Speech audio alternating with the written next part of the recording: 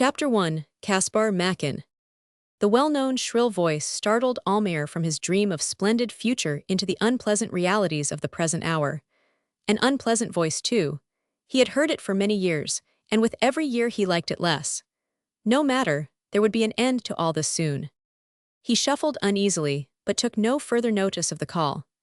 Leaning with both his elbows on the balustrade of the veranda, he went on looking fixedly at the great river that flowed, indifferent and hurried, before his eyes. He liked to look at it about the time of sunset. Perhaps because at that time the sinking sun would spread a glowing gold tinge on the waters of the Pantai, and Almayer's thoughts were often busy with gold. Gold he had failed to secure, gold the others had secured, dishonestly of course, or gold he meant to secure yet, through his own honest exertions, for himself and Nina. He absorbed himself in his dream of wealth and power away from this coast, where he had dwelt for so many years, forgetting the bitterness of toil and strife in the vision of a great and splendid reward. They would live in Europe, he and his daughter. They would be rich and respected. Nobody would think of her mixed blood in the presence of her great beauty and of his immense wealth. Witnessing her triumphs, he would grow young again. He would forget the 25 years of heartbreaking struggle on this coast where he felt like a prisoner. All this was nearly within his reach. Let only Dain return, and return soon he must, in his own interest, for his own share. He was now more than a week late. Perhaps he would return tonight. Such were Almayer's thoughts as, standing on the veranda of his new but already decaying house, that last failure of his life, he looked on the broad river. There was no tinge of gold on it this evening, for it had been swollen by the rains, and rolled an angry and muddy flood under his inattentive eyes, carrying small driftwood and big dead logs, and whole uprooted trees with branches and foliage, amongst which the water swirled and roared angrily. One of those drifting trees grounded on the shelving shore, just by the house, and Almayer, neglecting his dream, watched it with languid interest. The tree swung slowly round, amid the hiss and foam of the water, and soon getting free of the obstruction began to move downstream again, rolling slowly over, raising upwards a long, denuded branch, like a hand lifted in mute appeal to heaven against the river's brutal and unnecessary violence. Almayer's interest in the fate of that tree increased rapidly. He leaned over to see if it would clear the low point below. It did, then he drew back, thinking that now its course was free down to the sea, and he envied the lot of that inanimate thing now growing small and indistinct in the deepening darkness. As he lost sight of it altogether, he began to wonder how far out to sea it would drift. Would the current carry it north or south? South, probably, till it drifted in sight of Celebes, as far as Macassar, perhaps. Macassar, Almayer's quickened fancy distanced the tree on its imaginary voyage, but his memory, lagging behind some 20 years or more in point of time, saw a young and slim Almayer, clad all in white and modest-looking, landing from the Dutch mailboat on the dusty jetty of Macassar, coming to woo fortune in the go-downs of Old Hudig. It was an important epoch in his life, the beginning of a new existence for him. His father, a subordinate official employed in the botanical gardens of Buitenzorg, was no doubt delighted to place his son in such a firm. The young man himself, too, was nothing loth to leave the poisonous shores of Java and the meager comforts of the parental bungalow, where the father grumbled all day at the stupidity of native gardeners, and the mother from the depths of her long easy chair bewailed the lost glories of Amsterdam, where she had been brought up, and of her position as the daughter of a cigar dealer there. Almayer had left his home with a light heart and a lighter pocket, speaking English well and strong in arithmetic, ready to conquer the world, never doubting that he would. After those 20 years, standing in the close and stifling heat of a Bornean evening, he recalled with pleasurable regret the image of Hudig's lofty and cool warehouses with their long and straight avenues of gin cases and bales of Manchester goods, the big door swinging noiselessly, the dim light of the place, so delightful after the glare of the streets, the little railed-off spaces amongst piles of merchandise where the Chinese clerks, neat, cool, and sad-eyed, wrote rapidly and in silence amidst the din of the working gangs rolling casks or shifting cases to a muttered song, ending with a desperate yell. At the upper end, facing the great door, there was a larger space railed off, well lighted. There the noise was subdued by distance, and above it rose the soft and continuous clink of silver guilders which other discreet Chinamen were counting and piling up under the supervision of Mr. Vink, the cashier, the genius presiding in the place, the right hand of the master. In that clear space Almayer worked at his table not far from a little green-painted door, by which always stood a Malay in a red sash and turban, and whose hand, holding a small string dangling from above, moved up and down with the regularity of a machine. The string worked a punka on the other side of the green door, where the so-called private office was, and where old Hudig, the master, sat enthroned, holding noisy receptions. Sometimes the little door would fly open, disclosing to the outer world, through the bluish haze of tobacco smoke, a long table loaded with bottles of various shapes and tall water pitchers, rattan easy chairs occupied by noisy men in sprawling attitudes, while the master would put his head through, and holding by the handle, would grunt confidentially to Vink. Perhaps send an order thundering down the warehouse, or spy a hesitating stranger and greet him with a friendly roar, "Welgom gapitan, ver you gom vrom, bali a got bonies, I vant bonies, vant all you got, ha ha ha, gom in." Then the stranger was dragged in a tempest of yells, the door was shut, and the usual noises refilled the place. The song of the workmen, the rumble of barrels, the scratch of rapid pens, while above all rose the musical chink of broad silver pieces streaming ceaselessly through the yellow fingers of the attentive Chinamen. At that time, Macassar was teeming with life and commerce. It was the point in the islands where tended all those bold spirits who, fitting out schooners on the Australian coast, invaded the Malay archipelago in search of money and adventure. Bold, reckless, keen in business, not disinclined for a brush with the pirates that were to be found on many a coast as yet, making money fast, they used to have a general rendezvous in the bay for purposes of trade and dissipation. The Dutch merchants called those men English peddlers. Some of them were undoubtedly gentlemen for whom that kind of life had a charm. Most were seamen. The acknowledged king of them all was Tom Lingard, he whom the Malays, honest or dishonest, quiet fishermen or desperate cutthroats, recognized as the Rajalat, the king of the sea. Almayer had heard of him before he had been 3 days in Macassar, had heard the stories of his smart business transactions, his loves, and also of his desperate fights with the Sulu pirates, together with the romantic tale of some child, a girl, found in a piratical prow by the victorious Lingard, when after a long contest, he boarded the craft, driving the crew overboard. This girl, it was generally known, Lingard had adopted, was having her educated in some convent in Java, and spoke of her as my daughter.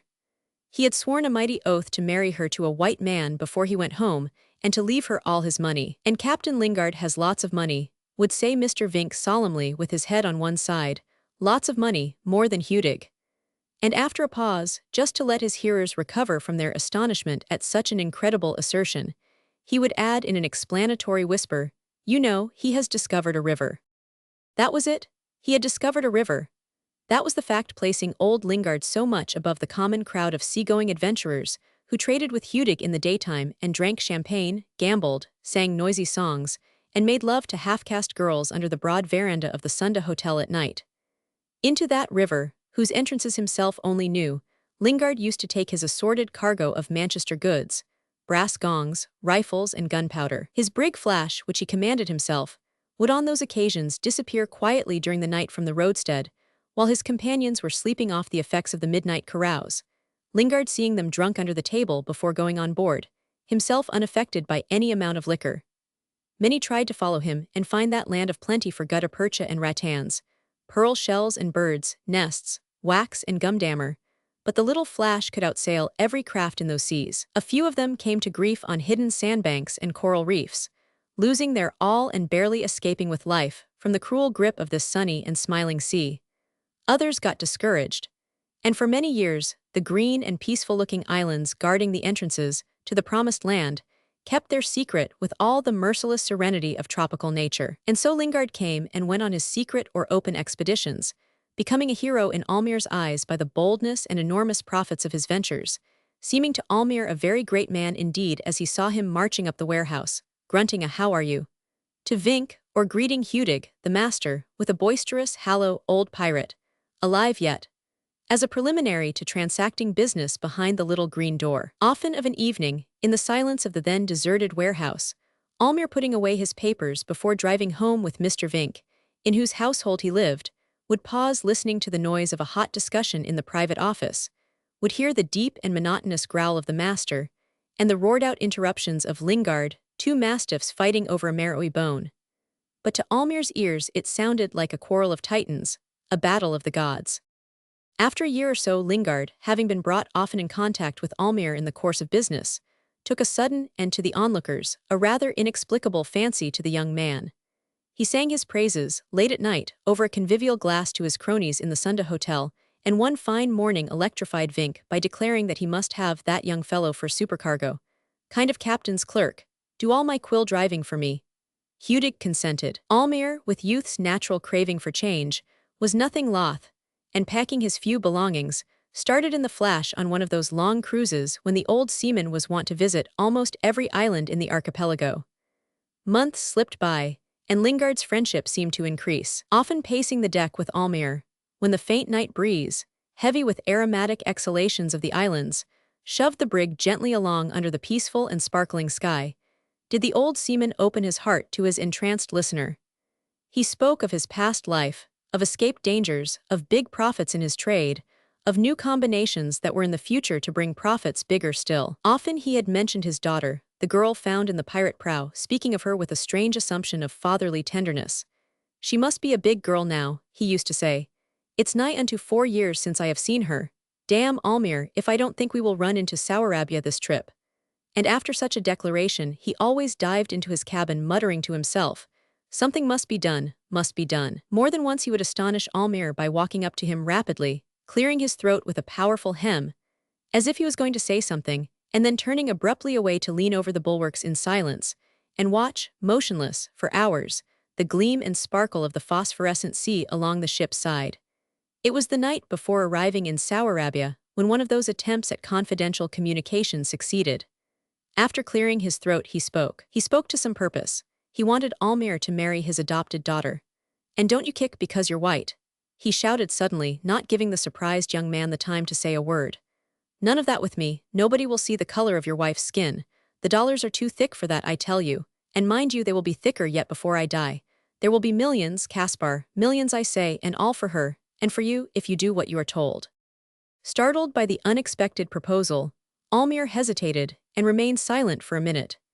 He was gifted with a strong and active imagination, and in that short space of time he saw, as in a flash of dazzling light, great piles of shining guilders, and realized all the possibilities of an opulent existence. The consideration, the indolent ease of life, for which he felt himself so well fitted, his ships, his warehouses, his merchandise, old Lingard would not live forever. And crowning all, in the far future gleamed like a fairy palace the big mansion in Amsterdam, that earthly paradise of his dreams, where, made king amongst men by old Lingard's money, he would pass the evening of his days in inexpressible splendor. As to the other side of the picture, the companionship for life of a Malay girl, that legacy of a boatful of pirates, there was only within him a confused consciousness of shame that he, a white man, still, a convent education of 4 years. And then she may mercifully die. He was always lucky, and money is powerful. Go through it, why not? He had a vague idea of shutting her up somewhere, anywhere out of his gorgeous future. Easy enough to dispose of a Malay woman, a slave, after all, to his Eastern mind, convent or no convent, ceremony or no ceremony. He lifted his head and confronted the anxious, yet irate seaman. I, of course, anything you wish, Captain Lingard. Call me father, my boy. She does, said the mollified old adventurer. Damn, though, if I didn't think you were going to refuse. Mind you, Caspar, I always get my way, so it would have been no use, but you are no fool. He remembered well that time. The look, the accent, the words, the effect they produced on him, his very surroundings. He remembered the narrow slanting deck of the brig, the silent sleeping coast, the smooth black surface of the sea with a great bar of gold laid on it by the rising moon. He remembered it all, and he remembered his feelings of mad exultation at the thought of that fortune thrown into his hands. He was no fool then, and he was no fool now. Circumstances had been against him, the fortune was gone, but hope remained. He shivered in the night air, and suddenly became aware of the intense darkness which, on the sun's departure, had closed in upon the river, blotting out the outlines of the opposite shore. Only the fire of dry branches, lit outside the stockade of the Rajah's compound, called fitfully into view the ragged trunks of the surrounding trees, putting a stain of glowing red halfway across the river, where the drifting logs were hurrying towards the sea through the impenetrable gloom. He had a hazy recollection of having been called some time during the evening by his wife, to his dinner probably, but a man busy contemplating the wreckage of his past in the dawn of new hopes cannot be hungry whenever his rice is ready. Time he went home, though, it was getting late. He stepped cautiously on the loose planks towards the ladder. A lizard, disturbed by the noise, emitted a plaintive note and scurried through the long grass growing on the bank. Almayer descended the ladder carefully, now thoroughly recalled to the realities of life by the care necessary to prevent a fall on the uneven ground where the stones, decaying planks, and half-sawn beams were piled up in inextricable confusion. As he turned towards the house where he lived, "My old house," he called it, his ear detected the splash of paddles away in the darkness of the river. He stood still in the path, attentive and surprised at anybody being on the river at this late hour during such a heavy freshet. Now he could hear the paddles distinctly, and even a rapidly exchanged word in low tones, the heavy breathing of men fighting with the current, and hugging the bank on which he stood. Quite close, too, but it was too dark to distinguish anything under the overhanging bushes. "Arabs, no doubt," muttered Almayer to himself, peering into the solid blackness. "What are they up to now? Some of Abdullah's business, curse him." The boat was very close now. "Oh yeah, man," hailed Almayer. The sound of voices ceased, but the paddles worked as furiously as before. Then the bush in front of Almayer shook, and the sharp sound of the paddles falling into the canoe rang in the quiet night. They were holding on to the bush now, but Almayer could hardly make out an indistinct dark shape of a man's head and shoulders above the bank. "You Abdullah," said Almayer doubtfully. A grave voice answered. "Tuan Almayer is speaking to a friend. There is no Arab here." Almayer's heart gave a great leap. "Dain," he exclaimed. At last, I have been waiting for you every day and every night. I had nearly given you up." "Nothing could have stopped me from coming back here," said the other, almost violently. "Not even death," he whispered to himself. "This is a friend's talk, and is very good," said Almayer heartily. "But you are too far here. Drop down to the jetty and let your men cook their rice in my campong while we talk in the house." There was no answer to that invitation. "What is it?" asked Almayer uneasily. "There is nothing wrong with the brig, I hope." "The brig is where no orang blanda can lay his hands on her," said Dain, with a gloomy tone in his voice, which Almayer, in his elation, failed to notice. "Right," he said, "but where are all your men? There are only 2 with you." "Listen, Tuan Almayer," said Dain. "Tomorrow's sun shall see me in your house, and then we will talk. Now I must go to the Raja." "To the Raja? Why, what do you want with Lakamba?" "Tuan, tomorrow we talk like friends. I must see Lakamba tonight." "Dain, you are not going to abandon me now when all is ready?" asked Almayer in a pleading voice. "Have I not returned? But I must see Lakamba first for your good and mine." The shadowy head disappeared abruptly. The bush, released from the grasp of the bowman, sprung back with a swish, scattering a shower of muddy water over Almayer as he bent forward trying to see. In a little while the canoe shot into the streak of light that streamed on the river from the big fire on the opposite shore, disclosing the outline of 2 men bending to their work, and a third figure in the stern flourishing the steering paddle, his head covered with an enormous round hat, like a fantastically exaggerated mushroom. Almayer watched the canoe till it passed out of the line of light. Shortly after, the murmur of many voices reached him across the water. He could see the torches being snatched out of the burning pile and rendering visible for a moment the gate in the stockade round which they crowded. Then they went in apparently. The torches disappeared, and the scattered fire sent out only a dim and fitful glare. Almayer stepped homewards with long strides and mind uneasy. Surely Dain was not thinking of playing him false. It was absurd. Dain and Lakamba were both too much interested in the success of his scheme. Trusting to Malays was poor work, but then even Malays have some sense and understand their own interest. All would be well, must be well. At this point in his meditation, he found himself at the foot of the steps leading to the veranda of his home. From the low point of land where he stood he could see both branches of the river. The main branch of the Pantai was lost in complete darkness, for the fire at the Rajas had gone out altogether. But up the Sambir reach, his eye could follow the long line of Malay houses crowding the bank, with here and there a dim light twinkling through bamboo walls, or a smoky torch burning on the platforms built out over the river. Further away, where the island ended in a low cliff, rose a dark mass of buildings towering above the Malay structures, founded solidly on a firm ground with plenty of space, starred by many lights burning strong and white, with a suggestion of paraffin and lamp glasses, stood the house and the godowns of Abdullah bin Selim, the great trader of Sambir. To Almayer the sight was very distasteful, and he shook his fist towards the buildings that in their evident prosperity looked to him cold and insolent, and contemptuous of his own fallen fortunes. He mounted the steps of his house slowly. In the middle of the veranda there was a round table. On it a paraffin lamp without a globe shed a hard glare on the three inner sides. The fourth side was open, and faced the river.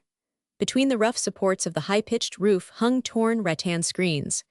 There was no ceiling, and the harsh brilliance of the lamp was toned above into a soft half-light that lost itself in the obscurity amongst the rafters. The front wall was cut in two by the doorway of a central passage closed by a red curtain. The women's room opened into that passage, which led to the back courtyard and to the cooking shed. In one of the side walls there was a doorway. Half-obliterated words, "Office, Lingard and Co." were still legible on the dusty door, which looked as if it had not been opened for a very long time.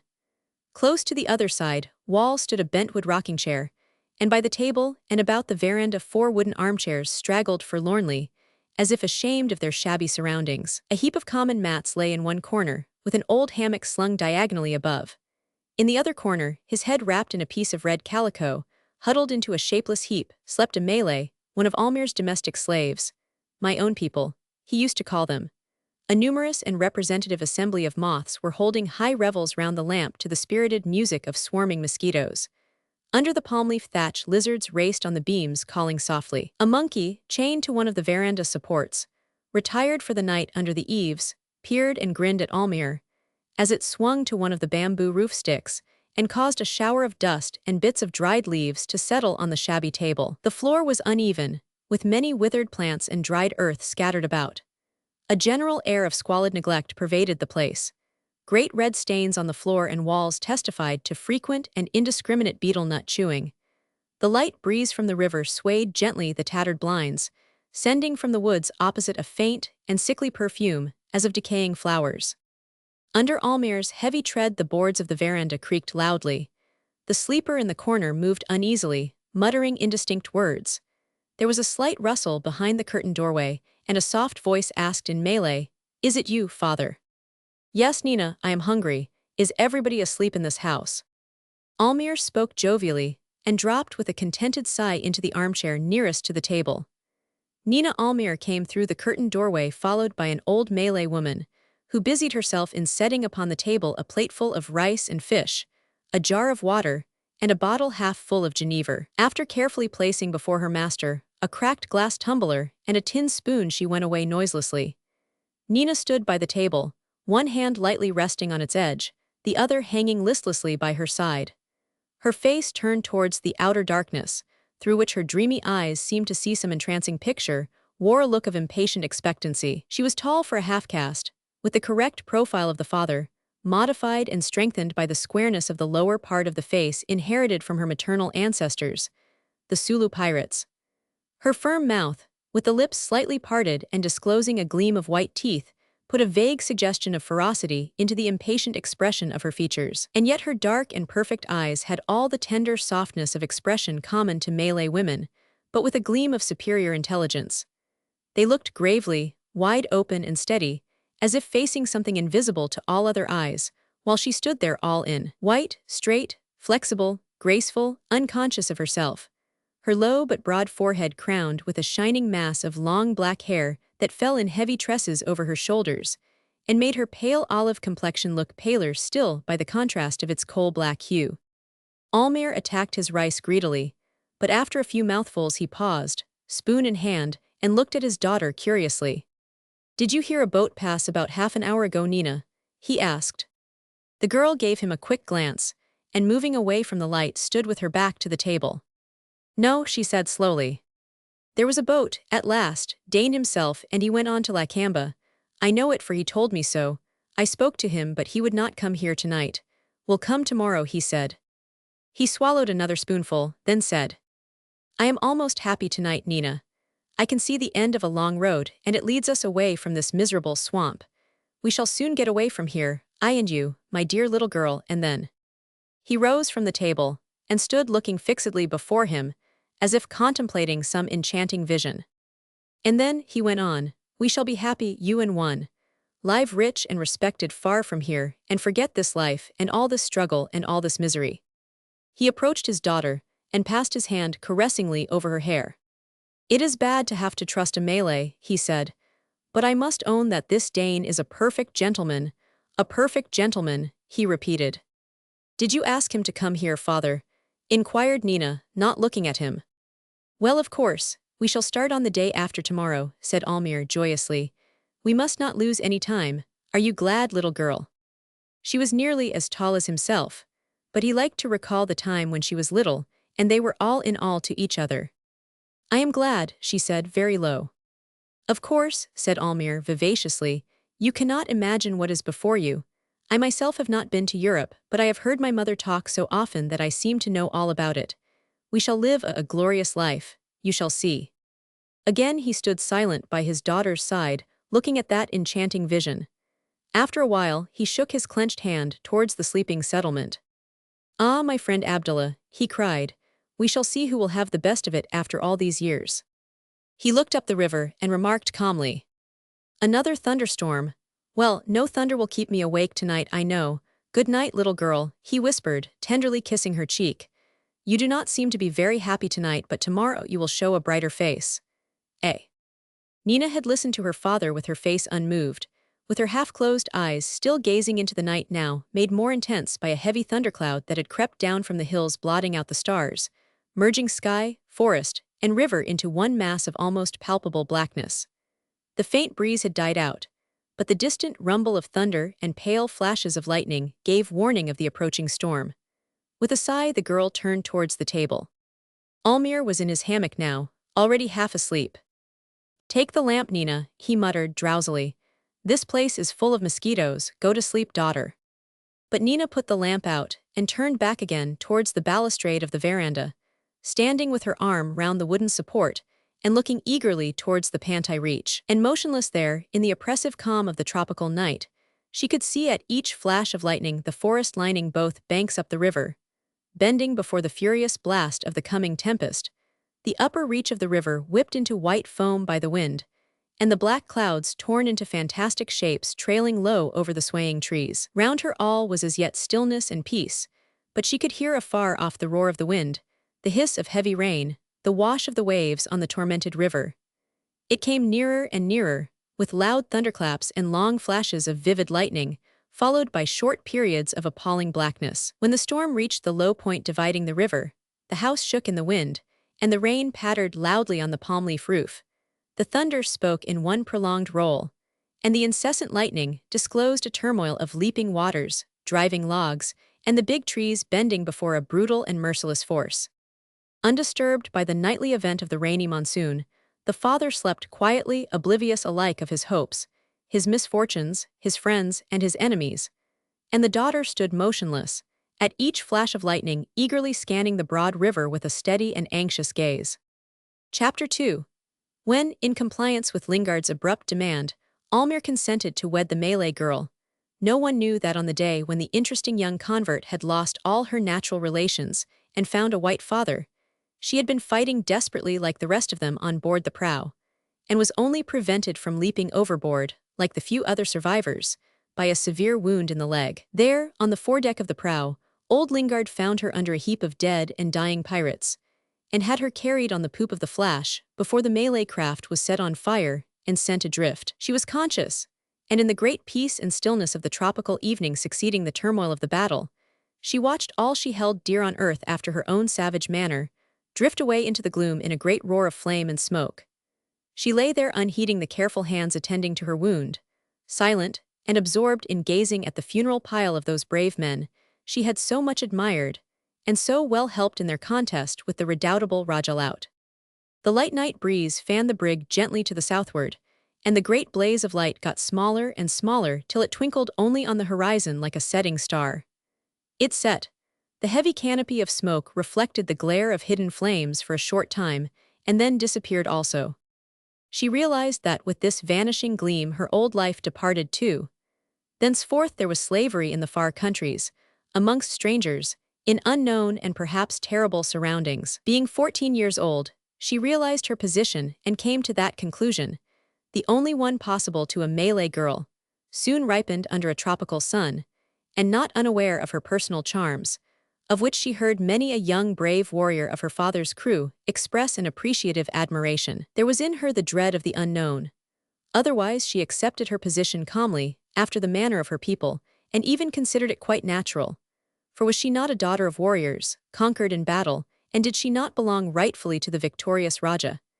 Even the evident kindness of the terrible old man must spring, she thought, from admiration for his captive, and the flattered vanity eased for her the pangs of sorrow after such an awful calamity. Perhaps had she known of the high walls, the quiet gardens, and the silent nuns of the Samarang convent, where her destiny was leading her, she would have sought death in her dread and hate of such a restraint. But in imagination she pictured to herself the usual life of a Malay girl, the usual succession of heavy work and fierce love, of intrigues, gold ornaments, of domestic drudgery, and of that great but occult influence which is one of the few rights of half-savage womankind.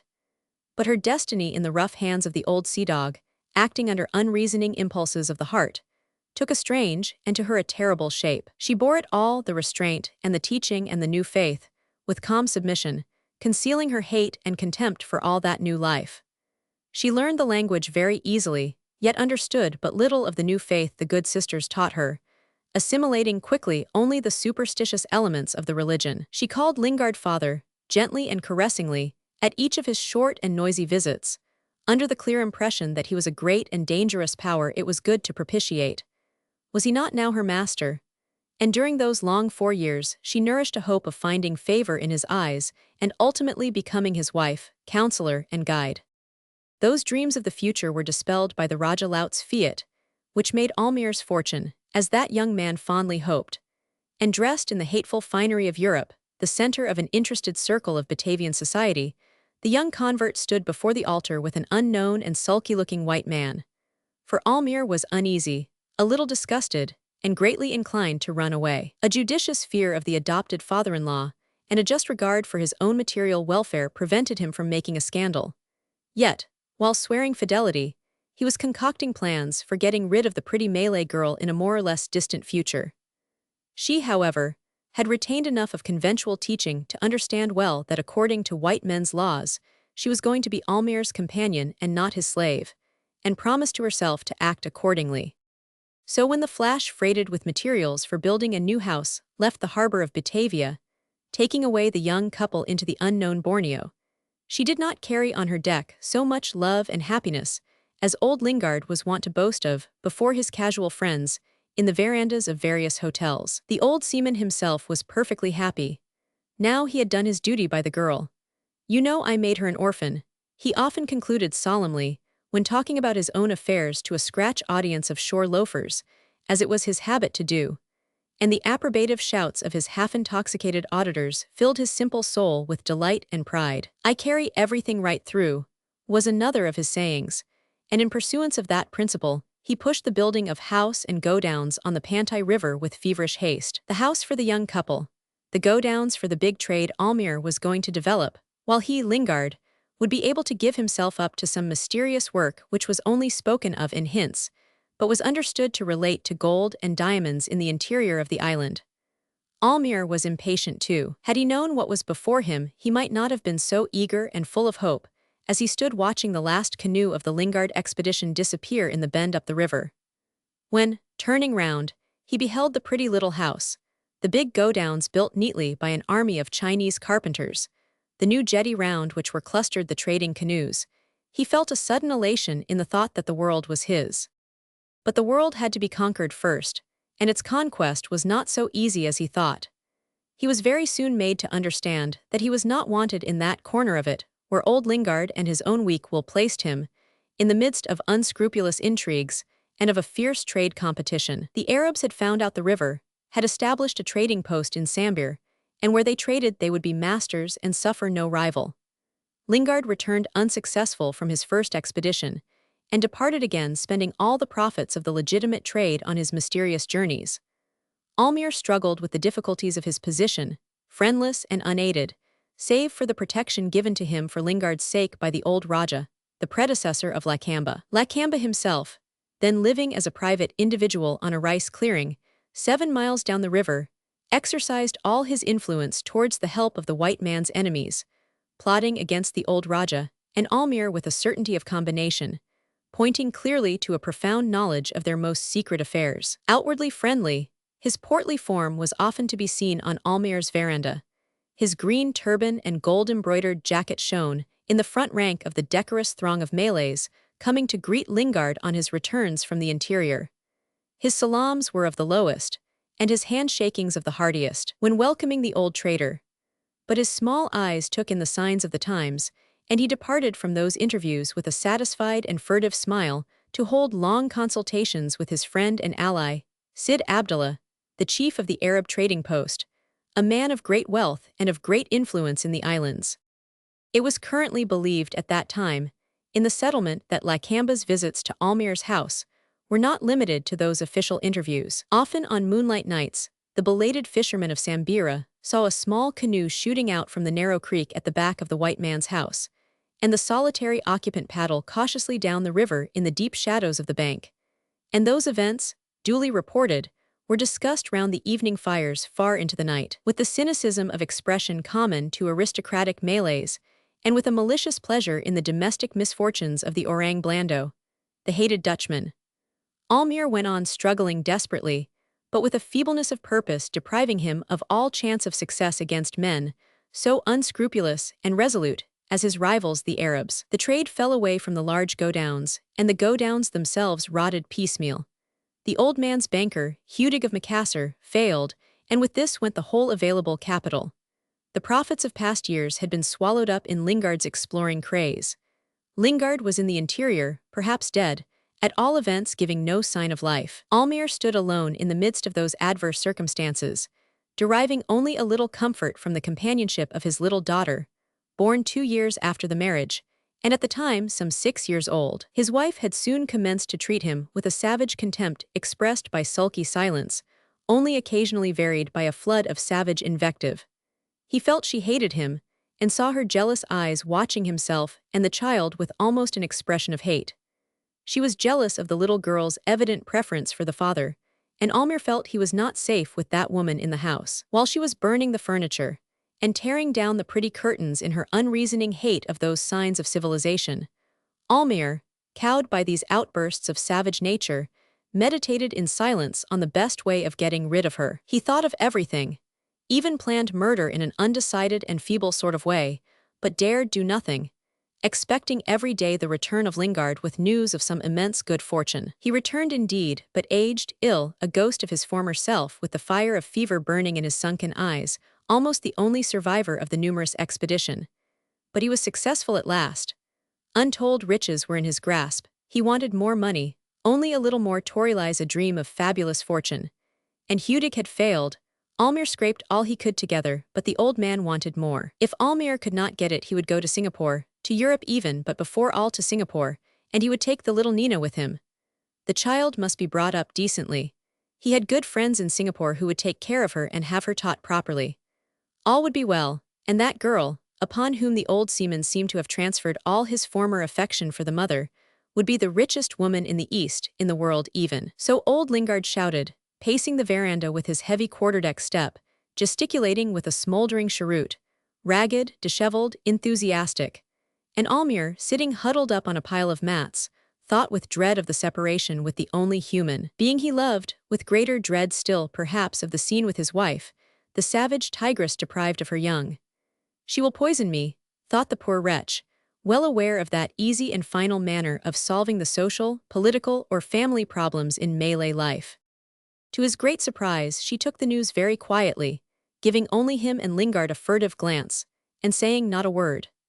This, however, did not prevent her the next day from jumping into the river and swimming after the boat in which Lingard was carrying away the nurse with the screaming child. Almayer had to give chase with his whaleboat and drag her in by the hair in the midst of cries and curses enough to make heaven fall. Yet after 2 days spent in whaling, she returned to her former mode of life, chewing betel nut, and sitting all day amongst her women in stupefied idleness. She aged very rapidly after that, and only roused herself from her apathy to acknowledge by a scathing remark or an insulting exclamation the accidental presence of her husband. He had built for her a riverside hut in the compound where she dwelt in perfect seclusion. Lakamba's visits had ceased when, by a convenient decree of Providence and the help of a little scientific manipulation, the old ruler of Sambir departed this life.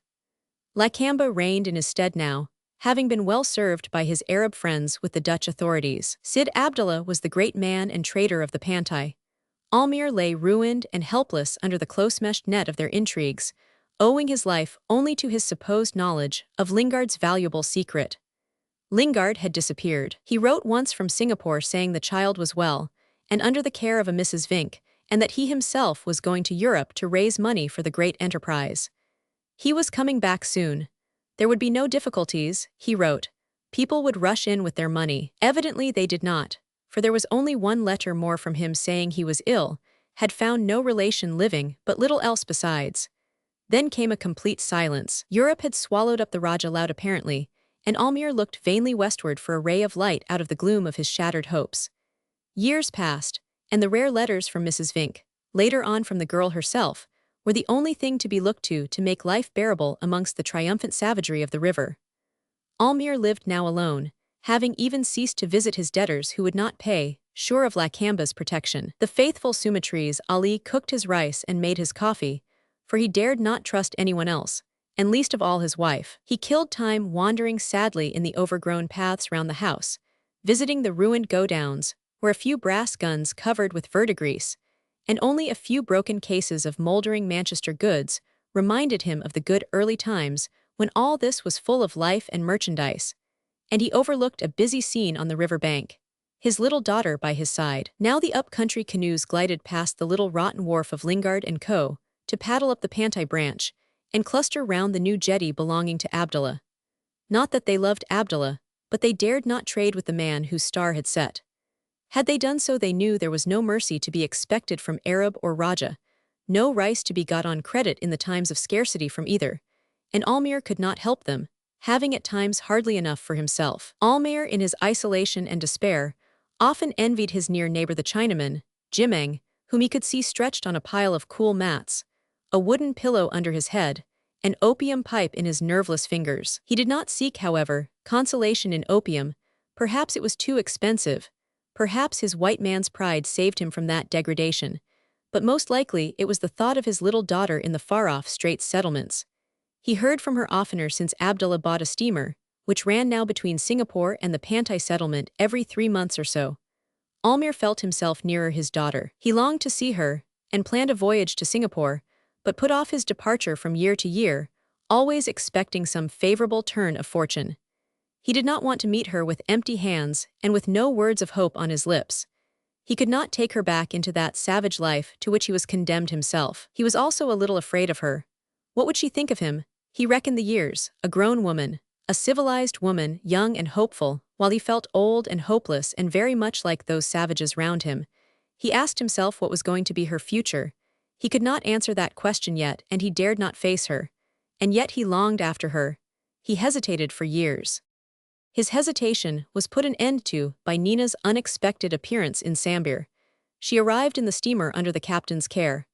Almayer beheld her with surprise not unmixed with wonder. During those 10 years, the child had changed into a woman, black-haired, olive-skinned, tall and beautiful, with great sad eyes, where the startled expression common to Malay womankind was modified by a thoughtful tinge inherited from her European ancestry. Almayer thought with dismay of the meeting of his wife and daughter, of what this grave girl in European clothes would think of her betel-nut-chewing mother, squatting in a dark hut, disorderly, half-naked and sulky. He also feared an outbreak of temper on the part of that pest of a woman he had hitherto managed to keep tolerably quiet, thereby saving the remnants of his dilapidated furniture. And he stood there before the closed door of the hut, in the blazing sunshine, listening to the murmur of voices, wondering what went on inside, wherefrom all the servant maids had been expelled at the beginning of the interview, and now stood clustered by the palings with half-covered faces in a chatter of curious speculation. He forgot himself there trying to catch a stray word through the bamboo walls, till the captain of the steamer, who had walked up with the girl, fearing a sunstroke, took him under the arm and led him into the shade of his own veranda, where Nina's trunk stood already, having been landed by the steamer's men. As soon as Captain Ford had his glass before him and his cheroot lighted, Almayer asked for the explanation of his daughter's unexpected arrival. Ford said little beyond generalizing in vague but violent terms upon the foolishness of women in general, and of Mrs. Vink in particular. "You know, Caspar," said he in conclusion to the excited Almayer, "it is deucedly awkward to have a half-caste girl in the house. There's such a lot of fools about. There was that young fellow from the bank who used to ride to the Vink bungalow early and late. That old woman thought it was for that Emma of hers. When she found out what he wanted exactly, there was a row, I can tell you. She would not have Nina not an hour longer in the house. Fact is, I heard of this affair and took the girl to my wife. My wife is a pretty good woman as women go, and upon my word we would have kept the girl for you, only she would not stay. Now then, don't flare up, Caspar, sit still. What can you do? It is better so. Let her stay with you, she was never happy over there. Those two Vink girls are no better than dressed-up monkeys. They slighted her. You can't make her white. It's no use you swearing at me. You can't. She is a good girl for all that, but she would not tell my wife anything. If you want to know, ask her yourself, but if I was you I would leave her alone. You are welcome to her passage money, old fellow, if you're short now." And the skipper, throwing away his cigar, walked off to "wake them up on board," as he expressed it. Almayer vainly expected to hear of the cause of his daughter's return from his daughter's lips. Not that day, not on any other day did she ever allude to her Singapore life.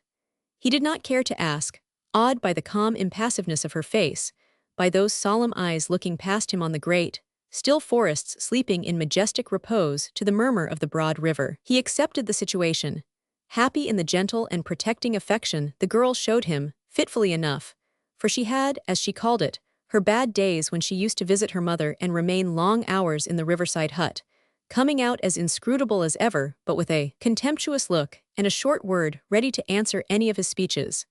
He got used even to that, and on those days kept quiet, although greatly alarmed by his wife's influence upon the girl. Otherwise, Nina adapted herself wonderfully to the circumstances of a half-savage and miserable life. She accepted without question or apparent disgust the neglect, the decay, the poverty of the household, the absence of furniture, and the preponderance of rice diet on the family table. She lived with Almayer in the little house, now sadly decaying, built originally by Lingard for the young couple. The Malays eagerly discussed her arrival. There were at the beginning crowded levies of Malay women with their children, seeking eagerly after Ubat, for all the ills of the flesh from the young Mem Puti. In the cool of the evening grave, Arabs in long white shirts and yellow sleeveless jackets walked slowly on the dusty path by the riverside towards Almayer's gate, and made solemn calls upon that unbeliever under shallow pretenses of business, only to get a glimpse of the young girl in a highly decorous manner. Even Lakamba came out of his stockade in a great pomp of war canoes and red umbrellas, and landed on the rotten little jetty of Lingard and Co. He came, he said, to buy a couple of brass guns as a present to his friend the chief of Sambir Dayaks, and while Almayer, suspicious but polite, busied himself in unearthing the old popguns in the godowns, the Rajah sat on an armchair in the veranda, surrounded by his respectful retinue waiting in vain for Nina's appearance. She was in one of her bad days, and remained in her mother's hut watching with her the ceremonious proceedings on the veranda. The Rajah departed, baffled but courteous, and soon Almayer began to reap the benefit of improved relations with the ruler in the shape of the recovery of some debts, paid to him with many apologies and many a low salam by debtors, till then considered hopelessly insolvent. Under these improving circumstances Almayer brightened up a little. All was not lost perhaps. Those Arabs and Malays saw at last that he was a man of some ability, he thought, and he began, after his manner, to plan great things, to dream of great fortunes for himself and Nina, especially for Nina. Under these vivifying impulses, he asked Captain Ford to write to his friends in England, making inquiries after Lingard. Was he alive or dead? If dead, had he left any papers, documents, any indications or hints as to his great enterprise? Meantime he had found amongst the rubbish in one of the empty rooms a notebook belonging to the old adventurer. He studied the crabbed handwriting of its pages, and often grew meditative over it. Other things also woke him up from his apathy. The stir made in the whole of the island by the establishment of the British Borneo Company affected even the sluggish flow of the Pantai life. Great changes were expected, annexation was talked of, the Arabs grew 153. Almayer began building his new house for the use of the future engineers, agents, or settlers of the new company. He spent every available guilder on it with a confiding heart. One thing only disturbed his happiness. His wife came out of her seclusion, importing her green jacket, scant sarongs, shrill voice, and witch-like appearance, into his quiet life in the small bungalow. And his daughter seemed to accept that savage intrusion into their daily existence with wonderful equanimity. He did not like it, but dared say nothing. Chapter 3. The deliberations conducted in London have a far-reaching importance, and so the decision issued from the fog-veiled offices of the Borneo Company darkened for Almayer the brilliant sunshine of the tropics, and added another drop of bitterness to the cup of his disenchantments. The claim to that part of the east coast was abandoned, leaving the Pantai River under the nominal power of Holland. In Sambir, there was joy and excitement. The slaves were hurried out of sight into the forest and jungle, and the flags were run up to tall poles in the Rajah's compound in expectation of a visit from Dutch man-o'-war boats. The frigate remained anchored outside the mouth of the river, and the boats came up in tow of the steam launch, threading their way cautiously amongst a crowd of canoes filled with gaily dressed Malays. The officer in command listened gravely to the loyal speeches of Lakamba, returned the salams of Abdullah, and assured those gentlemen in choice Malay of the great Rajas, down in Batavia, friendship and goodwill towards the ruler and inhabitants of this model state of Sambir. Almayer from his veranda watched across the river the festive proceedings, heard the report of brass guns saluting the new flag presented to Lakamba, and the deep murmur of the crowd of spectators surging round the stockade. The smoke of the firing rose in white clouds on the green background of the forests, and he could not help comparing his own fleeting hopes to the rapidly disappearing vapor. He was by no means patriotically elated by the event, yet he had to force himself into a gracious behavior when, the official reception being over, the naval officers of the commission crossed the river to pay a visit to the solitary white man of whom they had heard, no doubt wishing also to catch a glimpse of his daughter. In that they were disappointed, Nina refusing to show herself, but they seemed easily consoled by the gin and cheroots set before them by the hospitable Almayer, and sprawling comfortably on the lame armchairs under the shade of the veranda, while the blazing sunshine outside seemed to set the great river simmering in the heat, they filled the little bungalow with the unusual sounds of European languages, with noise and laughter produced by naval witticisms at the expense of the fat Lakamba, whom they had been complimenting so much that very morning. The younger men in an access of good fellowship made their host talk, and Almayer, excited by the sight of European faces, by the sound of European voices, opened his heart before the sympathizing strangers, unaware of the amusement the recital of his many misfortunes caused to those future admirals. They drank his health, wished him many big diamonds and a mountain of gold, expressed even an envy of the high destinies awaiting him yet. Encouraged by so much friendliness, the gray-headed and foolish dreamer invited his guests to visit his new house.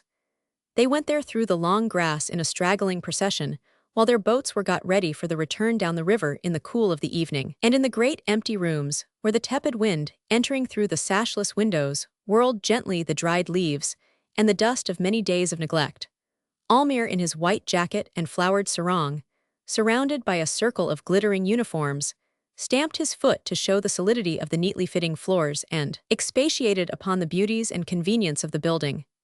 They listened and assented, amazed by the wonderful simplicity and the foolish hopefulness of the man, till Almayer, carried away by his excitement, disclosed his regret at the non-arrival of the English, who knew how to develop a rich country, as he expressed it. There was a general laugh amongst the Dutch officers at that unsophisticated statement, and a move was made towards the boats. But when Almayer, stepping cautiously on the rotten boards of the Lingard jetty, tried to approach the chief of the commission with some timid hints anent the protection required by the Dutch subject against the wily Arabs, that salt-water diplomat told him significantly that the Arabs were better subjects than Hollanders who dealt illegally in gunpowder with the Malays. The innocent Almayer recognized there at once the oily tongue of Abdullah and the solemn persuasiveness of Lakamba, but ere he had time to frame an indignant protest the steam launch, and the string of boats moved rapidly down the river leaving him on the jetty, standing open-mouthed in his surprise and anger. There are 30 miles of river from Sambir to the gem-like islands of the estuary, where the frigate was awaiting the return of the boats. The moon rose long before the boats had traversed half that distance, and the black forest sleeping peacefully under her cold rays, woke up that night to the ringing laughter in the small flotilla provoked by some reminiscence of Almayer's lamentable narrative. Saltwater jests at the poor man's expense were passed from boat to boat. The non-appearance of his daughter was commented upon with severe displeasure, and the half-finished house built for the reception of Englishmen received on that joyous night the name of Almayer's Folly by the unanimous vote of the light-hearted seamen. For many weeks after this visit, life in Sambir resumed its even and uneventful flow. Each day's sun, shooting its morning rays above the treetops, lit up the usual scene of daily activity. Nina, walking on the path that formed the only street in the settlement, saw the accustomed sight of men lolling on the shady side of the houses, on the high platforms, of women busily engaged in husking the daily rice, of naked brown children racing along the shady and narrow paths leading to the clearings. Jimeng, strolling before his house, greeted her with a friendly nod before climbing up indoors to seek his beloved opium pipe. The elder children clustered round her, daring from long acquaintance, pulling the skirts of her white robe with their dark fingers, and showing their brilliant teeth in expectation of a shower of glass beads. She greeted them with a quiet smile, but always had a few friendly words for a Siamese girl, a slave owned by Bulengi, whose numerous wives were said to be of a violent temper. Well-founded rumor said also that the domestic squabbles of that industrious cultivator ended generally in a combined assault of all his wives upon the Siamese slave. The girl herself never complained, perhaps from dictates of prudence, but more likely through the strange, resigned apathy of half-savage womankind. From early morning she was to be seen on the paths amongst the houses, by the riverside or on the jetties, the tray of pastry. It was her mission to sell, skillfully balanced on her head. During the great heat of the day she usually sought refuge in Almayer's kampong, often finding shelter in a shady corner of the veranda, where she squatted with her tray before her, when invited by Nina. For Mem Beauty, she had always a smile, but the presence of Mrs. Almayer, the very sound of her shrill voice, was the signal for a hurried departure. To this girl Nina often spoke.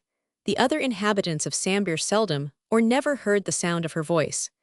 They got used to the silent figure moving in their midst, calm and white-robed, a being from another world and incomprehensible to them. Yet Nina's life, for all her outward composure, for all the seeming detachment from the things and people surrounding her, was far from quiet, in consequence of Mrs. Almayer being much too active for the happiness and even safety of the household.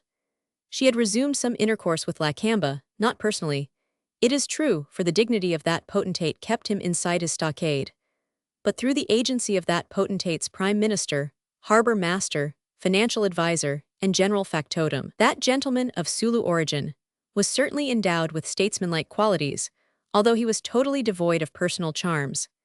In truth, he was perfectly repulsive, possessing only one eye and a pockmarked face, with nose and lips horribly disfigured by the smallpox. This unengaging individual often strolled into Almayer's garden in unofficial costume, composed of a piece of pink calico round his waist. There at the back of the house, squatting on his heels on scattered embers, in close proximity to the great iron boiler, where the family daily rice was being cooked by the women under Mrs. Almayer's superintendence, did that astute negotiator carry on long conversations in Sulu language with Almayer's wife. What the subject of their discourses was might have been guessed from the subsequent domestic scenes by Almayer's hearthstone. Of late Almayer had taken to excursions up the river. In a small canoe with 2 paddlers, and the faithful Ali for a steersman, he would disappear for a few days at a time. All his movements were no doubt closely watched by Lakamba and Abdullah, for the man once in the confidence of Raja Laut was supposed to be in possession of valuable secrets. The coast population of Borneo believes implicitly in diamonds of fabulous value, in gold mines of enormous richness in the interior, and all those imaginings are heightened by the difficulty of penetrating far inland, especially on the northeast coast, where the Malays and the river tribes of Dayaks or headhunters are eternally quarreling.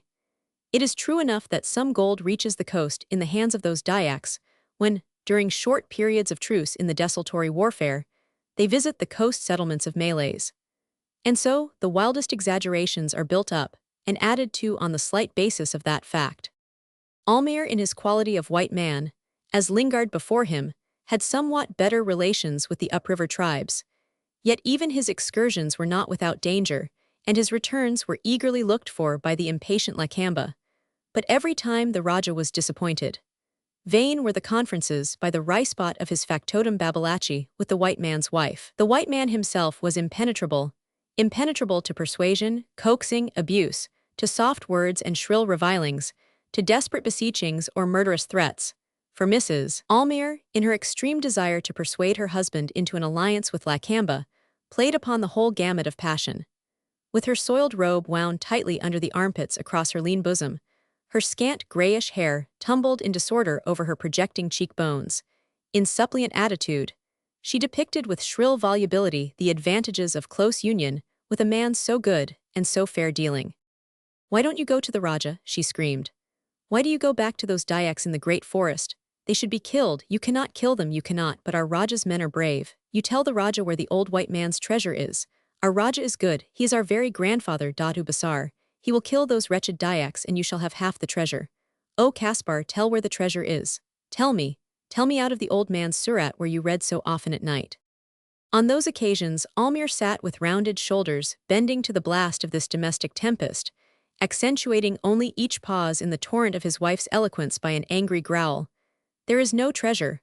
Go away, woman." Exasperated by the sight of his patiently bent back, she would at last walk round so as to face him across the table, and clasping her robe with one hand, she stretched the other lean arm and claw-like hand to emphasize, in a passion of anger and contempt, the rapid rush of scathing remarks and bitter cursings heaped on the head of the man unworthy to associate with brave Malay chiefs. It ended generally by Almayer rising slowly, his long pipe in hand, his face set into a look of inward pain, and walking away in silence. He descended the steps and plunged into the long grass on his way to the solitude of his new house, dragging his feet in a state of physical collapse from disgust and fear before that fury. She followed to the head of the steps and sent the shafts of indiscriminate abuse after the retreating form, and each of those scenes was concluded by a piercing shriek, reaching him far away. "You know, Caspar, I am your wife, your own Christian wife after your own Blanda law." For she knew that this was the bitterest thing of all, the greatest regret of that man's life. All these scenes Nina witnessed unmoved. She might have been deaf, dumb, without any feeling as far as any expression of opinion went. Yet oft when her father had sought the refuge of the great dusty rooms of Almayer's Folly, and her mother, exhausted by rhetorical efforts, squatted wearily on her heels with her back against the leg of the table, Nina would approach her curiously, guarding her skirts from beetle juice besprinkling the floor, and gaze down upon her as one might look into the quiescent crater of a volcano after a destructive eruption. Mrs. Almayer's thoughts after these scenes were usually turned into a channel of childhood reminiscences, and she gave them utterance in a kind of monotonous recitative, slightly disconnected, but generally describing the glories of the Sultan of Sulu, his great splendor, his power, his great prowess, the fear which benumbed the hearts of white men at the sight of his swift piratical prowess. And these muttered statements of her grandfather's might were mixed up with bits of later recollections, where the great fight with the White Devil's brig and the convent life in Samarang occupied the principal place. At that point, she usually dropped the thread of her narrative, and pulling out the little brass cross, always suspended round her neck, she contemplated it with superstitious awe. That superstitious feeling connected with some vague talismanic properties of the little bit of metal, and the still more hazy but terrible notion of some bad jinns and horrible torments, invented, as she thought, for her especial punishment by the good Mother Superior in case of the loss of the above charm, were Mrs. Almayer's only theological luggage for the stormy road of life. Mrs. Almayer had at least something tangible to cling to, but Nina, brought up under the Protestant wing of the proper Mrs. Vink, had not even a little piece of brass to remind her of past teaching. And listening to the recital of those savage glories, those barbarous fights and savage feasting, to the story of deeds valorous, albeit somewhat bloodthirsty, where men of her mother's race shone far above the orang blanda, she felt herself irresistibly fascinated, and saw with vague surprise the narrow mantle of civilized morality, in which good-meaning people had wrapped her young soul, fall away and leave her shivering and helpless as if on the edge of some deep and unknown abyss. Strangest of all, this abyss did not frighten her when she was under the influence of the witch-like being she called her mother. She seemed to have forgotten in civilized surroundings her life, before the time when Lingard had, so to speak, kidnapped her from Brow. Since then she had had Christian teaching, social education, and a good glimpse of civilized life. Unfortunately, her teachers did not understand her nature, and the education ended in a scene of humiliation, in an outburst of contempt from white people for her mixed blood. She had tasted the whole bitterness of it, and remembered distinctly that the virtuous Mrs. Vink's indignation was not so much directed against the young man from the bank, as against the innocent cause of that young man's infatuation. And there was also no doubt in her mind that the principal cause of Mrs. Vink's indignation was the thought that such a thing should happen in a white nest, where her snow-white doves, the two Mrs. Vink, had just returned from Europe, to find shelter under the maternal wing, and there await the coming of irreproachable men of their destiny. Not even the thought of the money so painfully scraped together by Almayer and so punctually sent for Nina's expenses could dissuade Mrs. Vinck from her virtuous resolve. Nina was sent away, and in truth the girl herself wanted to go, although a little frightened by the impending change. And now she had lived on the river for 3 years with a savage mother and a father walking about amongst pitfalls, with his head in the clouds, weak, irresolute, and unhappy. She had lived a life devoid of all the decencies of civilization, in miserable domestic conditions. She had breathed in the atmosphere of sordid plottings for gain, of the no less disgusting intrigues and crimes for lust or money, and those things, together with the domestic quarrels, were the only events of her 3 years' existence. She did not die from despair and disgust the first month, as she expected and almost hoped for. On the contrary, at the end of half a year, it had seemed to her that she had known no other life. Her young mind having been unskillfully permitted to glance at better things, and then thrown back again into the hopeless quagmire of barbarism, full of strong and uncontrolled passions, had lost the power to discriminate. It seemed to Nina that there was no change and no difference, whether they traded in brick go-downs or on the muddy river bank, whether they reached after much or little, whether they made love under the shadows of the great trees or in the shadow of the cathedral on the Singapore promenade, whether they plotted for their own ends under the protection of laws and according to the rules of Christian conduct, or whether they sought the gratification of their desires with the savage cunning and the unrestrained fierceness of natures, as innocent of culture as their own immense and gloomy forests.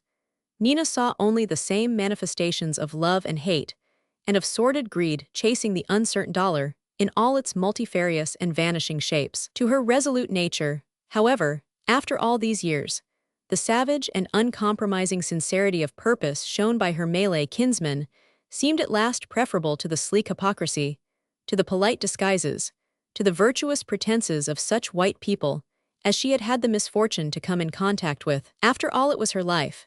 It was going to be her life, and so thinking she fell more and more under the influence of her mother. Seeking, in her ignorance, a better side to that life, she listened with avidity to the old woman's tales of the departed glories of the Rajas, from whose race she had sprung, and she became gradually more indifferent, more contemptuous of the white side of her descent represented by a feeble and traditionless father. Almayer's difficulties were by no means diminished by the girl's presence in Sambir. The stir caused by her arrival had died out, it is true, and Lakamba had not renewed his visits.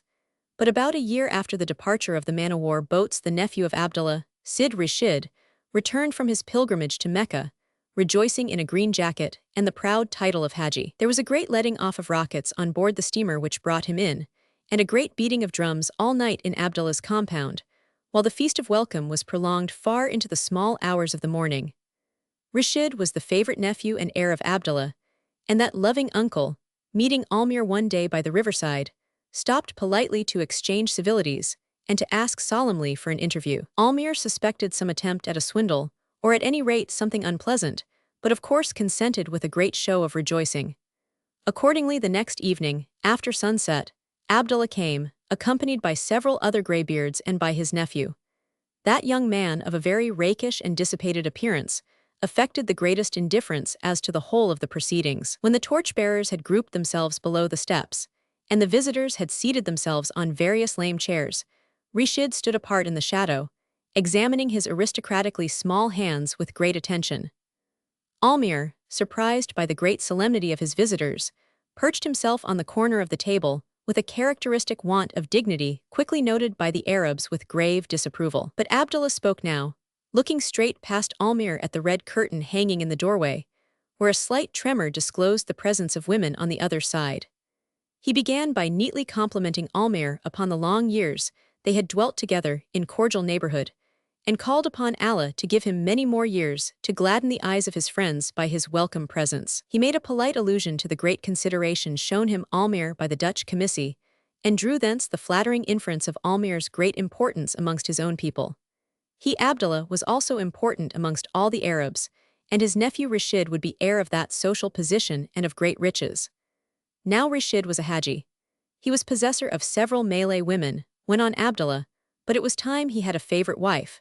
the first of the four allowed by the Prophet. And speaking with well-bred politeness, he explained further to the dumbfounded Almayer that, if he would consent to the alliance of his offspring with that true believer and virtuous man Rashid, she would be the mistress of all the splendors of Rashid's house, and first wife of the first Arab in the islands, when he Abdullah was called to the joys of paradise by Allah the All-Merciful.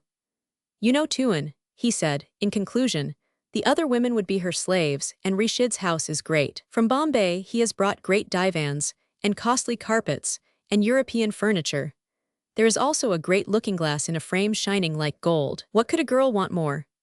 And while Almayer looked upon him in silent dismay, Abdullah spoke in a more confidential tone, waving his attendants away, and finished his speech by pointing out the material advantages of such an alliance, and offering to settle upon Almayer $3,000 as a sign of his sincere friendship and the price of the girl. Poor Almayer was nearly having a fit.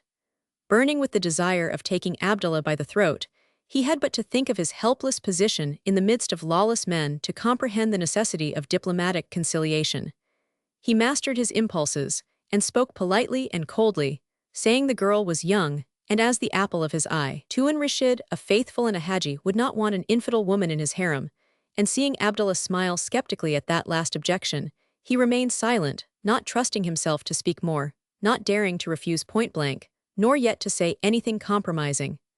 Abdullah understood the meaning of that silence and rose to take leave with a grave salaam.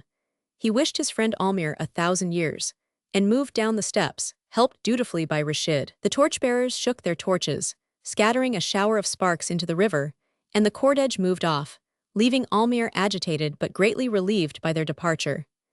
He dropped into a chair and watched the glimmer of the lights amongst the tree trunks till they disappeared and complete silence succeeded the tramp of feet and the murmur of voices. He did not move till the curtain rustled and Nina came out on the veranda and sat in the rocking chair, where she used to spend many hours every day. She gave a slight rocking motion to her seat, leaning back with half-closed eyes, her long hair shading her face from the smoky light of the lamp on the table. Almayer looked at her furtively, but the face was as impassible as ever. She turned her head slightly towards her father, and speaking, to his great surprise, in English, asked, "Was that Abdullah here?" "Yes," said Almayer, "just gone." "And what did he want, father?" "He wanted to buy you for Rashid," answered Almayer, brutally, his anger getting the better of him, and looking at the girl as if in expectation of some outbreak of feeling. But Nina remained apparently unmoved, gazing dreamily into the black night outside. "Be careful, Nina," said Almayer, after a short silence and rising from his chair, "when you go paddling alone into the creeks in your canoe. That Rashid is a violent scoundrel, and there is no saying what he may do. Do you hear me?" She was standing now, ready to go in, one hand grasping the curtain in the doorway. She turned round, throwing her heavy tresses back by a sudden gesture. "Do you think he would dare?" she asked quickly, and then turned again to go in, adding in a lower tone, "He would not dare. Arabs are all cowards." Almayer looked after her, astonished. He did not seek the repose of his hammock. He walked the floor absently, sometimes stopping by the balustrade to think. The lamp went out. The first streak of dawn broke over the forest. Almayer shivered in the damp air. "I give it up," he muttered to himself, lying down wearily. Damn those women. Well, if the girl did not look as if she wanted to be kidnapped. And he felt a nameless fear creep into his heart, making him shiver again. Chapter 4. That year, towards the breaking up of the southwest monsoon, disquieting rumors reached Sambir. Captain Ford, coming up to Almayer's house for an evening's chat, brought late numbers of the Straits Times giving the news of Aiken War and of the unsuccessful Dutch expedition. The nakhodas of the rare trading praus ascending the river paid visits to Lakamba, discussing with that potentate the unsettled state of affairs, and wagged their heads gravely over the recital of Orang Blanda exaction, severity, and general tyranny, as exemplified in the total stoppage of gunpowder trade and the rigorous visiting of all suspicious craft trading in the Straits of Macassar. Even the loyal soul of Lakamba was stirred into a state of inward discontent by the withdrawal of his license for powder, and by the abrupt confiscation of 150 barrels of that commodity by the gunboat Princess Amelia, when, after a hazardous voyage, it had almost reached the mouth of the river. The unpleasant news was given him by Rashid, who, after the unsuccessful issue of his matrimonial projects, had made a long voyage amongst the islands for trading purposes, had bought the powder for his friend, and was overhauled and deprived of it on his return when actually congratulating himself on his acuteness in avoiding detection. Rashid's wrath was principally directed against Almayer, whom he suspected of having notified the Dutch authorities of the desultory warfare carried on by the Arabs and the Raja with the upriver Dayak tribes. To Rashid's great surprise, the Raja received his complaints very coldly and showed no signs of vengeful disposition towards the white man. In truth, Lakamba knew very well that Almayer was perfectly innocent of any meddling in state affairs. And besides, his attitude towards that much persecuted individual was wholly changed in consequence of a reconciliation effected between him and his old enemy by Almayer's newly found friend, Dain Maroola. Almayer had now a friend. Shortly after Rashid's departure on his commercial journey, Nina, drifting slowly with the tide in the canoe on her return home after one of her solitary excursions, heard in one of the small creeks a splashing, as if of heavy ropes dropping in the water, and the prolonged song of Malay seamen when some heavy pulling is to be done. Through the thick fringe of bushes hiding the mouth of the creek, she saw the tall spars of some European-rigged sailing vessel overtopping the summits of the nipa palms. A brig was being hauled out of the small creek into the main stream. The sun had set, and during the short moments of twilight Nina saw the brig, aided by the evening breeze and the flowing tide, head towards Sambir under her set foresail. The girl turned her canoe out of the main river into one of the many narrow channels amongst the wooded islets, and paddled vigorously over the black and sleepy backwaters towards Sambir. Her canoe brushed the water palms, skirted the short spaces of muddy bank where sedate alligators looked at her with lazy unconcern, and just as darkness was setting in, shot out into the broad junction of the two main branches of the river, where the brig was already at anchor with sails furled, yards squared, and decks seemingly untenanted by any human being. Nina had to cross the river and pass pretty close to the brig in order to reach home on the low promontory between the two branches of the Pantai. Up both branches, in the houses built on the banks and over the water, the lights twinkled already, reflected in the still waters below. The hum of voices, the occasional cry of a child, the rapid and abruptly interrupted roll of a wooden drum, together with some distant hailing in the darkness by the returning fishermen, reached her over the broad expanse of the river. She hesitated a little before crossing, the sight of such an unusual object as an European-rigged vessel causing her some uneasiness, but the river in its wide expansion was dark enough to render a small canoe invisible. She urged her small craft with swift strokes of her paddle, kneeling in the bottom and bending forward to catch any suspicious sound, while she steered towards the little jetty of Lingard & Co., to which the strong light of the paraffin lamp shining on the whitewashed veranda of Almayer's bungalow served as a convenient guide. The jetty itself, under the shadow of the bank overgrown by drooping bushes, was hidden in darkness. Before even she could see it, she heard the hollow bumping of a large boat against its rotten posts, and heard also the murmur of whispered conversation in that boat whose white paint and great dimensions, faintly visible on nearer approach, made her rightly guess that it belonged to the brig just anchored. Stopping her course by a rapid motion of her paddle, with another swift stroke she sent it whirling away from the wharf, and steered for a little rivulet which gave access to the back courtyard of the house. She landed at the muddy head of the creek, and made her way towards the house over the trodden grass of the courtyard. To the left, from the cooking shed, shone a red glare through the banana plantation she skirted, and the noise of feminine laughter reached her from there in the silent evening. She rightly judged her mother was not near, laughter and Mrs. Almayer not being close neighbors. She must be in the house, thought Nina, as she ran lightly up the inclined plane of shaky planks leading to the back door of the narrow passage dividing the house in two. Outside the doorway, in the black shadow, stood the faithful Ali. "Who is there?" asked Nina. "A great Malay man has come," answered Ali in a tone of suppressed excitement. "He is a rich man, there are 6 men with lances, real soldat you understand, and his dress is very brave. I have seen his dress. It shines. What jewels? Don't go there, Mem Nina."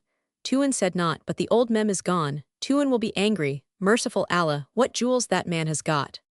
Nina slipped past the outstretched hand of the slave into the dark passage, where, in the crimson glow of the hanging curtain, close by its other end, she could see a small dark form crouching near the wall. Her mother was feasting her eyes and ears with what was taking place on the front veranda, and Nina approached to take her share in the rare pleasure of some novelty. She was met by her mother's extended arm and by a low murmured warning not to make a noise. "Have you seen them, mother?"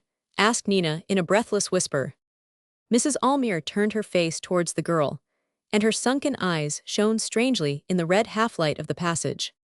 I saw him, she said in an almost inaudible tone, pressing her daughter's hand with her bony fingers. A great Raja has come to Sambir, a son of heaven, muttered the old woman to herself.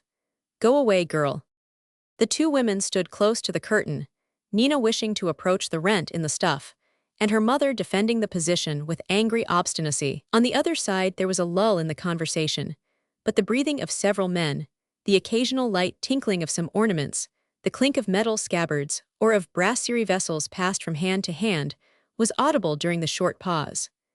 The women struggled silently, when there was a shuffling noise and the shadow of Almayer's burly form fell on the curtain. The women ceased struggling and remained motionless. Almayer had stood up to answer his guest, turning his back to the doorway, unaware of what was going on the other side. He spoke in a tone of regretful irritation. You have come to the wrong house, Dain Maroola, if you want to trade as you say. I was a trader once, not now, whatever you may have heard about me in Macassar. And if you want anything, you will not find it here. I have nothing to give and want nothing myself. You should go to the Raja here. You can see in the daytime his houses across the river there, where those fires are burning on the shore. He will help you and trade with you. Or better still, go to the Arabs over there, he went on bitterly, pointing with his hand towards the houses of Sambir. Abdullah is the man you want. There is nothing he would not buy, and there is nothing he would not sell. Believe me, I know him well. He waited for an answer a short time, then added. All that I have said is true, and there is nothing more. Nina, held back by her mother, heard a soft voice reply with a calm evenness of intonation peculiar to the better-class Malays. Who would doubt a white Tuan's words? A man seeks his friends where his heart tells him. Is this not true also? I have come, although so late, for I have something to say which you may be glad to hear. Tomorrow I will go to the Sultan. A trader wants the friendship of great men. Then I shall return here to speak serious words if Tuan permits. I shall not go to the Arabs, their lies are very great. What are they, Cheleka? Almayer's voice sounded a little more pleasantly in reply. Well, as you like. I can hear you tomorrow at any time if you have anything to say. Bah, after you have seen the Sultan Lakamba you will not want to return here, Inche Dain, you will see. Only mind, I will have nothing to do with Lakamba. You may tell him so. What is your business with me, after all? Tomorrow we talk, Tuan, now I know you, answered the Malay. I speak English a little, so we can talk and nobody will understand, and then. He interrupted himself suddenly, asking surprised, What's that noise, Tuan?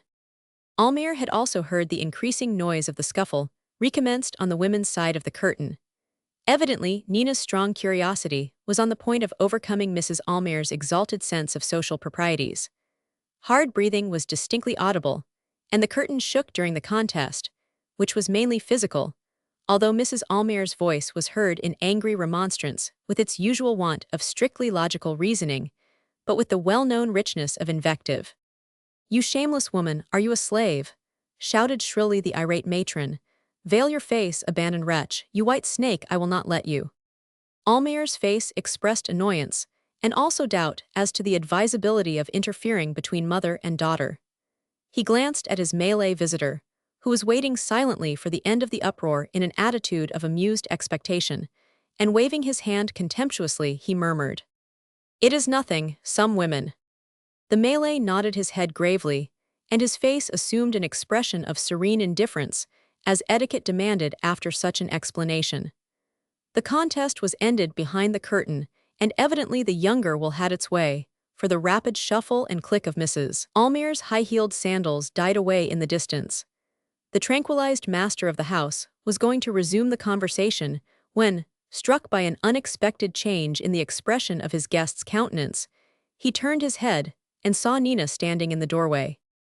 After Mrs. Almayer's retreat from the field of battle, Nina, with a contemptuous exclamation, "It's only a traitor," had lifted the conquered curtain and now stood in full light, framed in the dark background on the passage, her lips slightly parted, her hair in disorder after the exertion, the angry gleam not yet faded out of her glorious and sparkling eyes. She took in at a glance the group of white-clad lancemen standing motionless in the shadow of the far-off end of the veranda, and her gaze rested curiously on the chief of that imposing cortege.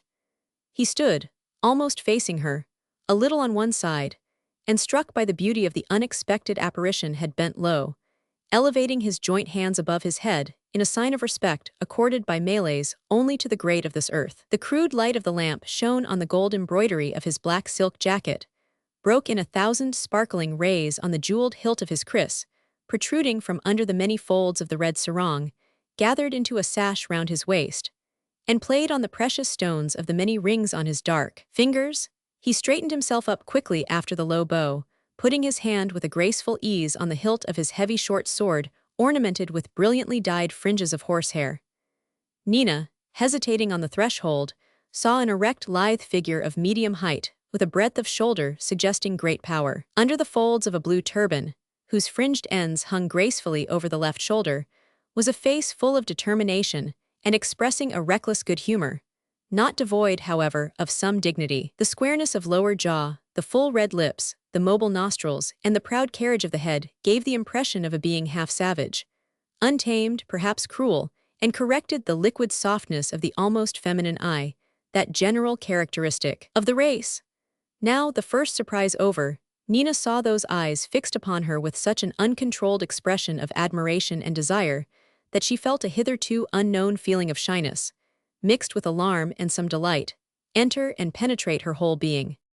Confused by those unusual sensations, she stopped in the doorway and instinctively drew the lower part of the curtain across her face, leaving only half a rounded cheek, a stray tress, and one eye exposed, wherewith to contemplate the gorgeous and bold being so unlike in appearance to the rare specimens of traders she had seen before on that same veranda.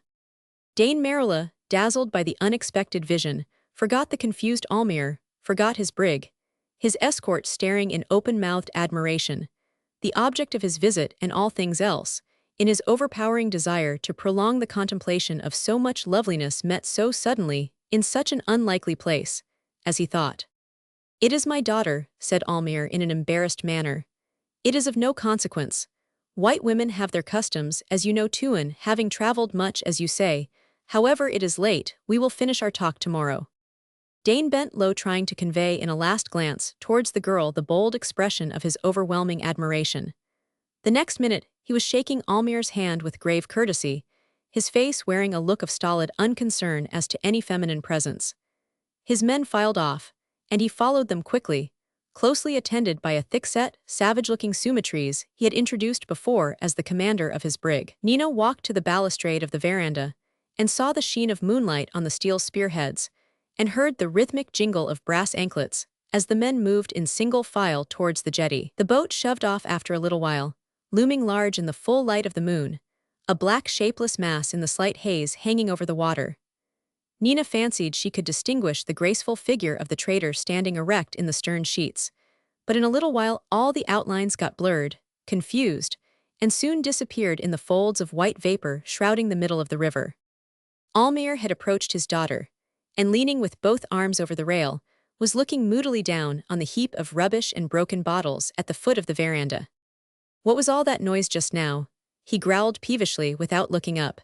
"Confound you and your mother, what did she want? What did you come out for?" "She did not want to let me come out," said Nina. "She is angry. She says the man just gone is some Raja. I think she is right now." "I believe all you women are crazy," snarled Almayer. "What's that to you, to her, to anybody? The man wants to collect trepang and birds' nests on the islands. He told me so, that Raj of yours. He will come tomorrow. I want you both to keep away from the house and let me attend to my business in peace." Dain Maroola came the next day and had a long conversation with Almayer. This was the beginning of a close and friendly intercourse which, at first, was much remarked in Sambir, till the population got used to the frequent sight of many fires burning in Almayer's kampong, where Maroola's men were warming themselves during the cold nights of the northeast monsoon, while their master had long conferences with the Tuan Puti, as they styled Almayer amongst themselves. Great was the curiosity in Sambir on the subject of the new trader. Had he seen the Sultan? What did the Sultan say? Had he given any presents? What would he sell? What would he buy? Those were the questions broached eagerly by the inhabitants of bamboo houses built over the river. Even in more substantial buildings, in Abdullah's house, in the residences of principal traders, Arab, Chinese, and Bugis, the excitement ran high and lasted many days. With inborn suspicion, they would not believe the simple account of himself the young trader was always ready to give, yet it had all the appearance of truth. He said he was a trader and sold rice. He did not want to buy gutta percha or beeswax because he intended to employ his numerous crew in collecting trepang on the coral reefs outside the river and also in seeking for birds' nests on the mainland. Those two articles he professed himself ready to buy if there were any to be obtained in that way. He said he was from Bali and a Brahmin, which last statement he made good by refusing all food during his often repeated visits to Lakamba, and Almayer's houses. To Lakamba, he went generally at night and had long audiences. Babalatchi, who was always a third party at those meetings of potentate and trader, knew how to resist all attempts on the part of the curious to ascertain the subject of so many long talks. When questioned with languid courtesy by the grave Abdullah, he sought refuge in a vacant stare of his one eye, and in the affectation of extreme simplicity. "I am only my master's slave," murmured Babalatchi in a hesitating manner. Then, as if making up his mind suddenly for a reckless confidence, he would inform Abdullah of some transaction in rice, repeating the words, 100 big bags the Sultan bought, 100 tuan, in a tone of mysterious solemnity. Abdullah, firmly persuaded of the existence of some more important dealings, received, however, the information with all the signs of respectful astonishment, and the two would separate, the Arab cursing inwardly the wily dog, while Babalatchi went on his way walking on the dusty path, his body swaying, his chin with its few gray hairs pushed forward, resembling an inquisitive goat bent on some unlawful expedition. Attentive eyes watched his movements. Jimang, descrying Babalatchi far away, would shake off the stupor of an habitual opium smoker, and tottering on to the middle of the road, would await the approach of that important person, ready with hospitable invitation. But Babalatchi's discretion was proof even against the combined assaults of good fellowship and of strong gin generously administered by the open-hearted Chinaman. Jimang, owning himself beaten, was left uninformed with the empty bottle, and gazed sadly after the departing form of the statesman of Sambir pursuing his devious and unsteady way, which, as usual, led him to Almayer's compound. Ever since a reconciliation had been effected by Dain Maroola between his white friend and the Raja, the one-eyed diplomatist had again become a frequent guest in the Dutchman's house. To Almayer's great disgust, he was to be seen there at all times, strolling about in an abstracted kind of way on the veranda, skulking in the passages, or else popping round unexpected corners, always willing to engage Mrs. Almayer in confidential conversation. He was very shy of the master himself, as if suspicious that the pent-up feelings of the white man towards his person might find vent in a sudden kick. But the cooking shed was his favorite place, and he became an habitual guest there, squatting for hours amongst the busy women with his chin resting on his knees, his lean arms clasped round his legs, and his one eye roving uneasily, the very picture of watchful ugliness. Almayer wanted more than once to complain to Lakamba of his prime minister's intrusion, but Dain dissuaded him. "We cannot say a word here that he does not hear," growled Almayer. "Then come and talk on board the brig," retorted Dain with a quiet smile. "It is good to let the man come here. Lakamba thinks he knows much. Perhaps the Sultan thinks I want to run away. Better let the one-eyed crocodile sun himself in your kampong tuan." And Almayer assented unwillingly, muttering vague threats of personal violence, while he eyed malevolently the aged statesman sitting with quiet obstinacy by his domestic rice pot. Chapter 5. At last the excitement had died out in Sambir. The inhabitants got used to the sight of comings and goings between Almayer's house and the vessel, now moored to the opposite bank, and speculation as to the feverish activity displayed by Almayer's boatmen in repairing old canoes ceased to interfere with the due discharge of domestic duties by the women of the settlement. Even the baffled Jimang left off troubling his muddled brain with secrets of trade, and relapsed by the aid of his opium pipe into a state of stupefied bliss, letting Babalatchi pursue his way past his house uninvited and seemingly unnoticed. So on that warm afternoon, when the deserted river sparkled under the vertical sun, the statesman of Sambir could, without any hindrance from friendly inquirers, shove off his little canoe from under the bushes, where it was usually hidden during his visits to Almayer's compound. Slowly and languidly Babalatchi paddled, crouching low in the boat, making himself small under his as enormous sun hat to escape the scorching heat reflected from the water. He was not in a hurry. His master, Lakamba, was surely reposing at this time of the day. He would have ample time to cross over and greet him, on his waking, with important news. Will he be displeased? Will he strike his ebony wood staff angrily on the floor, frightening him by the incoherent violence of his exclamations? Or will he squat down with a good-humored smile, and rubbing his hands gently over his stomach with a familiar gesture, expectorate copiously into the brass-seary vessel, giving vent to a low, approbative murmur? Such were Babalach's thoughts as he skillfully handled his paddle, crossing the river on his way to the Rajah's campong, whose stockades showed from behind the dense foliage of the bank just opposite to Almayer's bungalow. Indeed, he had a report to make. Something certain at last to confirm the daily tale of suspicions, the daily hints of familiarity, of stolen glances he had seen, of short and burning words he had overheard exchanged between Dain Maroola and Almayer's daughter.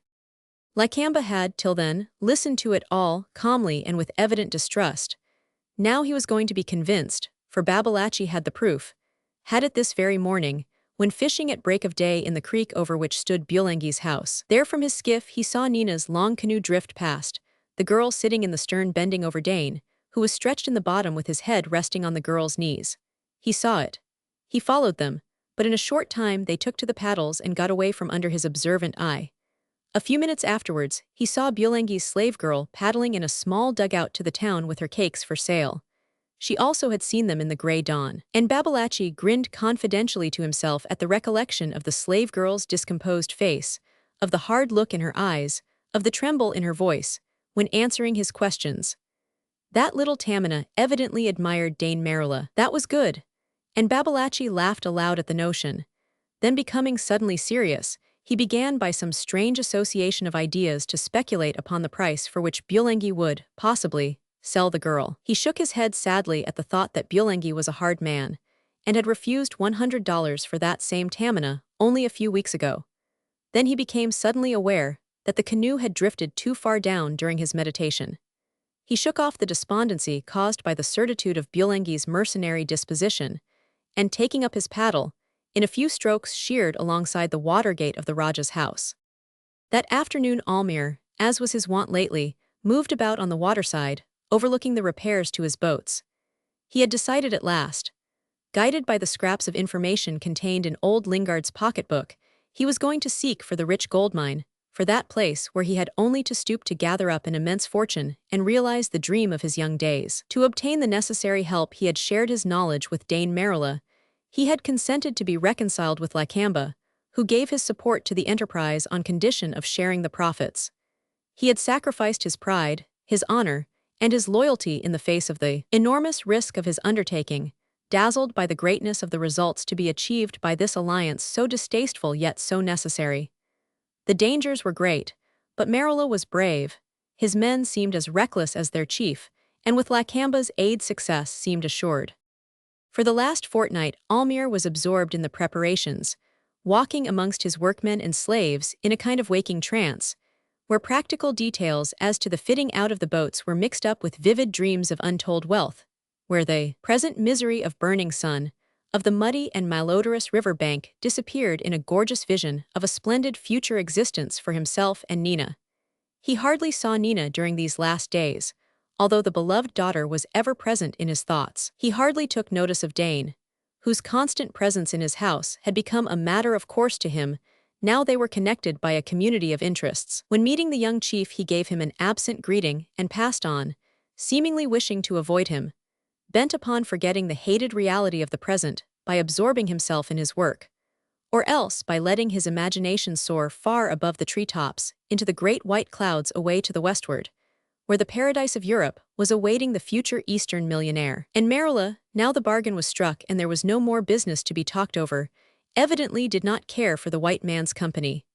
Yet Dain was always about the house, but he seldom stayed long by the riverside. On his daily visits to the white man, the Malay chief preferred to make his way quietly through the central passage of the house, and would come out into the garden at the back, where the fire was burning in the cooking shed, with the rice kettle swinging over it, under the watchful supervision of Mrs. Almayer. Avoiding that shed, with its black smoke and the warbling of soft, feminine voices, Dain would turn to the left. There, on the edge of a banana plantation, a clump of palms and mango trees formed a shady spot, a few scattered bushes giving it a certain seclusion into which only the serving women's chatter or an occasional burst of laughter could penetrate. Once in, he was invisible. And hidden there, leaning against the smooth trunk of a tall palm, he waited with gleaming eyes and an assured smile to hear the faint rustle of dried grass under the light footsteps of Nina. From the very first moment when his eyes beheld this, to him, perfection of loveliness, he felt in his inmost heart the conviction that she would be his. He felt the subtle breath of mutual understanding passing between their two savage natures, and he did not want Mrs. Almayer's encouraging smiles to take every opportunity of approaching the girl. And every time he spoke to her, every time he looked into her eyes, Nina, although averting her face, felt as if this bold-looking being who spoke burning words into her willing ear was the embodiment of her fate, the creature of her dreams. Reckless, ferocious, ready with flashing kriss for his enemies, and with passionate embrace for his beloved, the ideal Malay chief of her mother's tradition. She recognized with a thrill of delicious fear the mysterious consciousness of her identity with that being. Listening to his words, it seemed to her she was born only then to a knowledge of a new existence, that her life was complete only when near him, and she abandoned herself to a feeling of dreamy happiness, while with half-veiled face and in silence, as became a Malay girl, she listened to Dain's words, giving up to her the whole treasure of love and passion his nature was capable of, with all the unrestrained enthusiasm of a man, totally untrammeled by any influence of civilized self-discipline. And they used to pass many a delicious and fast-fleeting hour under the mango trees behind the friendly curtain of bushes, till Mrs. Almayer's shrill voice gave the signal of unwilling separation. Mrs. Almayer had undertaken the easy task of watching her husband, lest he should interrupt the smooth course of her daughter's love affair, in which she took a great and benignant interest. She was happy and proud to see Dain's infatuation, believing him to be a great and powerful chief, and she found also a gratification of her mercenary instincts in Dain's open-handed generosity. On the eve of the day when Babalach's suspicions were confirmed by ocular demonstration, Dain and Nina had remained longer than usual in their shady retreat. Only Almayer's heavy step on the veranda and his querulous clamor for food decided Mrs. Almayer to lift a warning cry. Maroola leaped lightly over the low bamboo fence and made his way stealthily through the banana plantation down to the muddy shore of the back creek, while Nina walked slowly towards the house to minister to her father's wants, as was her wont every evening. Almayer felt happy enough that evening. The preparations were nearly completed. Tomorrow he would launch his boats. In his mind's eye he saw the rich prize in his grasp, and with tin spoon in his hand, he was forgetting the plateful of rice before him in the fanciful arrangement of some splendid banquet to take place on his arrival in Amsterdam. Nina, reclining in the long chair, listened absently to the few disconnected words escaping from her father's lips. Expedition, gold, what did she care for all that? But at the name of Maroola mentioned by her father she was all attention. Dain was going down the river with his brig tomorrow to remain away for a few days, said Almayer. It was very annoying, this delay. As soon as Dain returned they would have to start without loss of time, for the river was rising. He would not be surprised if a great flood was coming, and he pushed away his plate with an impatient gesture on rising from the table.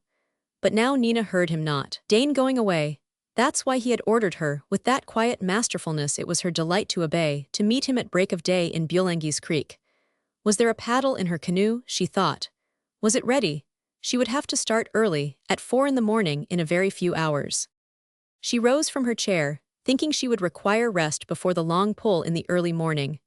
The lamp was burning dimly, and her father, tired with the day's labor, was already in his hammock. Nina put the lamp out and passed into a large room she shared with her mother on the left of the central passage. Entering, she saw that Mrs. Almayer had deserted the pile of mats serving her as bed in one corner of the room, and was now bending over the opened lid of her large wooden chest. Half a shell of coconut filled with oil, where a cotton rag floated for a wick, stood on the floor, surrounding her with a ruddy halo of light shining through the black and odorous smoke. Mrs. Almayer's back was bent, and her head and shoulders hidden in the deep box.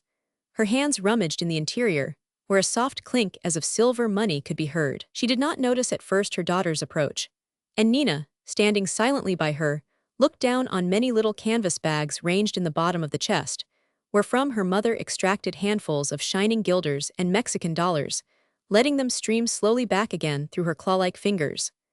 The music of tinkling silver seemed to delight her, and her eyes sparkled with the reflected gleam of freshly minted coins. She was muttering to herself, and this, and yet this, soon he will give more, as much more as I ask. He is a great Raja, a son of heaven, and she will be a Rani. He gave all this for her. Who ever gave anything for me? I am a slave, am I? I am the mother of a great Rani.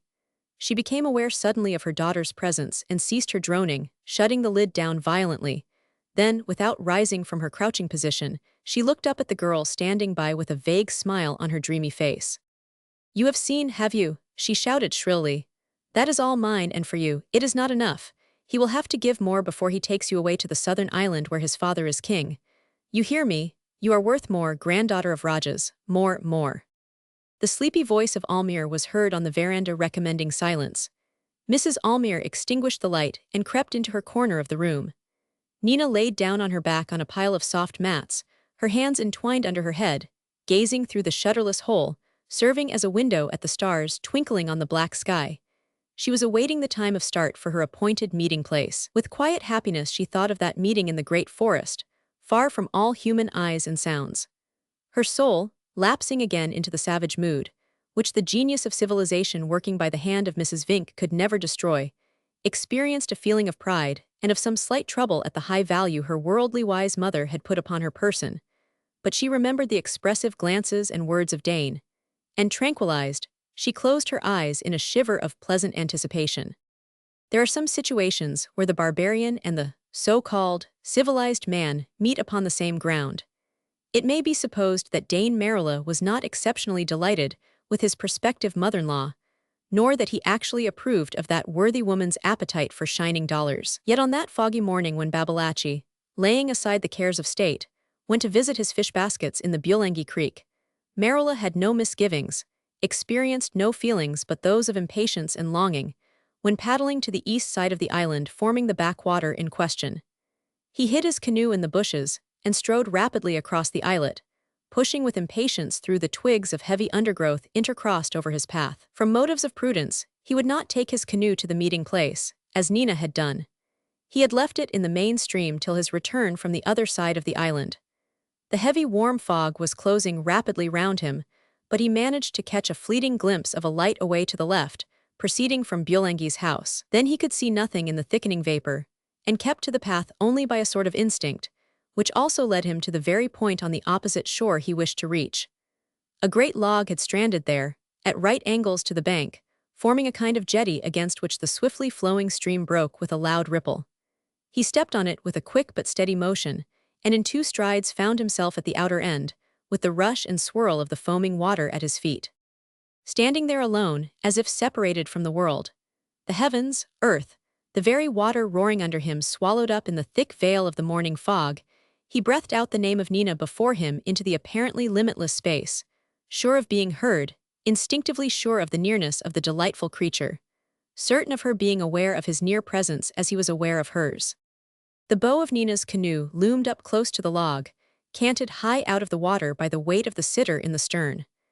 Maroola laid his hand on the stem and leaped lightly in, giving it a vigorous shove off. The light craft, obeying the new impulse, cleared the log by a hair's breadth, and the river, with obedient complicity, swung it broadside to the current, and bore it off silently and rapidly between the invisible banks. And once more Dain, at the feet of Nina, forgot the world, felt himself carried away helpless by a great wave of supreme emotion, by a rush of joy, pride, and desire. Understood once more with overpowering certitude that there was no life possible without that being he held clasped in his arms with passionate strength in a prolonged embrace. Nina disengaged herself gently with a low laugh. "You will overturn the boat, Dain," she whispered. He looked into her eyes eagerly for a minute and let her go with a sigh, then lying down in the canoe, he put his head on her knees, gazing upwards and stretching his arms backwards till his hands met round the girl's waist. She bent over him, and shaking her head, framed both their faces in the falling locks of her long black hair.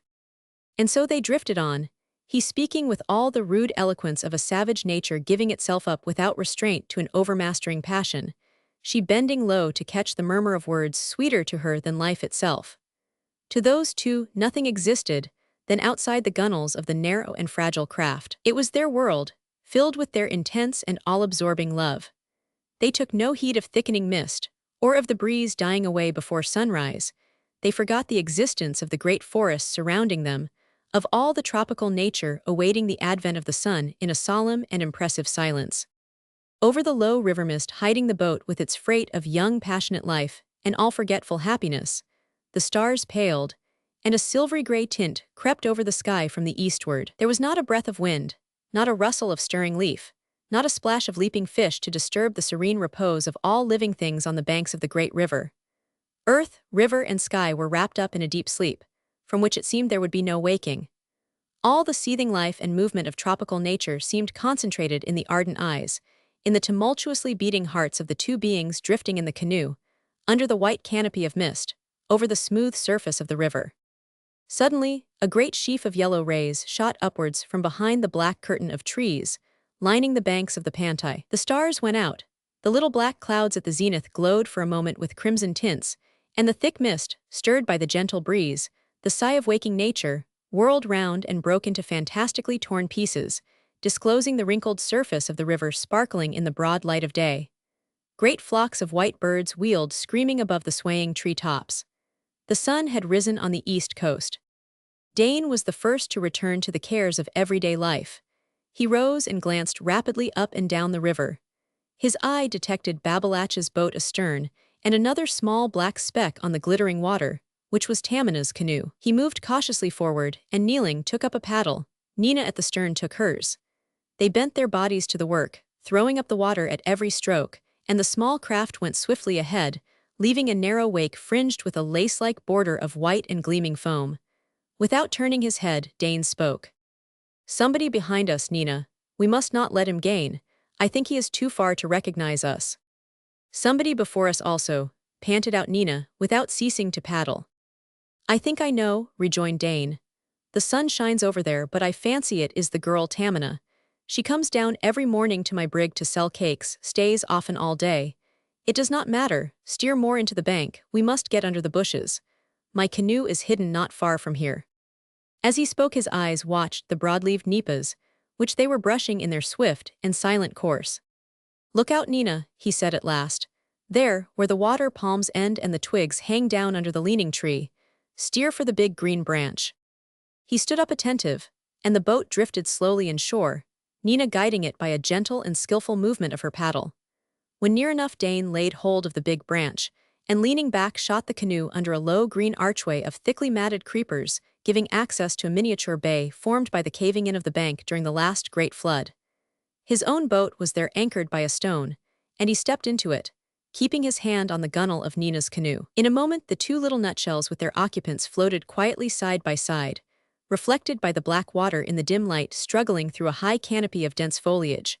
While above, away up in the broad day, flamed immense red blossoms sending down on their heads a shower of great dew-sparkling petals that descended rotating slowly in a continuous and perfumed stream. And over them, under them, in the sleeping water, all around them in a ring of luxuriant vegetation, bathed in the warm air charged with strong and harsh perfumes, the intense work of tropical nature went on. Plants shooting upward, entwined, interlaced in inextricable confusion, climbing madly and brutally over each other in the terrible silence of a desperate struggle towards the life-giving sunshine above, as if struck with sudden horror at the seething mass of corruption below, at the death and decay from which they sprang. "We must part now," said Dain, after a long silence. "You must return at once, Nina. I will wait till the brig drifts down here and shall get on board then." "And will you be long away, Dain?" asked Nina in a low voice.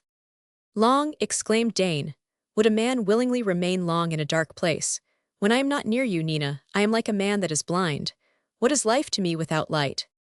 Nina leaned over, and with a proud and happy smile took Dain's face between her hands, looking into his eyes with a fond yet questioning gaze. Apparently she found there the confirmation of the words just said, for a feeling of grateful security lightened for her the weight of sorrow at the hour of parting.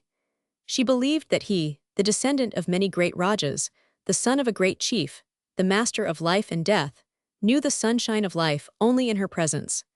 An immense wave of gratitude and love welled forth out of her heart towards him. How could she make an outward and visible sign of all she felt for the man who had filled her heart with so much joy and so much pride? And in the great tumult of passion, like a flash of lightning, came to her the reminiscence of that despised and almost forgotten civilization, she had only glanced at in her days of restraint, of sorrow, and of anger. In the cold ashes of that hateful and miserable past, she would find the sign of love, the fitting expression of the boundless felicity of the present, the pledge of a bright and splendid future.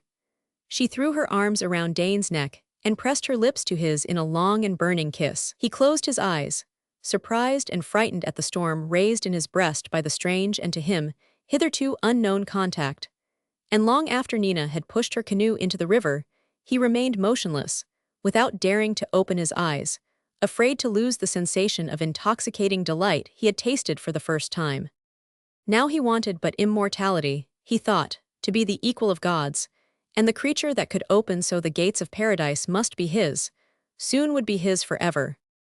He opened his eyes in time to see through the archway of creepers the bows of his brig come slowly into view, as the vessel drifted past on its way down the river. He must go on board now, he thought, yet he was loath to leave the place where he had learned to know what happiness meant. Time yet. Let them go, he muttered to himself, and he closed his eyes again under the red shower of scented petals, trying to recall the scene with all its delight and all its fear. He must have been able to join his brig in time, after all, and found much occupation outside, for it was in vain that Almayer looked for his friend's speedy return. The lower reach of the river, where he so often and so impatiently directed his eyes, remained deserted, save for the rapid flitting of some fishing canoe. But down the upper reaches came black clouds and heavy showers, heralding the final setting in of the rainy season with its thunderstorms and great floods, making the river almost impossible of ascent for native canoes. Almayer, strolling along the muddy beach between his houses, watched uneasily the river rising inch by inch, creeping slowly nearer to the boats, now ready and hauled up in a row under the cover of dripping kajang mats. Fortune seemed to elude his grasp, and in his weary tramp backwards and forwards under the steady rain falling from the lowering sky, a sort of despairing indifference took possession of him. What did it matter? It was just his luck. Those two infernal savages, Lakamba and Dain, induced him with their promises of help to spend his last dollar in the fitting out of boats, and now one of them was gone somewhere, and the other shut up in his stockade would give no sign of life. No, not even the scoundrelly Babalachi, thought Almayer, would show his face near him. Now they had sold him all the rice, brass gongs, and cloth necessary for his expedition.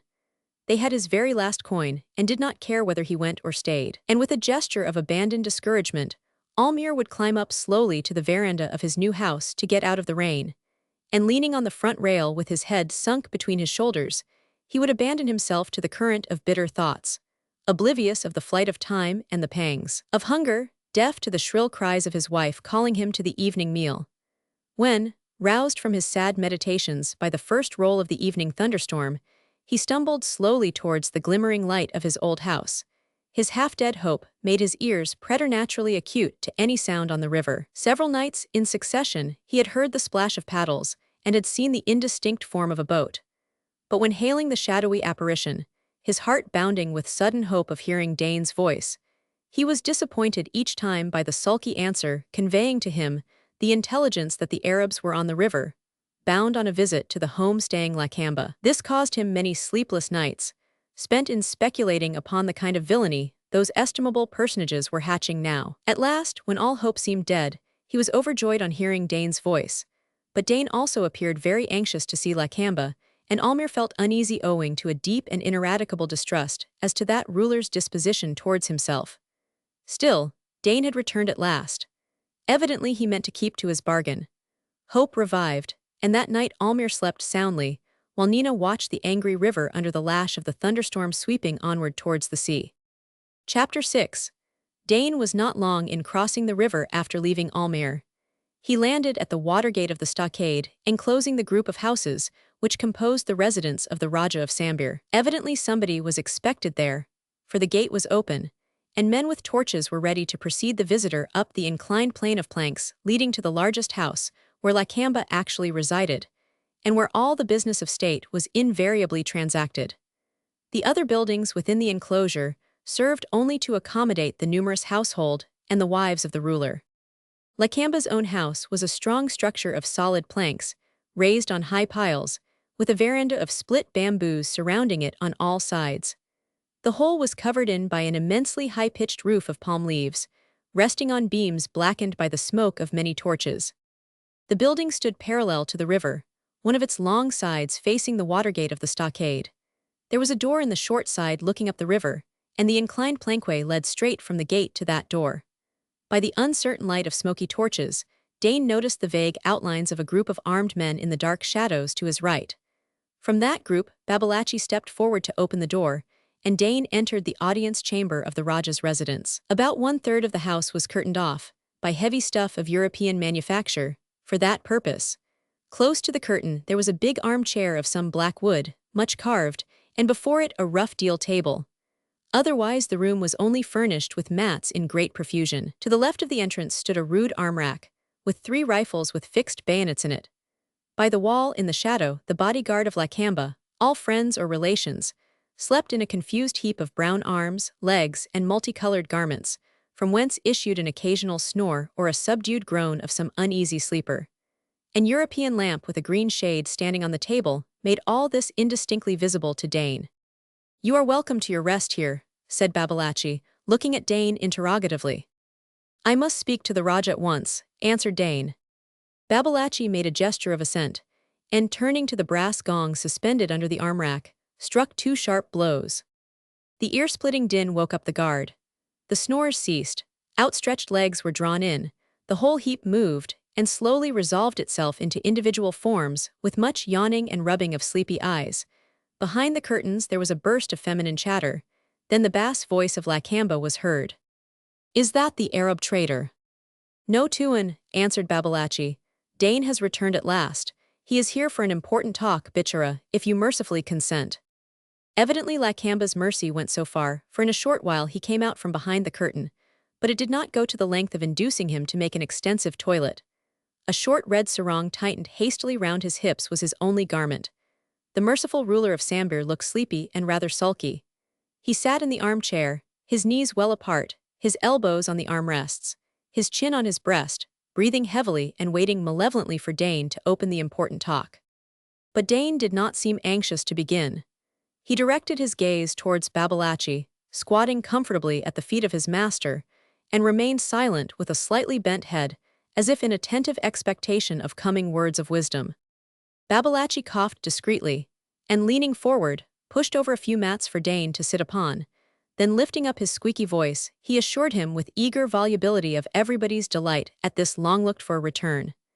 His heart had hungered for the sight of Dain's face, and his ears were withering for the want of the refreshing sound of his voice. Everybody's hearts and ears were in the same sad predicament, according to Babalatchi, as he indicated with a sweeping gesture the other bank of the river, where the settlement slumbered peacefully, unconscious of the great joy awaiting it on the morrow when Dain's presence amongst them would be disclosed. "For," went on Babalatchi, "what is the joy of a poor man if not the open hand of a generous trader or of a great?" Here he checked himself abruptly with a calculated embarrassment of manner, and his roving eye sought the floor, while an apologetic smile dwelt for a moment on his misshapen lips. Once or twice, during this opening speech, an amused expression flitted across Dain's face, soon to give way, however, to an appearance of grave concern. On Lakamba's brow a heavy frown had settled, and his lips moved angrily as he listened to his prime minister's oratory. In the silence that fell upon the room when Babalatchi ceased speaking arose a chorus of varied snores from the corner where the bodyguard had resumed their interrupted slumbers. But the distant rumble of thunder filling then Nina's heart with apprehension for the safety of her lover passed unheeded by those 3 men intent, each on their own purposes, for life or death. After a short silence, Babalatchi, discarding now the flowers of polite eloquence, spoke again, but in short and hurried sentences and in a low voice. They had been very uneasy. Why did Dain remain so long absent? The men dwelling on the lower reaches of the river heard the reports of big guns and saw a fire ship of the Dutch amongst the islands of the estuary. So they were anxious. Rumors of a disaster had reached Abdullah a few days ago, and since then they had been waiting for Dain's return under the apprehension of some misfortune. For days they had closed their eyes in fear, and woke up alarmed, and walked abroad trembling, like men before an enemy. And all on account of Dain. Would he not allay their fears for his safety, not for themselves? They were quiet and faithful, and devoted to the great Raja in Batavia. May his fate lead him ever to victory for the joy and profit of his servants. And here, went on Babalatchi, Lakamba my master was getting thin in his anxiety for the trader he had taken under his protection, and so was Abdullah, for what would wicked men not say if perchance? Be silent, fool, growled Lakamba angrily. Babalatchi subsided into silence with a satisfied smile, while Dain, who had been watching him as if fascinated, turned with a sigh of relief towards the ruler of Sambir. Lakamba did not move, and without raising his head, looked at Dain from under his eyebrows, breathing audibly, with pouted lips, in an air of general discontent. Speak, O Dain, he said at last. We have heard many rumors. Many nights in succession has my friend Rashid come here with bad tidings. News travels fast along the coast.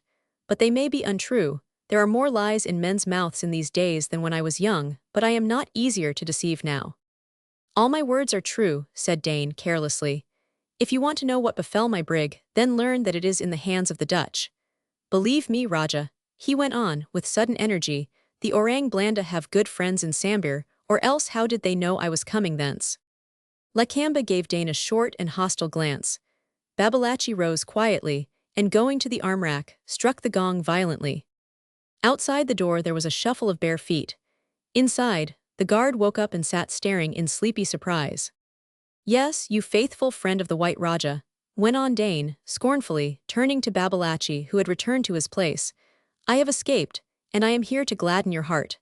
When I saw the Dutch ship, I ran the brig inside the reefs and put her ashore. They did not dare to follow with the ship, so they sent the boats. We took to ours and tried to get away, but the ship dropped fireballs at us and killed many of my men. But I am left, O Babalatchi, the Dutch are coming here. They are seeking for me. They are coming to ask their faithful friend Lakamba and his slave Babalatchi. Rejoice. But neither of his hearers appeared to be in a joyful mood. Lakamba had put one leg over his knee, and went on gently scratching it with a meditative air, while Babalatchi, sitting cross-legged, seemed suddenly to become smaller and very limp, staring straight before him vacantly. The guard evinced some interest in the proceedings, stretching themselves full length on the mats to be nearer the speaker. One of them got up and now stood leaning against the arm rack, playing absently with the fringes of his sword hilt. Dain waited till the crash of thunder had died away in distant mutterings, before he spoke again. Are you dumb, O ruler of Sambir, or is the son of a great Raja unworthy of your notice? I am come here to seek refuge and to warn you, and want to know what you intend doing. You came here because of the white man's daughter, retorted Lakamba quickly. Your refuge was with your father, the Raja of Bali, the son of heaven, the Anak Agong himself. What am I to protect great princes? Only yesterday I planted rice in a burnt clearing, today you say I hold your life in my hand. Babalatchi glanced at his master. No man can escape his fate, he murmured piously. When love enters a man's heart he is like a child, without any understanding. Be merciful, Lakamba, he added, twitching the corner of the Raja's sarong warningly. Lakamba snatched away the skirt of the sarong angrily. Under the dawning comprehension of intolerable embarrassments caused by Dain's return to Sambir, he began to lose such composure as he had been, till then, able to maintain. And now he raised his voice loudly above the whistling of the wind, and the patter of rain on the roof in the hard squall passing over the house. You came here first as a traitor with sweet words and great promises, asking me to look the other way while you worked your will on the white man there. And I 999. What do you want now? When I was young I fought. Now I am old and want peace. It is easier for me to have you killed than to fight the Dutch. It is better for me. The squall had now passed, and in the short stillness of the lull in the storm, Lakamba repeated softly, as if to himself, much easier, much better. Dain did not seem greatly discomposed by the Raja's threatening words. While Lakamba was speaking he had glanced once rapidly over his shoulder, just to make sure that there was nobody behind him, and tranquilized in that respect, he had extracted a siri box out of the folds of his waistcloth, and was wrapping carefully the little bit of betel nut and a small pinch of lime in the green leaf, tendered him politely by the watchful Babalatchi. He accepted this as a peace offering from the silent statesman, a kind of mute protest against his master's undiplomatic violence, and as an omen of a possible understanding to be arrived at yet. Otherwise Dain was not uneasy, although recognizing the justice of Lakamba's surmise that he had come back to Sambir only for the sake of the white man's daughter. Yet he was not conscious of any childish lack of understanding, as suggested by Babalatchi.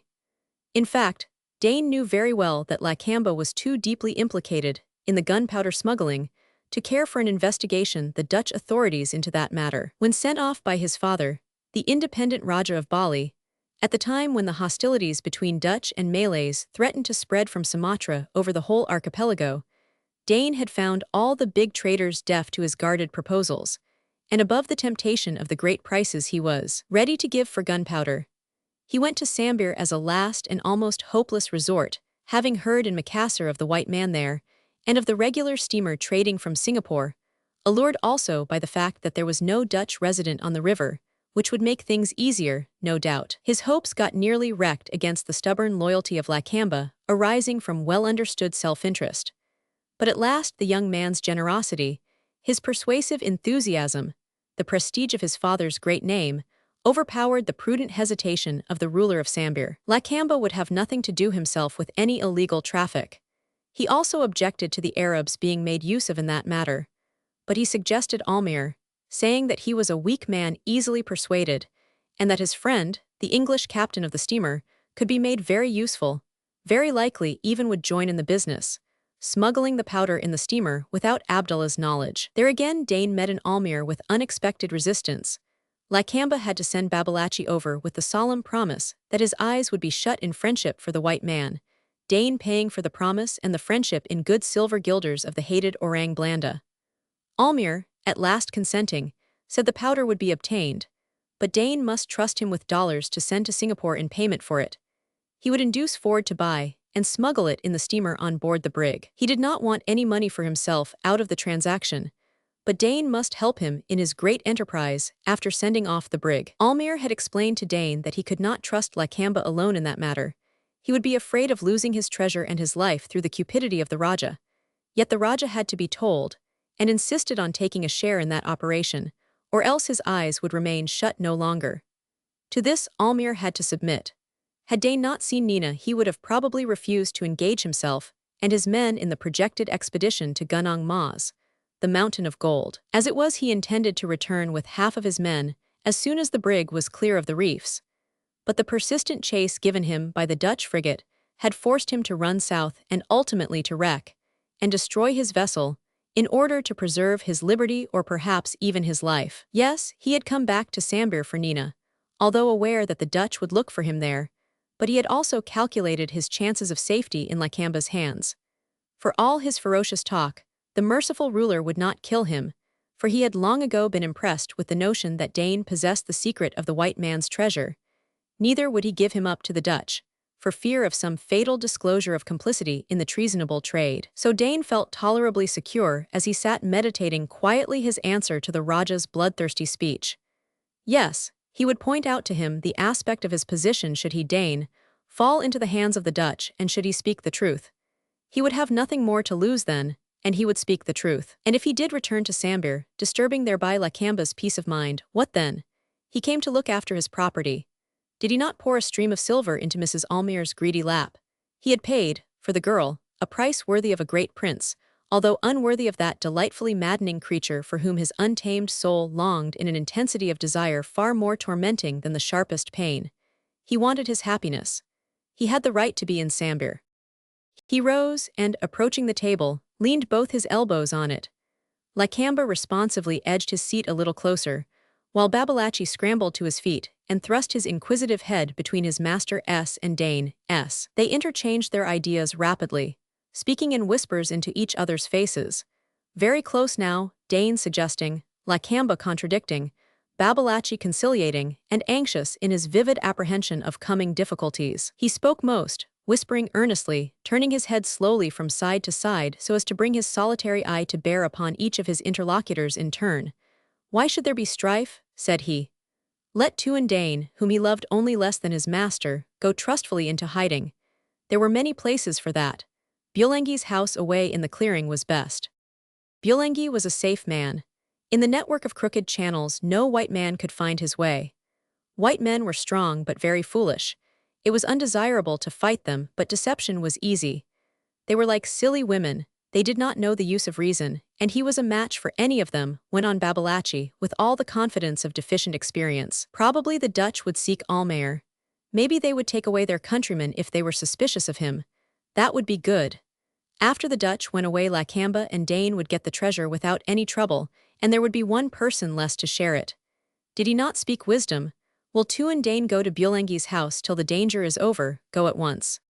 Dain accepted this suggestion of going into hiding with a certain sense of conferring a favor upon Lakamba and the anxious statesman, but he met the proposal of going at once with a decided no, looking Babalatchi meaningly in the eye. The statesman sighed as a man accepting the inevitable would do, and pointed silently towards the other bank of the river. Dain bent his head slowly. Yes, I am going there, he said. Before the day comes, asked Babalatchi. I am going there now, answered Dain decisively. The Orang Blanda will not be here before tomorrow night perhaps, and I must tell Almayer of our arrangements. No Tuan, no, say nothing, protested Babalatchi. I will go over myself at sunrise and let him know. I will see, said Dain, preparing to go. The thunderstorm was recommencing outside, the heavy clouds hanging low overhead now.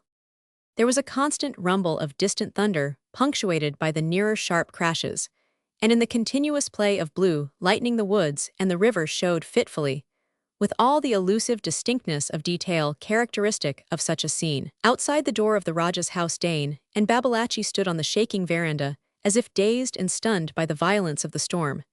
They stood there amongst the cowering forms of the Rajah's slaves and retainers seeking shelter from the rain, and Dain called aloud to his boatmen, who responded with an unanimous Ada. Tuan, while they looked uneasily at the river. This is a great flood, shouted Babalatchi into Dain's ear. The river is very angry. Look at the drifting logs, can you go? Dain glanced doubtfully on the livid expanse of seething water bounded far away on the other side by the narrow black line of the forests. Suddenly, in a vivid white flash, the low point of land with the bending trees on it and Almayer's house leaped into view, flickered and disappeared. Dain pushed Babalatchi aside and ran down to the watergate, followed by his shivering boatmen. Babalatchi backed slowly in and closed the door, then turned round and looked silently upon Lakamba. The Rajah sat still, glaring stonily upon the table, and Babalatchi gazed curiously at the perplexed mood of the man he had served so many years through good and evil fortune. No doubt the one-eyed statesman felt within his savage and much sophisticated breast the unwanted feelings of sympathy with, and perhaps even pity for, the man he called his master. From the safe position of a confidential adviser, he could, in the dim vista of past years, see himself, a casual cutthroat, finding shelter under that man's roof in the modest rice clearing of early beginnings. Then came a long period of unbroken success, of wise counsels, and deep plottings resolutely carried out by the fearless Lakamba, till the whole east coast from Pulo Laut to Tanjung Batu listened to Babalatchi's wisdom speaking through the mouth of the ruler of Sambir. In those long years, how many dangers escaped, how many enemies bravely faced, how many white men successfully circumvented. And now, he looked upon the result of so many years of patient toil, the fearless Lakamba cowed by the shadow of an impending trouble. The ruler was growing old, and Babalatchi, aware of an uneasy feeling at the pit of his stomach, put both his hands there with a suddenly vivid and sad perception of the fact that he himself was growing old too, that the time of reckless daring was past for both of them, and that they had to seek refuge in prudent cunning. They wanted peace. They were disposed to reform.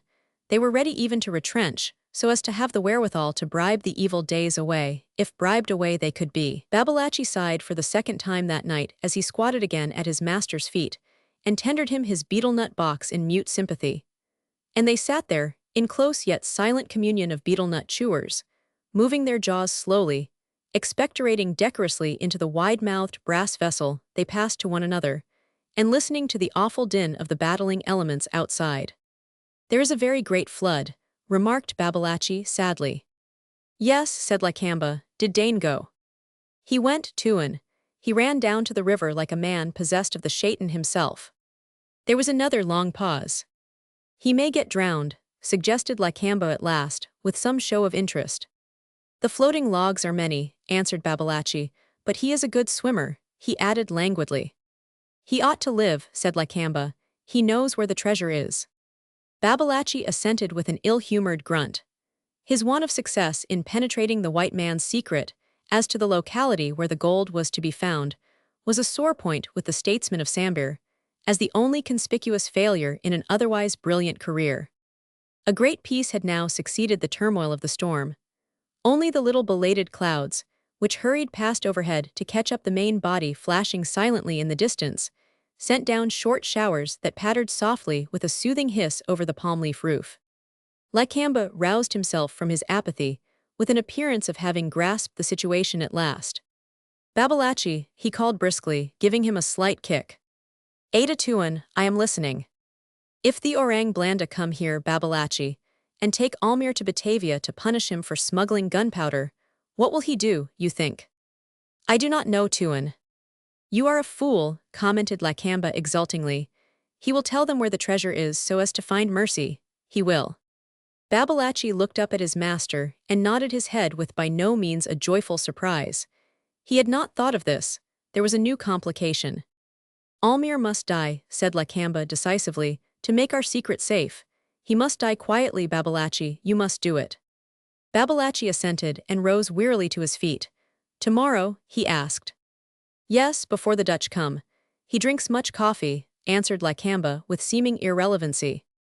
Babalachi stretched himself yawning, but Lakamba, in the flattering consciousness of a knotty problem solved by his own unaided intellectual efforts, grew suddenly very wakeful.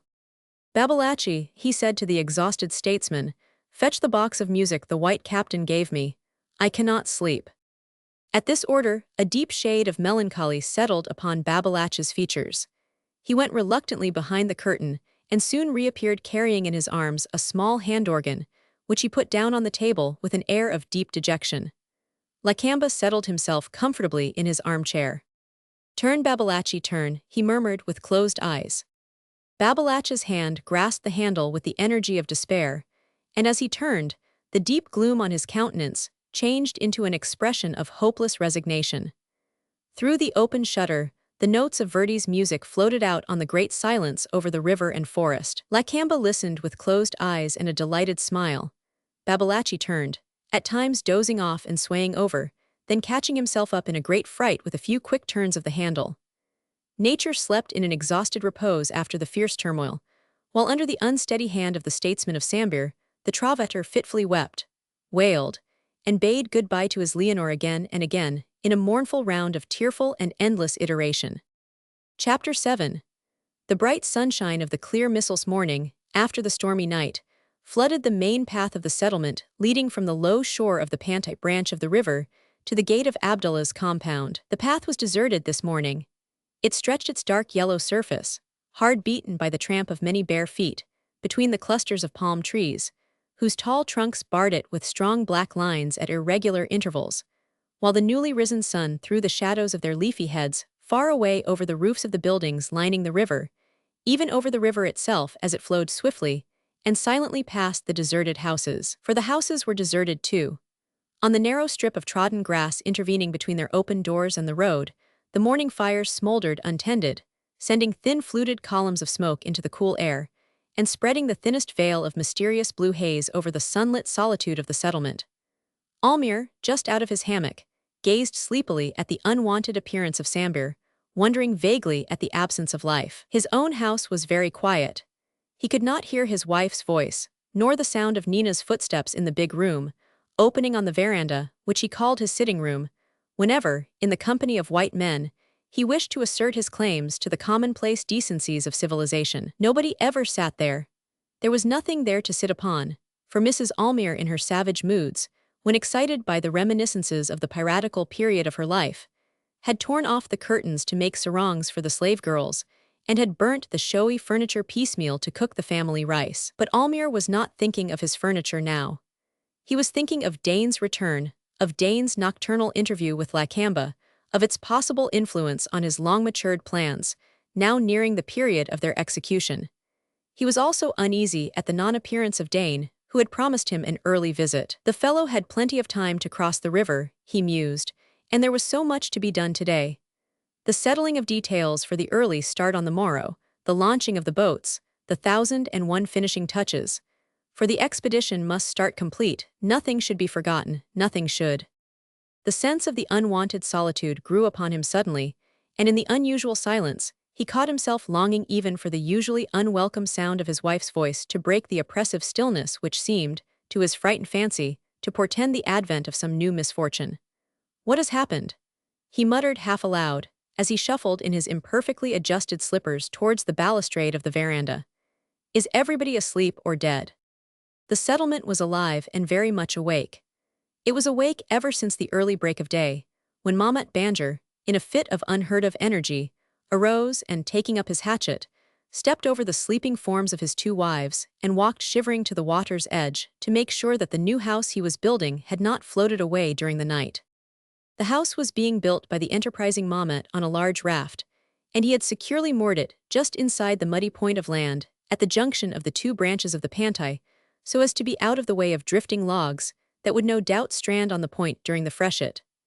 Mahmat walked through the wet grass saying burrow, and cursing softly to himself the hard necessities of active life that drove him from his warm couch into the cold of the morning. A glance showed him that his house was still there, and he congratulated himself on his foresight in hauling it out of harm's way, for the increasing light showed him a confused rack of drift logs, half-stranded on the muddy flat, interlocked into a shapeless raft by their branches, tossing to and fro and grinding together in the eddy caused by the meeting currents of the two branches of the river. Mahmat walked down to the water's edge to examine the rattan moorings of his house, just as the sun cleared the trees of the forest on the opposite shore. As he bent over the fastenings, he glanced again carelessly at the unquiet jumble of logs and saw there something that caused him to drop his hatchet and stand up, shading his eyes with his hand from the rays of the rising sun.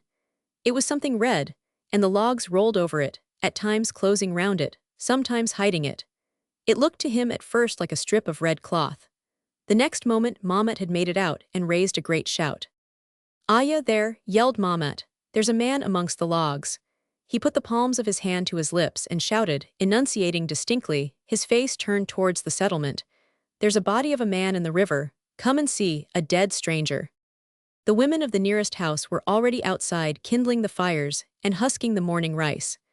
They took up the cry shrilly, and it traveled so from house to house, dying away in the distance. The men rushed out excited but silent, and ran towards the muddy point, where the unconscious logs tossed and ground and bumped and rolled over the dead stranger with the stupid persistency of inanimate things.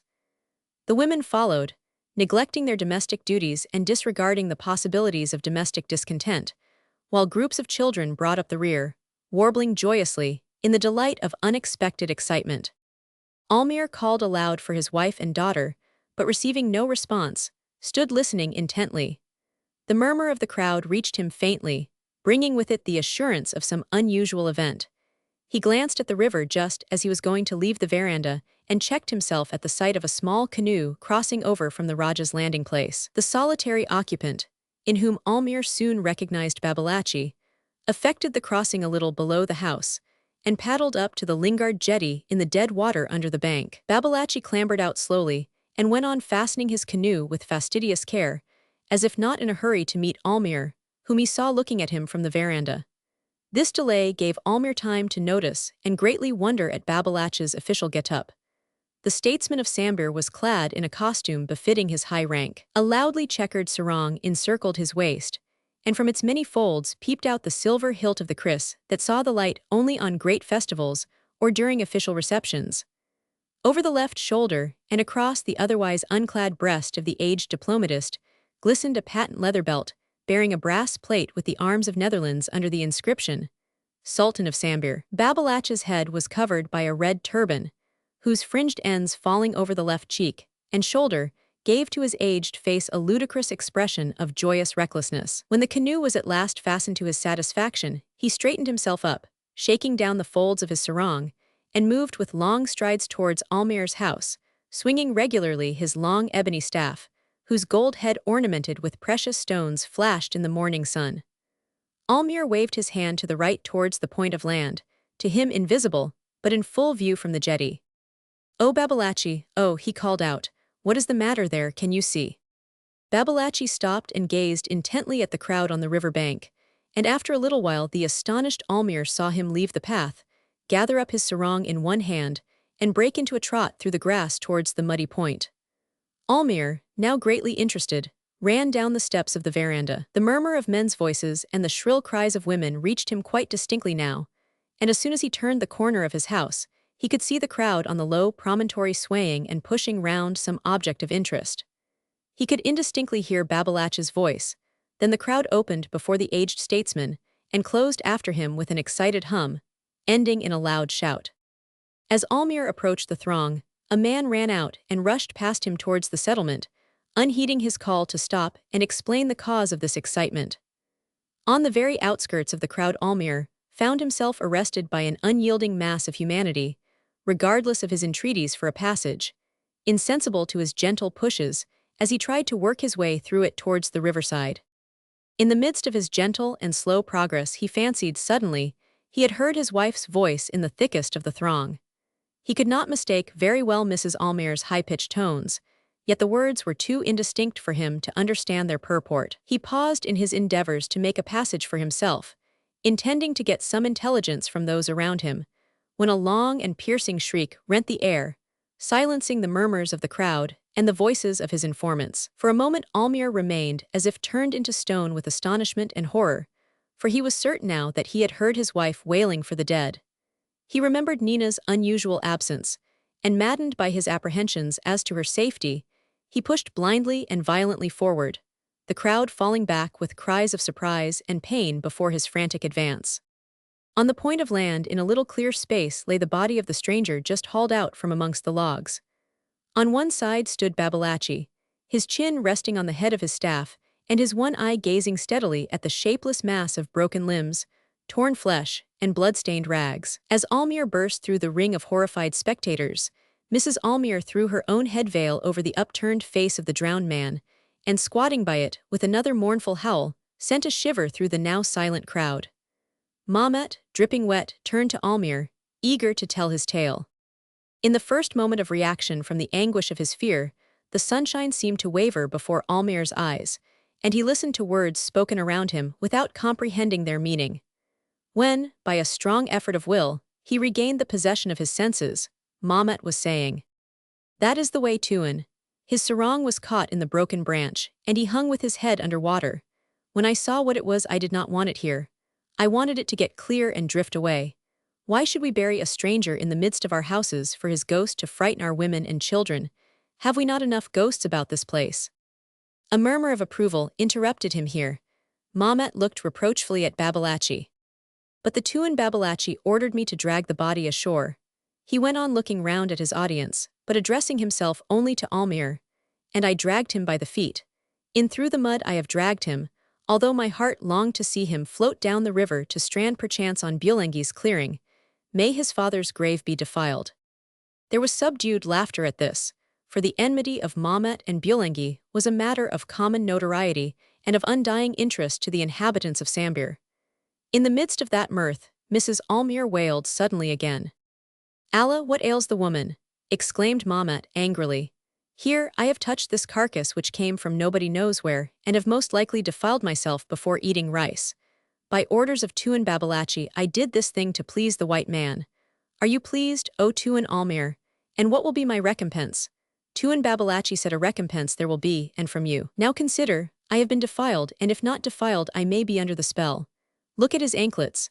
Who ever heard of a corpse appearing during the night amongst the logs with gold anklets on its legs? There is witchcraft there.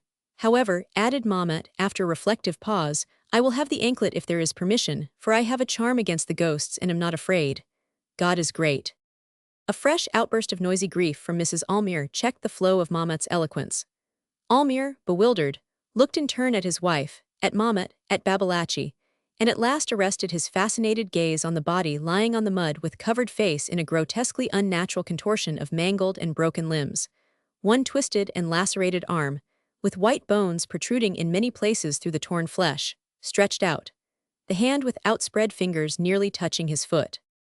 "Do you know who this is?" he asked of Babalatchi in a low voice. Babalatchi, staring straight before him, hardly moved his lips, while Mrs. Almayer's persistent lamentations drowned the whisper of his murmured reply, intended only for Almayer's ear. "It was fate. Look at your feet, white man. I can see a ring on those torn fingers which I know well." Saying this, Babalatchi stepped carelessly forward, putting his foot as if accidentally on the hand of the corpse and pressing it into the soft mud. He swung his staff menacingly towards the crowd, which fell back a little.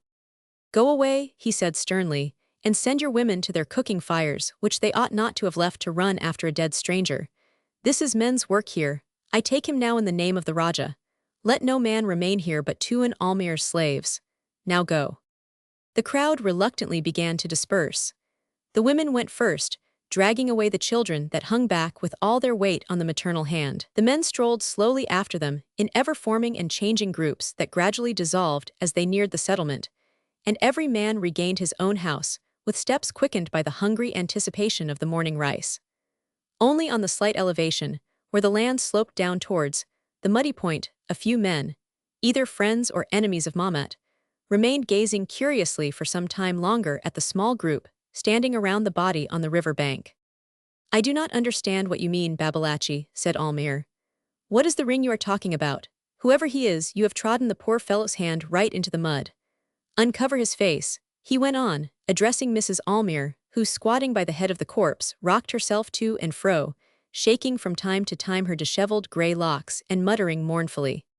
"Hi!" exclaimed Mamet, who had lingered close by.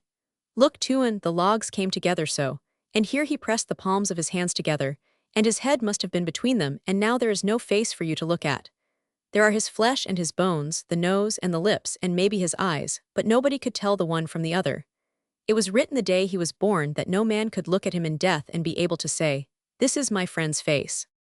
"Silence, Mamet, enough," said Babalatchi, "and take thy eyes off his anklet, thou eater of pig's flesh. Tuan Almayer," he went on, lowering his voice, "have you seen Dain this morning?" Almayer opened his eyes wide and looked alarmed. "No," he said quickly. "Haven't you seen him?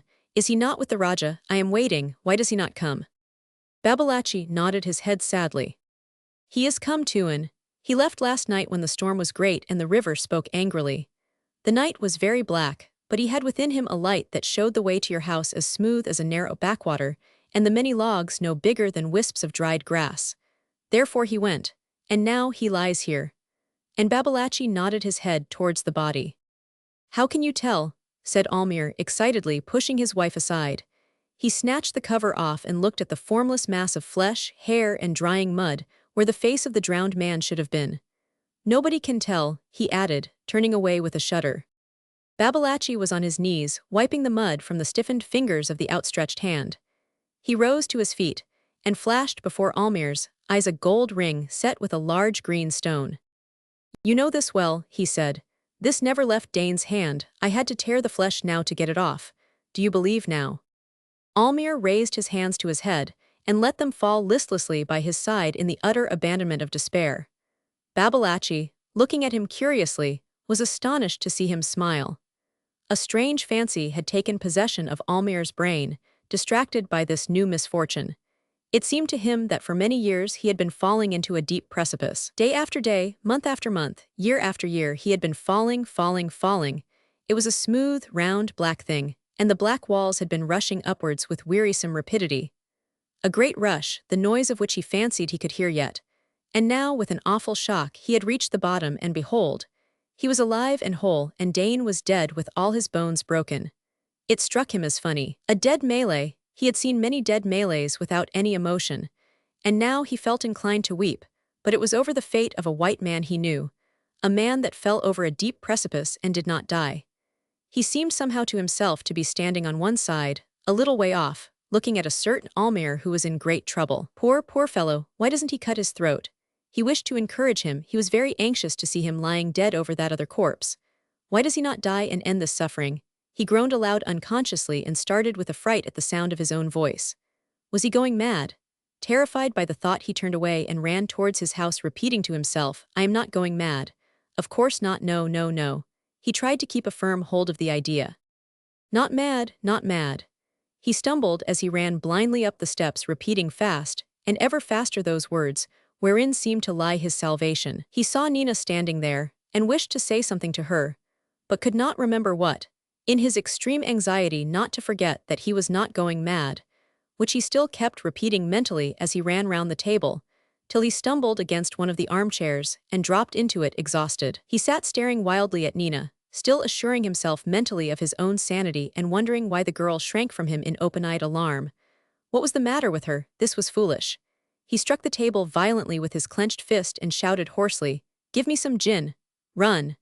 Then, while Nina ran off, he remained in the chair, very still and quiet, astonished at the noise he had made. Nina returned with a tumbler half filled with gin, and found her father staring absently before him. Almayer felt very tired now, as if he had come from a long journey. He felt as if he had walked miles and miles that morning and now wanted to rest very much. He took the tumbler with a shaking hand, and as he drank his teeth chattered against the glass, which he drained and set down heavily on the table. He turned his eyes slowly towards Nina standing beside him, and said steadily, "Now all is over, Nina. He is dead, and I may as well burn all my boats." He felt very proud of being able to speak so calmly. Decidedly, he was not going mad. This certitude was very comforting, and he went on talking about the finding of the body, listening to his own voice complacently. Nina stood quietly, her hand resting lightly on her father's shoulder, her face unmoved, but every line of her features, the attitude of her whole body expressing the most keen and anxious attention. "And so Dain is dead," she said coldly when her father ceased speaking. Almayer's elaborately calm demeanor gave way in a moment to an outburst of violent indignation. "You stand there as if you were only half alive and talk to me," he exclaimed angrily, as if it was a matter of no importance. "Yes, he is dead. Do you understand? Dead, what do you care? You never cared, you saw me struggle and work and strive unmoved, and my suffering you could never see. No, never. You have no heart and you have no mind, or you would have understood that it was for you, for your happiness I was working. I wanted to be rich. I wanted to get away from here. I wanted to see white men bowing low before the power of your beauty and your wealth. Old as I am, I wish to seek a strange land, a civilization to which I am a stranger, so as to find a new life in the contemplation of your high fortunes, of your triumphs, of your happiness. For that I bore patiently the burden of work, of disappointment, of humiliation amongst these savages here, and I had it all nearly in my grasp." He looked at his daughter's attentive face, and jumped to his feet, upsetting the chair. "Do you hear? I had it all there so, within reach of my hand." He paused, trying to keep down his rising anger, and failed. "Have you no feeling?" he went on. "Have you lived without hope?" Nina's silence exasperated him, his voice rose although he tried to master his feelings. "Are you content to live in this misery and die in this wretched hole? Say something, Nina. Have you no sympathy? Have you no word of comfort for me? I that loved you so." He waited for a while for an answer, and receiving none shook his fist in his daughter's face. "I believe you are an idiot," he yelled. He looked round for the chair, picked it up and sat down stiffly. His anger was dead within him, and he felt ashamed of his outburst, yet relieved to think that now he had laid clear before his daughter the inner meaning of his life. He thought so in perfect good faith, deceived by the emotional estimate of his motives, unable to see the crookedness of his ways, the unreality of his aims, the futility of his regrets. And now his heart was filled only with a great tenderness and love for his daughter. He wanted to see her miserable, and to share with her his despair, but he wanted it only as all weak natures long for a companionship in misfortune with beings innocent of its cause. If she suffered herself, she would understand and pity him, but now she would not, or could not, find one word of comfort or love for him in his dire extremity. The sense of his absolute loneliness came home to his heart with a force that made him shudder. He swayed and fell forward with his face on the table, his arms stretched straight out, extended and rigid. Nina made a quick movement towards her father and stood looking at the gray head, on the broad shoulders shaken convulsively by the violence of feelings that found relief at last in sobs and tears. Nina sighed deeply and moved away from the table. Her features lost the appearance of stony indifference that had exasperated her father into his outburst of anger and sorrow. The expression of her face, now unseen by her father, underwent a rapid change.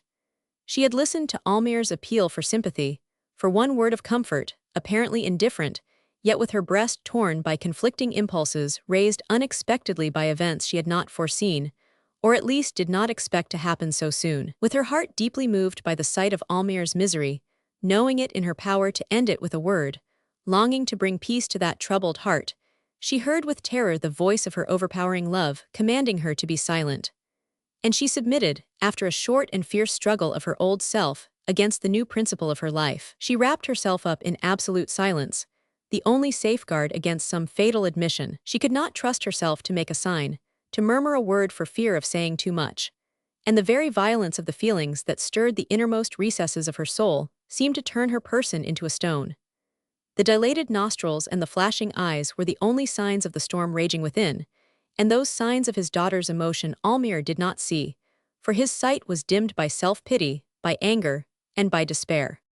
Had Almayer looked at his daughter as she leant over the front rail of the veranda, he could have seen the expression of indifference give way to a look of pain, and that again pass away, leaving the glorious beauty of her face marred by deep-drawn lines of watchful anxiety. The long grass in the neglected courtyard stood very straight before her eyes in the noonday heat. From the riverbank there were voices, and a shuffle of bare feet approaching the house.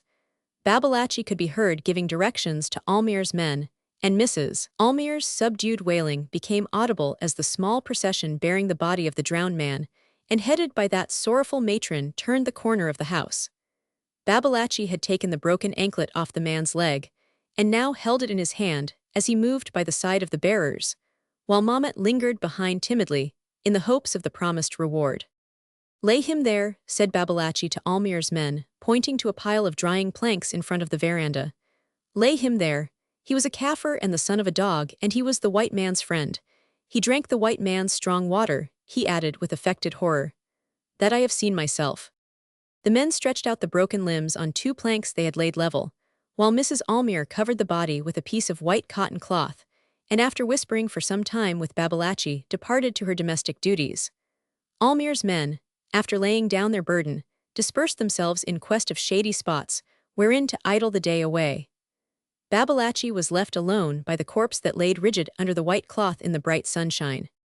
Nina came down the steps and joined Babalatchi, who put his hand to his forehead, and squatted down with great deference. "You have a bangle there," said Nina, looking down on Babalatchi's upturned face and into his solitary eye.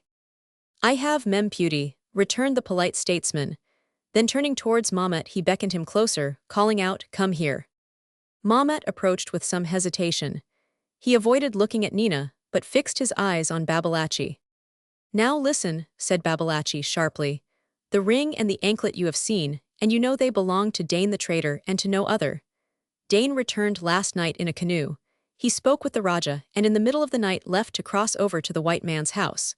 There was a great flood, and this morning you found him in the river. By his feet I dragged him out," muttered Mamet under his breath. "Tuan Babalatchi, there will be a recompense," he exclaimed aloud. Babalatchi held up the gold bangle before Mamet's eyes. "What I have told you, Mamet, is for all ears. What I give you now is for your eyes only. Take." Mamet took the bangle eagerly and hid it in the folds of his waistcloth. "Am I a fool to show this thing in a house with 3 women in it?" he growled. "But I shall tell them about Dain the traitor, and there will be talk enough." He turned and went away, increasing his pace as soon as he was outside Almayer's compound. Babalatchi looked after him till he disappeared behind the bushes. "Have I done well, mem Puty?" he asked, humbly addressing Nina. "You have," answered Nina. "The ring you may keep yourself." Babalatchi touched his lips and forehead, and scrambled to his feet. He looked at Nina, as if expecting her to say something more, but Nina turned towards the house and went up the steps, motioning him away with her hand. Babalatchi picked up his staff and prepared to go. It was very warm, and he did not care for the long pull to the Raja's house. Yet he must go and tell the Raja, tell of the event, of the change in his plans, of all his suspicions. He walked to the jetty and began casting off the rattan painter of his canoe. The broad expanse of the lower reach, with its shimmering surface dotted by the black specks of the fishing canoes, lay before his eyes. The fishermen seemed to be racing. Babalatchi paused in his work and looked on with sudden interest. The man in the foremost canoe, now within hail of the first houses of Sambir, laid in his paddle and stood up shouting, the boats, the man-o'-war's boats are coming, they are here." In a moment the settlement was again alive with people rushing to the riverside. The men began to unfasten their boats. The women stood in groups looking towards the bend down the river. Above the trees lining the reach, a slight puff of smoke appeared like a black stain on the brilliant blue of the cloudless sky. Babalatchi stood perplexed, the painter in his hand. He looked down the reach, then up towards Almayer's house, and back again at the river as if undecided what to do. At last he made the canoe fast again hastily and ran towards the house and up the steps of the veranda. "Tuan, Tuan," he called eagerly. "The boats are coming, the man-o'-war's boats. You had better get ready, the officers will come here, I know." Almayer lifted his head slowly from the table and looked at him stupidly. "Mem Puty," exclaimed Babalatchi to Nina, "look at him. He does not hear, you must take care," he added meaningly.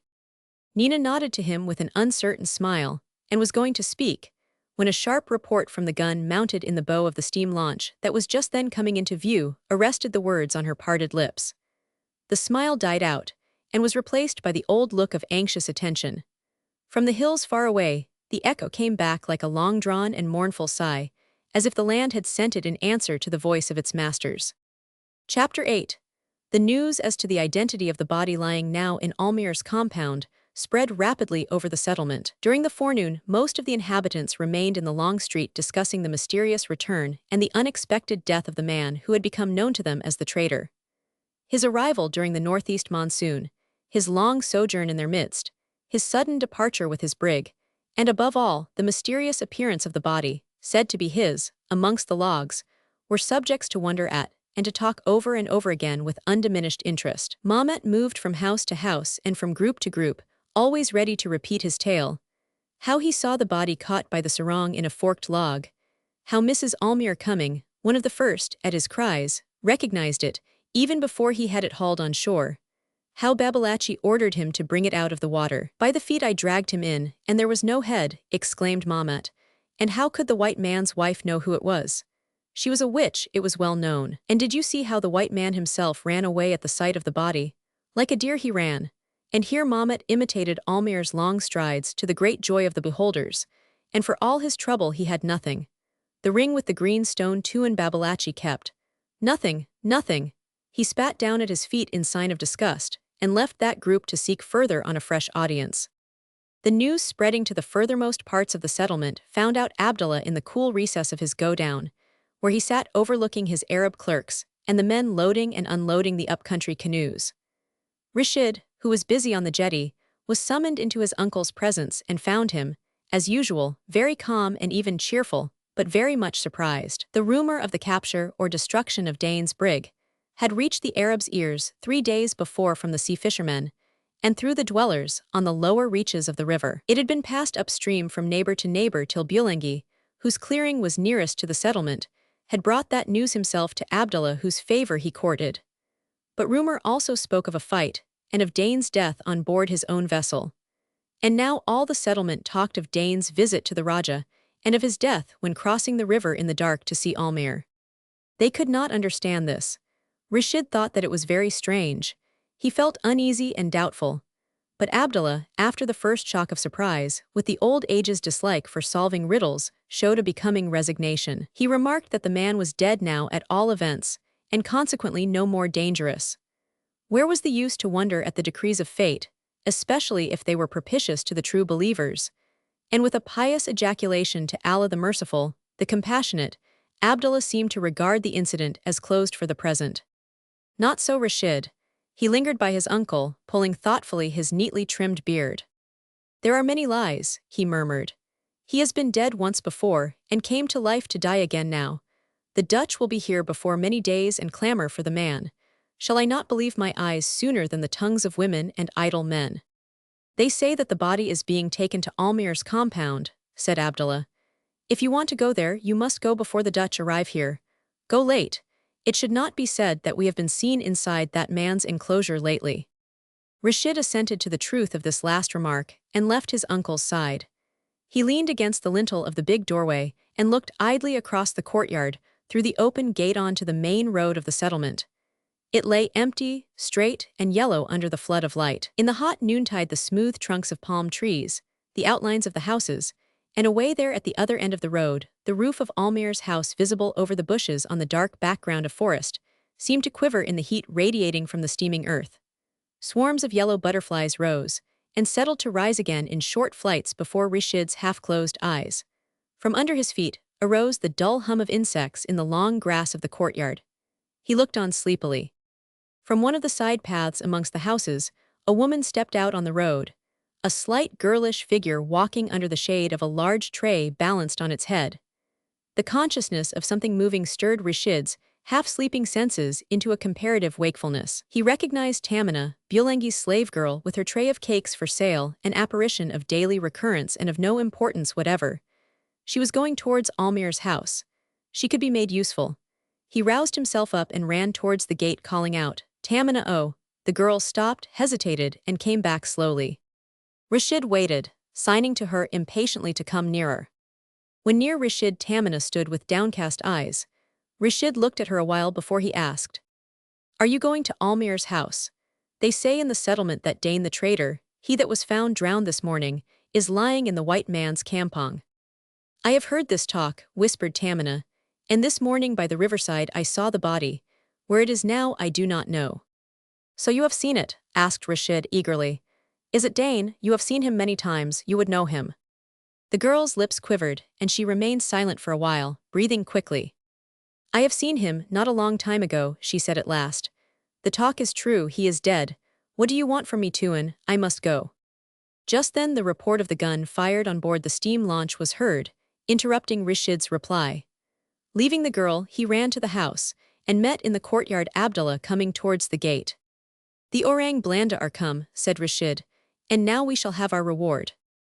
Abdullah shook his head doubtfully. "The white men's rewards are long in coming," he said. "White men are quick in anger and slow in gratitude, we shall see." He stood at the gate, stroking his grey beard, and listening to the distant cries of greeting at the other end of the settlement. As Tamina was turning to go, he called her back. "Listen, girl," he said. "There will be many white men in Almayer's house. You shall be there selling your cakes to the men of the sea. What you see and what you hear you may tell me. Come here before the sun sets, and I will give you a blue handkerchief with red spots. Now go, and forget not to return." He gave her a push with the end of his long staff, as she was going away, and made her stumble. "This slave is very slow," he remarked to his nephew, looking after the girl with great disfavor. Tamina walked on, her tray on the head, her eyes fixed on the ground. From the open doors of the houses were heard, as she passed, friendly calls inviting her within for business purposes, but she never heeded them, neglecting her sales in the preoccupation of intense thinking. Since the very early morning she had heard much. She had also seen much that filled her heart with a joy mingled with great suffering and fear. Before the dawn, before she left Bulangi's house to paddle up to Sambir, she had heard voices outside the house when all in it but herself were asleep. And now, with her knowledge of the words spoken in the darkness, she held in her hand a life and carried in her breast a great sorrow. Yet from her springy step, erect figure, and face veiled over by the everyday look of apathetic indifference, nobody could have guessed of the double load she carried under the visible burden of the tray piled up high with cakes manufactured by the thrifty hands of Bulangi's wives. In that supple figure straight as an arrow, so graceful and free in its walk, behind those soft eyes that spoke of nothing but of unconscious resignation, there slept all feelings and all passions, all hopes and all fears, the curse of life and the consolation of death. And she knew nothing of it all. She lived like the tall palms amongst whom she was passing now, seeking the light, desiring the sunshine, fearing the storm, unconscious of either. The slave had no hope and knew of no change. She knew of no other sky, no other water, no other forest, no other world, no other life. She had no wish, no hope, no love, no fear except of a blow, and no vivid feeling but that of occasional hunger, which was seldom, for Bulangi was rich and rice was plentiful in the solitary house in his clearing. The absence of pain and hunger was her happiness, and when she felt unhappy she was simply tired, more than usual, after the day's labor. Then in the hot nights of the southwest monsoon she slept dreamlessly under the bright stars on the platform built outside the house and over the river. Inside they slept too, Bulangi by the door, his wives further in, the children with their mothers. She could hear their breathing, Bulangi's sleepy voice, the sharp cry of a child soon hushed with tender words. And she closed her eyes to the murmur of the water below her, to the whisper of the warm wind above, ignorant of the never-ceasing life of that tropical nature that spoke to her in vain with the thousand faint voices of the near forest, with the breath of tepid wind, in the heavy scents that lingered around her head, in the white wraiths of morning mist that hung over her in the solemn hush of all creation before the dawn. Such had been her existence before the coming of the brig with the strangers. She remembered well that time, the uproar in the settlement, the never-ending wonder, the days and nights of talk and excitement. She remembered her own timidity with the strange men, till the brig moored to the bank became in a manner part of the settlement, and the fear wore off in the familiarity of constant intercourse. The call on board then became part of her daily round. She walked hesitatingly up the slanting planks of the gangway, amidst the encouraging shouts and more or less decent jokes of the men idling over the bulwarks. There she sold her wares to those men that spoke so loud and carried themselves so free. There was a throng, a constant coming and going, calls interchanged, orders given and executed with shouts, the rattle of blocks, the flinging about of coils of rope. She sat out of the way under the shade of the awning with her tray before her, the veil drawn well over her face, feeling shy amongst so many men. She smiled at all buyers but spoke to none, letting their jests pass with stolid unconcern. She heard many tales told around her of far-off countries, of strange customs, of events stranger still. Those men were brave, but the most fearless of them spoke of their chief with fear. Often the man they called their master passed before her, walking erect and indifferent, in the pride of youth, in the flash of rich dress, with a tinkle of gold ornaments, while everybody stood aside watching anxiously for a movement of his lips, ready to do his bidding. Then all her life seemed to rush into her eyes, and from under her veil she gazed at him, charmed, yet fearful to attract attention. One day he noticed her and asked, "Who is that girl?" "A slave, Tuan, a girl that sells cakes," a dozen voices replied together. She rose in terror to run on shore when he called her back, and as she stood trembling with head hung down before him, he spoke kind words, lifting her chin with his hand and looking into her eyes with a smile. "Do not be afraid," he said. He never spoke to her anymore. Somebody called out from the river bank. He turned away and forgot her existence. Tamina saw Almayer standing on the shore with Nina on his arm. She heard Nina's voice calling out gaily, and saw Dain's face brighten with joy as he leaped on shore. She hated the sound of that voice ever since. After that day, she left off visiting Almayer's compound, and passed the noon hours under the shade of the brig awning. She watched for his coming with heart beating quicker and quicker, as he approached, into a wild tumult of newly aroused feelings of joy and hope and fear that died away with Dain's retreating figure, leaving her tired out, as if after a struggle, sitting still for a long time in dreamy languor. Then she paddled home slowly in the afternoon, often letting her canoe float with the lazy stream in the quiet backwater of the river. The paddle hung idle in the water as she sat in the stern, one hand supporting her chin, her eyes wide open, listening intently to the whispering of her heart that seemed to swell at last into a song of extreme sweetness. Listening to that song, she husked the rice at home. It dulled her ears to the shrill bickerings of Bulengi's wives, to the sound of angry reproaches addressed to herself. And when the sun was near its setting, she walked to the bathing place and heard it as she stood on the tender grass of the low bank, her robe at her feet, and looked at the reflection of her figure on the glass-like surface of the creek. Listening to it, she walked slowly back, her wet hair hanging over her shoulders. Laying down to rest under the bright stars, she closed her eyes to the murmur of the water below, of the warm wind above, to the voice of nature speaking through the faint noises of the great forest, and to the song of her own heart. She heard, but did not understand, and drank in the dreamy joy of her new existence, without troubling about its meaning or its end, till the full consciousness of life came to her through pain and anger. And she suffered horribly the first time she saw Nina's long canoe drift silently past the sleeping house of Bulengi, bearing the two lovers into the white mist of the great river. Her jealousy and rage culminated into a paroxysm of physical pain that left her lying panting on the river bank, in the dumb agony of a wounded animal. But she went on moving patiently in the enchanted circle of slavery, going through her task day after day with all the pathos of the grief she could not express, even to herself, locked within her breast. She shrank from Nina as she would have shrunk from the sharp blade of a knife cutting into her flesh, but she kept on visiting the brig to feed her dumb, ignorant soul on her own despair. She saw Dain many times. He never spoke, he never looked. Could his eyes see only one woman's image? Could his ears hear only one woman's voice? He never noticed her, not once. And then he went away. She saw him and Nina for the last time on that morning when Babalachi, while visiting his fish baskets, had his suspicions of the white man's daughter's love affair with Dain confirmed beyond the shadow of doubt. Dain disappeared, and Tamina's heart, where lay useless and barren the seeds of all love and of all hate, the possibilities of all passions and of all sacrifices, forgot its joys and its sufferings when deprived of the help of the senses. Her half-formed, savage mind, the slave of her body, as her body was the slave of another's will, forgot the faint and vague image of the ideal that had found its beginning in the physical promptings of her savage nature. She dropped back into the torpor of her former life and found consolation, even a certain kind of happiness, in the thought that now Nina and Dain were separated, probably forever. He would forget. This thought soothed the last pangs of dying jealousy that had nothing now to feed upon, and Tamina found peace. It was like the dreary tranquility of a desert, where there is peace only because there is no life. And now he had returned. She had recognized his voice calling aloud in the night for Bulengi. She had crept out after her master to listen closer to the intoxicating sound. Dain was there, in a boat, talking to Bulengi. Tamina, listening with arrested breath, heard another voice. The maddening joy, that only a second before she thought herself incapable of containing within her fast-beating heart, died out, and left her shivering in the old anguish of physical pain that she had suffered once before at the sight of Dain and Nina. Nina spoke now, ordering and entreating in turns, and Bulengi was refusing, expostulating, at last consenting. He went in to take a paddle from the heap lying behind the door. Outside, the murmur of two voices went on, and she caught a word here and there. She understood that he was fleeing from white men, that he was seeking a hiding place, that he was in some danger.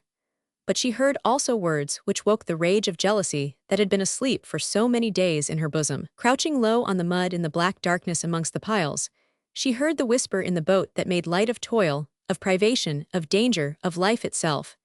If in exchange there could be but a short moment of close embrace, a look from the eyes, the feel of light breath, the touch of soft lips. So spoke Dain as he sat in the canoe holding Nina's hands while waiting for Bulengi's return.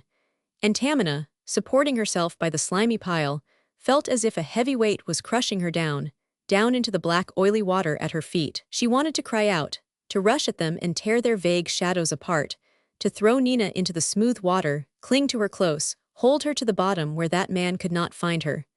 She could not cry, she could not move. Then footsteps were heard on the bamboo platform above her head. She saw Bulengi get into his smallest canoe and take the lead, the other boat following, paddled by Dain and Nina. With a slight splash of the paddles dipped stealthily into the water, their indistinct forms passed before her aching eyes and vanished in the darkness of the creek. She remained there in the cold and wet, powerless to move, breathing painfully under the crushing weight that the mysterious hand of fate had laid so suddenly upon her slender shoulders. And shivering, she felt within a burning fire that seemed to feed upon her very life. When the breaking day had spread a pale golden ribbon over the black outline of the forests, she took up her tray and departed towards the settlement, going about her task purely from the force of habit. As she approached Sambir, she could see the excitement, and she heard with momentary surprise of the finding of Dain's body. It was not true, of course. She knew it well. She regretted that he was not dead. She should have liked Dain to be dead, so as to be parted from that woman, from all women. She felt a strong desire to see Nina, but without any clear object. She hated her and feared her, and she felt an irresistible impulse pushing her towards Almayer's house to see the white woman's face, to look close at those eyes, to hear again that voice, for the sound of which Dain was ready to risk his liberty, his life even. She had seen her many times, she had heard her voice daily for many months past. What was there in her? What was there in that being to make a man speak as Dain had spoken, to make him blind to all other faces, deaf to all other voices? She left the crowd by the riverside, and wandered aimlessly among the empty houses, resisting the impulse that pushed her towards Almayer's campong to seek there in Nina's eyes the secret of her own misery. The sun mounting higher, shortened the shadows and poured down upon her a flood of light and of stifling heat as she passed on from shadow to light, from light to shadow, amongst the houses, the bushes, the tall trees, in her unconscious flight from the pain in her own heart. In the extremity of her distress, she could find no words to pray for relief. She knew of no heaven to send her prayer to, and she wandered on with tired feet in the dumb surprise and terror at the injustice of the suffering inflicted upon her without cause and without redress. The short talk with Rashid, the proposal of Abdullah, steadied her a little and turned her thoughts into another channel. Dain was in some danger. He was hiding from white men. So much she had overheard last night. They all thought him dead. She knew he was alive, and she knew of his hiding place. What did the Arabs want to know about the white men? The white men want with Dain. Did they wish to kill him? She could tell them all no, she would say nothing, and in the night she would go to him and sell him his life for a word, for a smile, for a gesture even, and be his slave in far-off countries away from Nina. But there were dangers. The one-eyed Babalachi who knew everything, the white man's wife, she was a witch. Perhaps they would tell. And then there was Nina. She must hurry on and see. In her impatience, she left the path and ran towards Almayer's dwelling through the undergrowth between the palm trees. She came out at the back of the house, where a narrow ditch, full of stagnant water that overflowed from the river, separated Almayer's campong from the rest of the settlement. The thick bushes growing on the bank were hiding from her sight the large courtyard with its cooking shed. Above them rose several thin columns of smoke, and from behind the sound of strange voices, informed Tamina that the men of the sea belonging to the warship had already landed and were camped between the ditch and the house. To the left, one of Almayer's slave girls came down to the ditch and bent over the shiny water, washing a kettle. To the right, the tops of the banana plantation, visible above the bushes, swayed and shook under the touch of invisible hands gathering the fruit. On the calm water, several canoes moored to a heavy stake were crowded together, nearly bridging the ditch just at the place where Tamina stood. The voices in the courtyard rose at times into an outburst of calls, replies, and laughter, and then died away into a silence that soon was broken again by a fresh clamor. Now and again the thin blue smoke rushed out thicker and blacker, and drove in odorous masses over the creek, wrapping her for a moment in a suffocating veil. Then, as the fresh wood caught well alight, the smoke vanished in the bright sunlight, and only the scent of aromatic wood drifted afar, to leeward of the crackling fires. Tamina rested her tray on a stump of a tree, and remained standing with her eyes turned towards Almayer's house, whose roof and part of a whitewashed wall were visible over the bushes. The slave girl finished her work, and after looking for a while curiously at Tamina, pushed her way through the dense thicket back to the courtyard. Round Tamina there was now a complete solitude. She threw herself down on the ground and hid her face in her hands. Now when so close she had no courage to see Nina. At every burst of louder voices from the courtyard she shivered in the fear of hearing Nina's voice. She came to the resolution of waiting where she was till dark, and then going straight to Dain's hiding place. From where she was, she could watch the movements of white men, of Nina, of all Dain's friends, and of all his enemies. Both were hateful alike to her, for both would take him away beyond her reach. She hid herself in the long grass to wait anxiously for the sunset that seemed so slow to come. On the other side of the ditch, behind the bush, by the clear fires, the seamen of the frigate had encamped on the hospitable invitation of Almayer. Almayer, roused out of his apathy by the prayers and importunity of Nina, had managed to get down in time to the jetty so as to receive the officers at their landing. The lieutenant in command accepted his invitation to his house with the remark that in any case their business was with Almayer, and perhaps not very pleasant, he added. Almayer hardly heard him. He shook hands with them absently and led the way towards the house. He was scarcely conscious of the polite words of welcome he greeted the strangers with, and afterwards repeated several times over again in his efforts to appear at ease. The agitation of their host did not escape the officer's eyes, and the chief confided to his subordinate, in a low voice, his doubts as to Almayer's sobriety. The young sub-lieutenant laughed and expressed in a whisper the hope that the white man was not intoxicated enough to neglect the offer of some refreshments. He does not seem very dangerous, he added, as they followed Almayer up the steps of the veranda. No, he seems more of a fool than a knave. I have heard of him, returned the senior. They sat around the table. Almayer with shaking hands made gin cocktails, offered them all round, and drank himself, with every gulp feeling stronger, steadier, and better able to face all the difficulties of his position. Ignorant of the fate of the brig, he did not suspect the real object of the officer's visit. He had a general notion that something must have leaked out about the gunpowder trade, but apprehended nothing beyond some temporary inconveniences. After emptying his glass, he began to chat easily, lying back in his chair with one of his legs thrown negligently over the arm. The lieutenant astride on his chair, a glowing cheroot in the corner of his mouth, listened with a sly smile from behind the thick volumes of smoke that escaped from his compressed lips. The young sub-lieutenant, leaning with both elbows on the table, his head between his hands, looked on sleepily in the torpor induced by fatigue and the gin. Almayer talked on. It is a great pleasure to see white faces here. I have lived here many years in great solitude. The Malays, you understand, are not company for a white man. Moreover, they are not friendly. They do not understand our ways. Great rascals they are. I believe I am the only white man on the East Coast that is a settled resident. We get visitors from Makassar or Singapore sometimes, traders, agents, or explorers, but they are rare. There was a scientific explorer here a year or more ago. He lived in my house, drank from morning to night. He lived joyously for a few months, and when the liquor he brought with him was gone he returned to Batavia with a report on the mineral wealth of the interior. Ha ha ha, good is it not? He ceased abruptly and looked at his guests with a meaningless stare. While they laughed, he was reciting to himself the old story, Dain dead, all my plans destroyed. This is the end of all hope and of all things. His heart sank within him. He felt a kind of deadly sickness. Very good, capital, exclaimed both officers. Almayer came out of his despondency with another burst of talk. What about the dinner? You have got a cook with you, that's all right. There's a cooking shed in the other courtyard. I can give you a goose. Look at my geese, the only geese on the east coast, perhaps on the whole island. Is that your cook? Very good. Here, Ali, show this Chinaman the cooking place and tell Mem Almayer to let him have room there.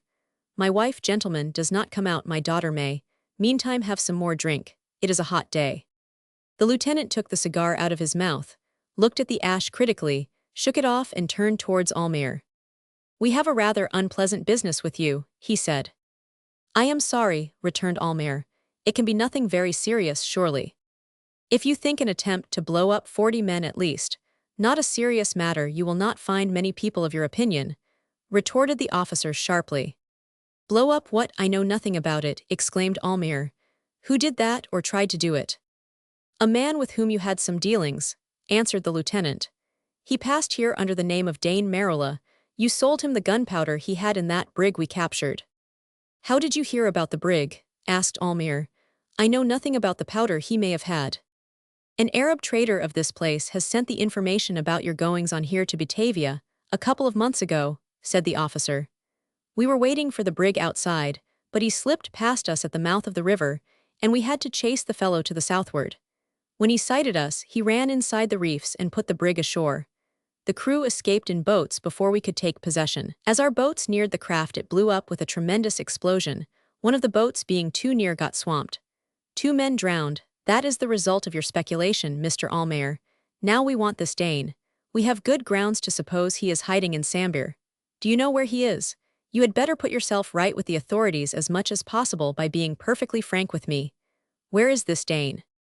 Almayer got up and walked towards the balustrade of the veranda. He seemed not to be thinking of the officer's question. He looked at the body laying straight and rigid under its white cover on which the sun, declining amongst the clouds to the westward, threw a pale tinge of red. The lieutenant waited for the answer, taking quick pulls at his half-extinguished cigar. Behind them, Ali moved noiselessly, laying the table, ranging solemnly the ill-assorted and shabby crockery, the tin spoons, the forks with broken prongs, and the knives with saw-like blades and loose handles. He had almost forgotten how to prepare the table for white men. He felt aggrieved. Mem Nina would not help him. He stepped back to look at his work admiringly, feeling very proud. This must be right, and if the master afterwards is angry and swears, then so much the worse for Mem Nina. Why did she not help? He left the veranda to fetch the dinner. Well, Mr. Almayer, will you answer my question as frankly as it is put to you? Asked the lieutenant, after a long silence. Almayer turned round and looked at his interlocutor steadily. If you catch this Dain, what will you do with him? He asked. The officer's face flushed. This is not an answer, he said, annoyed. And what will you do with me? Went on Almayer, not heeding the interruption. Are you inclined to bargain? Growled the other. It would be bad policy, I assure you. At present I have no orders about your person, but we expected your assistance in catching this Malay. Ah, interrupted Almayer, just so. You can do nothing without me, and I, knowing the man well, am to help you in finding him. This is exactly what we expect, assented the officer. You have broken the law, Mr. Almayer, and you ought to make amends. And save myself. Well, in a sense, yes. Your head is not in any danger, said the lieutenant with a short laugh. Very well, said Almayer with decision. I shall deliver the man up to you. Both officers rose to their feet quickly and looked for their sidearms which they had unbuckled. Almayer laughed harshly. Steady, gentlemen, he exclaimed. In my own time and in my own way. After dinner, gentlemen, you shall have him. This is preposterous, urged the lieutenant. Mr. Almayer, this is no joking matter. The man is a criminal, he deserves to hang. While we dine he may escape, the rumor of our arrival. Almayer walked towards the table. I give you my word of honor, gentlemen, that he shall not escape. I have him safe enough. The arrest should be effected before dark, remarked the young sub. I shall hold you responsible for any failure. We are ready, but can do nothing just now without you, added the senior, with evident annoyance. Almayer made a gesture of assent. On my word of honor, he repeated vaguely. And now let us dine, he added briskly. Nina came through the doorway, and stood for a moment holding the curtain aside for Ali and the old Malay woman bearing the dishes. Then she moved towards the 3 men by the table. Allow me, said Almayer pompously. This is my daughter. Nina, these gentlemen, officers of the frigate outside, have done me the honor to accept my hospitality. Nina answered the low bows of the two officers by a slow inclination of the head and took her place at the table opposite her father. All sat down.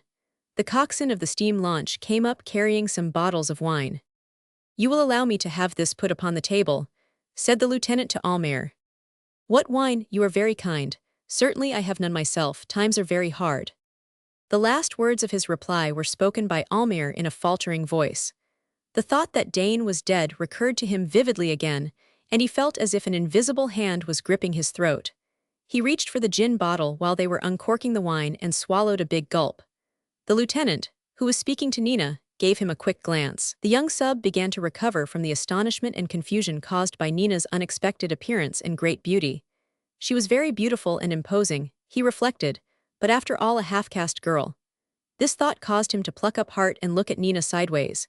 Nina, with composed face, was answering in a low, even voice the elder officer's polite questions as to the country and her mode of life. Almayer pushed his plate away and drank his guest's wine in gloomy silence. Chapter 9. Can I believe what you tell me? It is like a tale for men that listen only half awake by the camp fire, and it seems to have run off a woman's tongue. "Who is there here for me to deceive, O Raja?" answered Babalatchi. "Without you I am nothing. All I have told you I believe to be true. I have been safe for many years in the hollow of your hand. This is no time to harbor suspicions. The danger is very great. We should advise and act at once before the sun sets." "Right, right," muttered Lakamba pensively. They had been sitting for the last hour together in the audience chamber of the Raja's house. For Babalatchi, as soon as he had witnessed the landing of the Dutch officers, had crossed the river to report to his master the events of the morning, and to confer with him upon the line of conduct to pursue in the face of altered circumstances. They were both puzzled and frightened by the unexpected turn the events had taken. The Raja, sitting cross-legged on his chair, looked fixedly at the floor. Babalatchi was squatting close by in an attitude of deep dejection. "And where did you say he is hiding now?" asked Lakamba, breaking at last the silence full of gloomy forebodings in which they both had been lost for a long while. "In Bulengi's clearing, the furthest one, away from the house. They went there that very night. The white man's daughter took him there. She told me so herself, speaking to me openly, for she is half white and has no decency. She said she was waiting for him while he was here. Then, after a long time, he came out of the darkness and fell at her feet exhausted. He lay like one dead, but she brought him back to life in her arms and made him breathe again with her own breath. That is what she said, speaking to my face, as I am speaking now to you, Raja. She is like a white woman and knows no shame." He paused, deeply shocked. Lakamba nodded his head. "Well, and then?" he asked. "They called the old woman," went on Babalatchi, "and he told them all about the brig and how he tried to kill many men. He knew the Orang Blanda were very near, although he had said nothing to us about that. He knew his great danger. He thought he had killed many, but there were only 2 dead, as I have heard from the men of the sea that came in the warship's boats." "And the other man, he that was found in the river," interrupted Lakamba. "That was one of his boatmen. When his canoe was overturned by the logs, those 2 swam together, but the other man must have been hurt. Dain swam, holding him up. He left him in the bushes when he went up to the house. When they all came down his heart had ceased to beat. Then the old woman spoke. Dain thought it was good. He took off his anklet and broke it, twisting it round the man's foot. His ring he put on that slave's hand. He took off his sarong and clothed that thing that wanted no clothes, the 2 women holding it up meanwhile, their intent being to deceive all eyes and to mislead the minds in the settlement, so that they could swear to the thing that was not, and that there could be no treachery when the white men came. Then Dain and the white woman departed to call up Bulengi and find a hiding place. The old woman remained by the body." "Hi," exclaimed Lakamba, "she has wisdom." "Yes, she has a devil of her own to whisper counsel in her ear," assented Babalatchi. "She dragged the body with great toil to the point where many logs were stranded. All these things were done in the darkness after the storm had passed away. Then she waited. At the first sign of daylight she battered the face of the dead with a heavy stone, and she pushed him amongst the logs. She remained near, watching. At sunrise Mamet Banjer came and found him. They all believed. I myself was deceived, but not for long. The white man believed and, grieving, fled to his house. When we were alone I, having doubts, spoke to the woman, and she, fearing my anger and your might, told me all, asking for help in saving Dain." "He must not fall into the hands of the Orang Blanda," said Lakamba. "But let him die, if the thing can be done quietly." "It cannot, Tuan. Remember there is that woman who, being half-white, is ungovernable and would raise a great outcry. Also the officers are here. They are angry enough already. Dain must escape, he must go. We must help him now for our own safety." "Are the officers very angry?" inquired Lakamba with interest. "They are. The principal chief used strong words when speaking to me when I salaamed in your name. I do not think," added Babalatchi, after a short pause and looking very worried, "I do not think I saw a white chief so angry before. He said we were careless or even worse. He told me he would speak to the Raja, and that I was of no account." "Speak to the Raja," repeated Lakamba thoughtfully. "Listen, Babalatchi, I am sick and shall withdraw. You cross over and tell the white men." "Yes," said Babalatchi, "I am going over at once, and as to Dain, you get him away as you can best. This is a great trouble in my heart," sighed Lakamba. Babalatchi got up, and going close to his master, spoke earnestly. "There is one of our praus at the southern mouth of the river. The Dutch warship is to the northward watching the main entrance. I shall send Dain off tonight in a canoe, by the hidden channels, on board the prow. His father is a great prince, and shall hear of our generosity. Let the prow take him to Ampanam. Your glory shall be great, and your reward in powerful friendship. Almayer will no doubt deliver the dead body as Dain s to the officers, and the foolish white men shall say, 'This is very good, let there be peace.' And the trouble shall be removed from your heart, Raja." "True, true," said Lakamba. "And this being accomplished by me who am your slave, you shall reward with a generous hand. That I know, the white man is grieving for the lost treasure, in the manner of white men who thirst after dollars. Now, when all other things are in order, we shall perhaps obtain the treasure from the white man. Dain must escape, and Almayer must live." "Now go, Babalatchi, go," said Lakamba, getting off his chair. "I am very sick and want medicine, tell the white chief so." But Babalatchi was not to be got rid of in this summary manner. He knew that his master, after the manner of the great, liked to shift the burden of toil and danger on to his servants' shoulders, but in the difficult straits in which they were now, the Raja must play his part. He may be very sick for the white men, for all the world if he liked, as long as he would take upon himself the execution of part, at least of Babalatchi's carefully thought-of plan. Babalatchi wanted a big canoe manned by 12 men to be sent out after dark towards Bulengi's clearing. Dain may have to be overpowered. A man in love cannot be expected to see clearly the path of safety if it leads him away from the object of his affections, argued Babalatchi, and in that case, they would have to use force in order to make him go. Would the Raja see that trusty men man the canoe? The thing must be done secretly. Perhaps the Raja would come himself, so as to bring all the weight of his authority to bear upon Dain, if he should prove obstinate and refuse to leave his hiding place. The Raja would not commit himself to a definite promise, and anxiously pressed Babalatchi to go, being afraid of the white men paying him an unexpected visit. The aged statesman reluctantly took his leave and went into the courtyard. Before going down to his boat, Babalatchi stopped for a while in the big open space, where the thick-leaved trees put black patches of shadow, which seemed to float on a flood of smooth, intense light that rolled up to the houses, and down to the stockade, and over the river, where it broke and sparkled in thousands of glittering wavelets, like a band woven of azure and gold, edged with the brilliant green of the forests guarding both banks of the Pantai. In the perfect calm before the coming of the afternoon breeze, the irregularly jagged line of treetops stood unchanging, as if traced by an unsteady hand on the clear blue of the hot sky.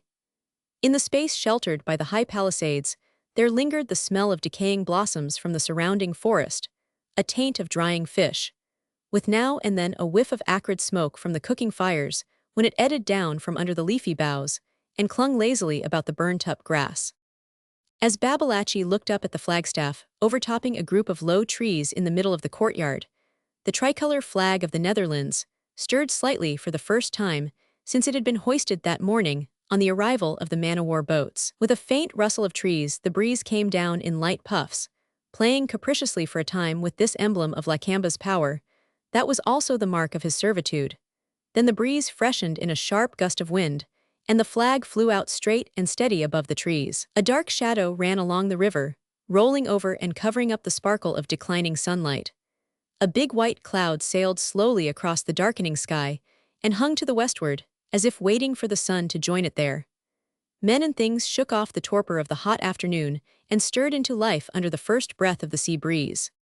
Babalatchi hurried down to the watergate. Yet before he passed through it he paused to look round the courtyard, with its light and shade, with its cheery fires, with the groups of Lakambas, soldiers and retainers scattered about. His own house stood amongst the other buildings in that enclosure, and the statesman of Sambir asked himself with a sinking heart, when and how would it be given him to return to that house? He had to deal with a man more dangerous than any wild beast of his experience.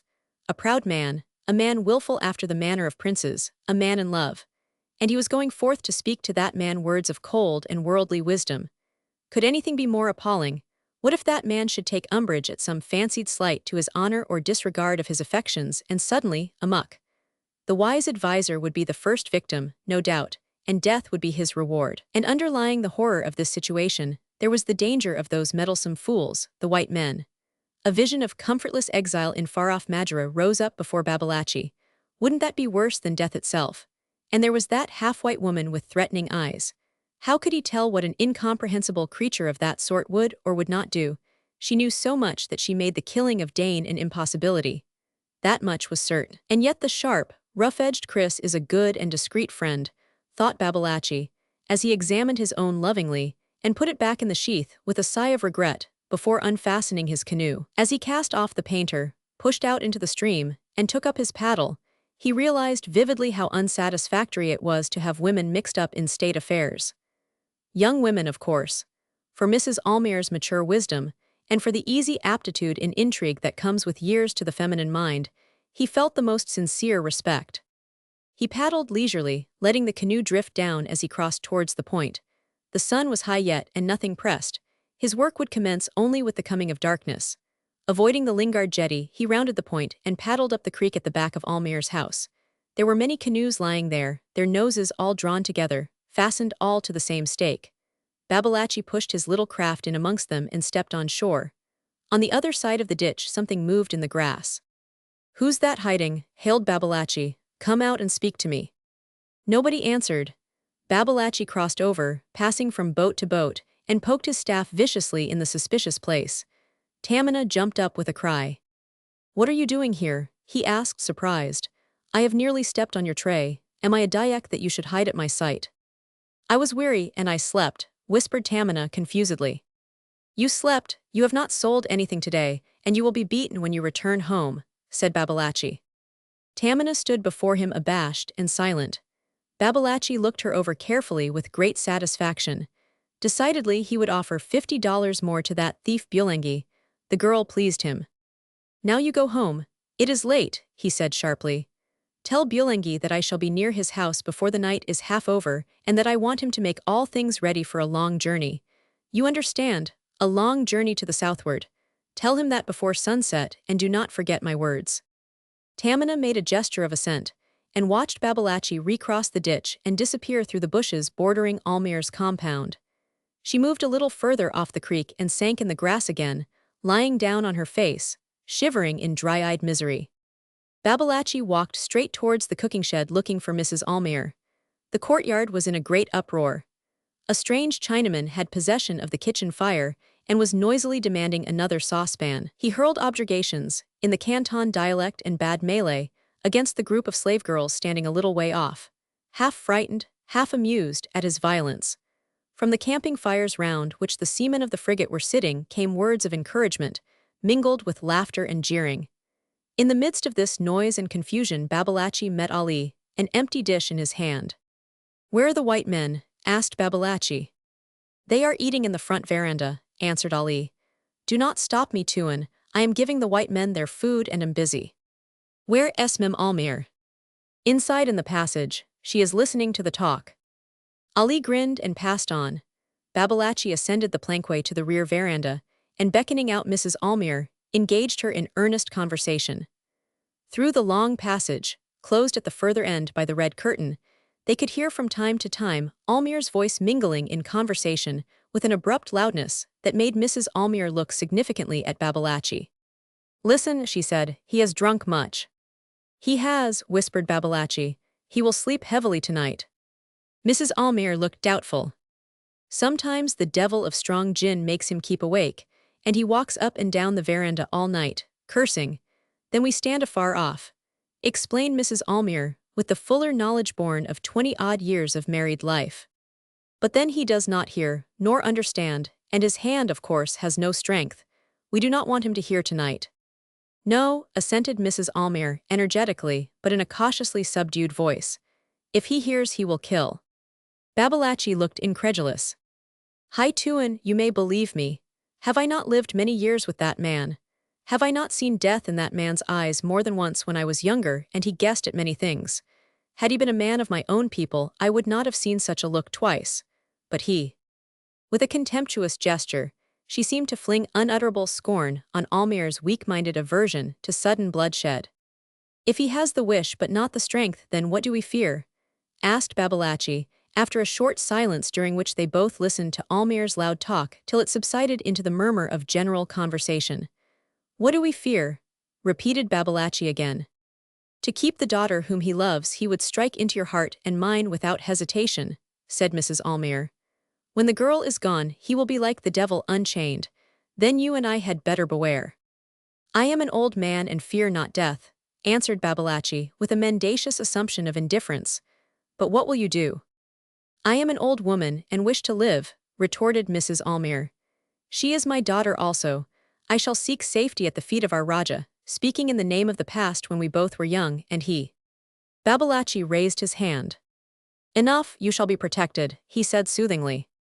Again the sound of Almayer's voice was heard, and again interrupting their talk, they listened to the confused but loud utterance coming in bursts of unequal strength, with unexpected pauses and noisy repetitions that made some words and sentences fall clear and distinct on their ears, out of the meaningless jumble of excited shoutings, emphasized by the thumping of Almayer's fist upon the table. On the short intervals of silence, the high complaining note of tumblers, standing close together and vibrating to the shock, lingered, growing fainter, till it leapt up again into tumultuous ringing, when a new idea started a new rush of words and brought down the heavy hand again. At last the quarrelsome shouting ceased, and the thin plaint of disturbed glass died away into reluctant quietude. Babalatchi and Mrs. Almayer had listened curiously, their bodies bent and their ears turned towards the passage. At every louder shout they nodded at each other with a ridiculous affectation of scandalized propriety, and they remained in the same attitude for some time after the noise had ceased. This is the devil of Jinn, whispered Mrs. Almayer. Yes, he talks like that sometimes when there is nobody to hear him. What does he say? Inquired Babalatchi eagerly. You ought to understand. I have forgotten their talk. A little I understood. He spoke without any respect of the white ruler in Batavia and of protection, and said he had been wronged. He said that several times. More I did not understand. Listen, again he speaks. Tsi, tsi, tsi, clicked Babalatchi, trying to appear shocked but with a joyous twinkle of his solitary eye. There will be great trouble between those white men. I will go round now and see. You tell your daughter that there is a sudden and a long journey before her, with much glory and splendor at the end. And tell her that Dain must go or he must die, and that he will not go alone. No, he will not go alone, slowly repeated Mrs. Almayer, with a thoughtful air, as she crept into the passage after seeing Babalatchi disappear round the corner of the house. The statesman of Sambir, under the impulse of vivid curiosity, made his way quickly to the front of the house, but once there, he moved slowly and cautiously as he crept step by step up the stairs of the veranda. On the highest step he sat down quietly, his feet on the steps below, ready for flight should his presence prove unwelcome. He felt pretty safe so. The table stood nearly endways to him, and he saw Almayer's back. At Nina he looked full face, and had a side view of both officers. But of the four persons sitting at the table only Nina and the younger officer noticed his noiseless arrival. The momentary dropping of Nina's eyelids acknowledged Babalatchi's presence. She then spoke at once to the young sub, who turned towards her with attentive alacrity, but her gaze was fastened steadily on her father's face, while Almayer was speaking uproariously. Disloyalty and unscrupulousness. What have you ever done to make me loyal? You have no grip on this country. I had to take care of myself, and when I asked for protection I was met with threats and contempt, and had Arab slander thrown in my face. I, a white man. Don't be violent, Almayer, remonstrated the lieutenant. I have heard all this already. Then why do you talk to me about scruples? I wanted money, and I gave powder in exchange. How could I know that some of your wretched men were going to be blown up? Scruples. Pah. He groped unsteadily amongst the bottles, trying one after another, grumbling to himself the while. No more wine, he muttered discontentedly. You have had enough, Almayer, said the lieutenant as he lighted a cigar. Is it not time to deliver to us your prisoner? I take it you have that Dain Maroola stowed away safely somewhere. Still, we had better get that business over, and then we shall have more drink. Come, don't look at me like this. Almayer was staring with stony eyes, his trembling fingers fumbling about his throat. Gold, he said with difficulty. Hem, a hand on the windpipe, you know, sure you will excuse, I wanted to say a little gold for a little powder. What's that? I know, said the lieutenant soothingly. No, you don't know, not one of you knows, shouted Almayer. The government is a fool, I tell you, heaps of gold, I am the man that knows, I and another one, but he won't speak. He is. He checked himself with a feeble smile, and, making an unsuccessful attempt to pat the officer on the shoulder, knocked over a couple of empty bottles. Personally, you are a fine fellow, he said very distinctly, in a patronizing manner. His head nodded drowsily as he sat muttering to himself. The two officers looked at each other helplessly. This won't do, said the lieutenant, addressing his junior. Have the men mustered in the compound here. I must get some sense out of him. Hi, Almayer, wake up, man. Redeem your word. You gave your word. You gave your word of honor, you know. Almayer shook off the officer's hand with impatience, but his ill humor vanished at once, and he looked up, putting his forefinger to the side of his nose. You are very young, there is time for all things, he said, with an air of great sagacity. The lieutenant turned towards Nina, who, leaning back in her chair, watched her father steadily. Really, I am very much distressed by all this for your sake, he exclaimed. I do not know, he went on, speaking with some embarrassment, whether I have any right to ask you anything unless, perhaps, to withdraw from this painful scene, but I feel that I must, for your father's good, suggest that you should. I mean, if you have any influence over him, you ought to exert it now to make him keep the promise he gave me before he got into this state. He observed with discouragement that she seemed not to take any notice of what he said, sitting still, with half-closed eyes. I trust, he began again. What is the promise you speak of? Abruptly asked Nina, leaving her seat and moving towards her father. Nothing that is not just and proper. He promised to deliver to us a man who in time of profound peace took the lives of innocent men to escape the punishment he deserved for breaking the law. He planned his mischief on a large scale. It is not his fault if it failed, partially. Of course you have heard of Dain Maroola. Your father secured him, I understand. We know he escaped up this river. Perhaps you. And he killed white men, interrupted Nina. I regret to say they were white. Yes, 2 white men lost their lives through that scoundrel's freak. 2 only, exclaimed Nina. The officer looked at her in amazement. Why you, he stammered, confused. There might have been more, interrupted Nina. And when you get this scoundrel will you go? The lieutenant, still speechless, bowed his assent. Then I would get him for you if I had to seek him in a burning fire, she burst out with intense energy. I hate the sight of your white faces. I hate the sound of your gentle voices. That is the way you speak to women, dropping sweet words before any pretty face. I have heard your voices before. I hope to live here without seeing any other white face but this, she added in a gentler tone, touching lightly her father's cheek. Almayer ceased his mumbling and opened his eyes. He caught hold of his daughter's hand and pressed it to his face, while Nina with the other hand smoothed his rumpled gray hair, looking defiantly over her father's head at the officer, who had now regained his composure and returned her look with a cool, steady stare. Below, in front of the veranda, they could hear the tramp of seamen mustering their according to orders. The sub-lieutenant came up the steps, while Babalatchi stood up uneasily and with finger on lip, tried to catch Nina's eye. You are a good girl, whispered Almayer absently, dropping his daughter's hand. Father, father, she cried, bending over him with passionate entreaty. See those 2 men looking at us, send them away. I cannot bear it any more, send them away.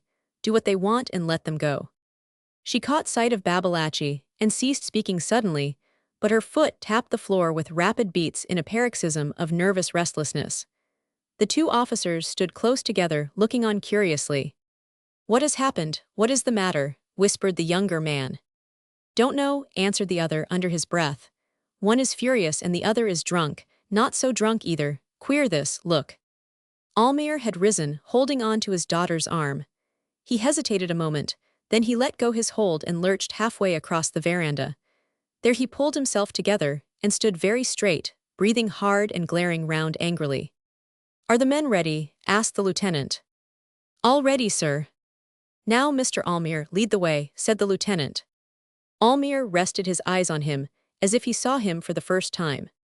2 men, he said thickly. The effort of speaking seemed to interfere with his equilibrium. He took a quick step to save himself from a fall and remained swaying backwards and forwards. 2 men, he began again, speaking with difficulty. 2 white men in uniform, honorable men.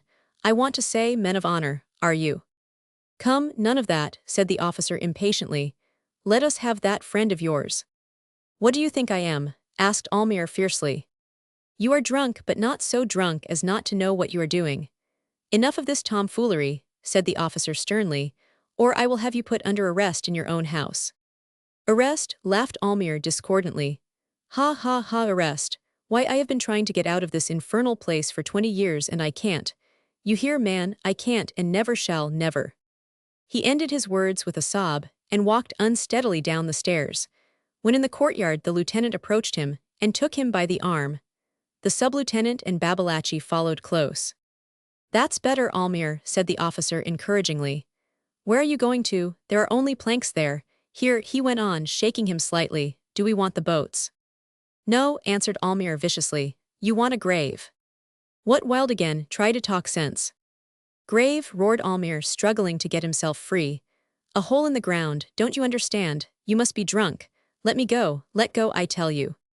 He tore away from the officer's grasp and reeled towards the planks where the body lay under its white cover. Then he turned round quickly and faced the semicircle of interested faces. The sun was sinking rapidly, throwing long shadows of house and trees over the courtyard, but the light lingered yet on the river, where the logs went drifting past in midstream, looking very distinct and black in the pale red glow. The trunks of the trees in the forest on the east bank were lost in gloom, while their highest branches swayed gently in the departing sunlight. The air felt heavy and cold in the breeze, expiring in slight puffs that came over the water. Almayer shivered as he made an effort to speak, and again, with an uncertain gesture, he seemed to free his throat from the grip of an invisible hand. His bloodshot eyes wandered aimlessly from face to face. There, he said at last. Are you all there? He is a dangerous man. He dragged at the cover with hasty violence, and the body rolled stiffly off the planks and fell at his feet in rigid helplessness. Cold, perfectly cold, said Almayer, looking round with a mirthless smile. Sorry can do no better, and you can't hang him either. As you observe, gentlemen, he added gravely, there is no head and hardly any neck. The last ray of light was snatched away from the tree-tops. The river grew suddenly dark, and in the great stillness, the murmur of the flowing water seemed to fill the vast expanse of grey shadow that descended upon the land. This is Dain, went on Almayer to the silent group that surrounded him. And I have kept my word. First one hope, then another, and this is my last. Nothing is left now. You think there is one dead man here? Mistake, I assure you, I am much more dead. Why don't you hang me? He suggested suddenly in a friendly tone, addressing the lieutenant. I assure you it would be a matter of form altog altogether. These last words he muttered to himself and walked zigzagging towards his house. Get out! He thundered at Ali, who was approaching timidly with offers of assistance. From afar, scared groups of men and women watched his devious progress. He dragged himself up the stairs by the banister and managed to reach a chair into which he fell heavily. He sat for a while panting with exertion and anger, and looking round vaguely for Nina, then making a threatening gesture towards the compound where he had heard Babalatchi's voice.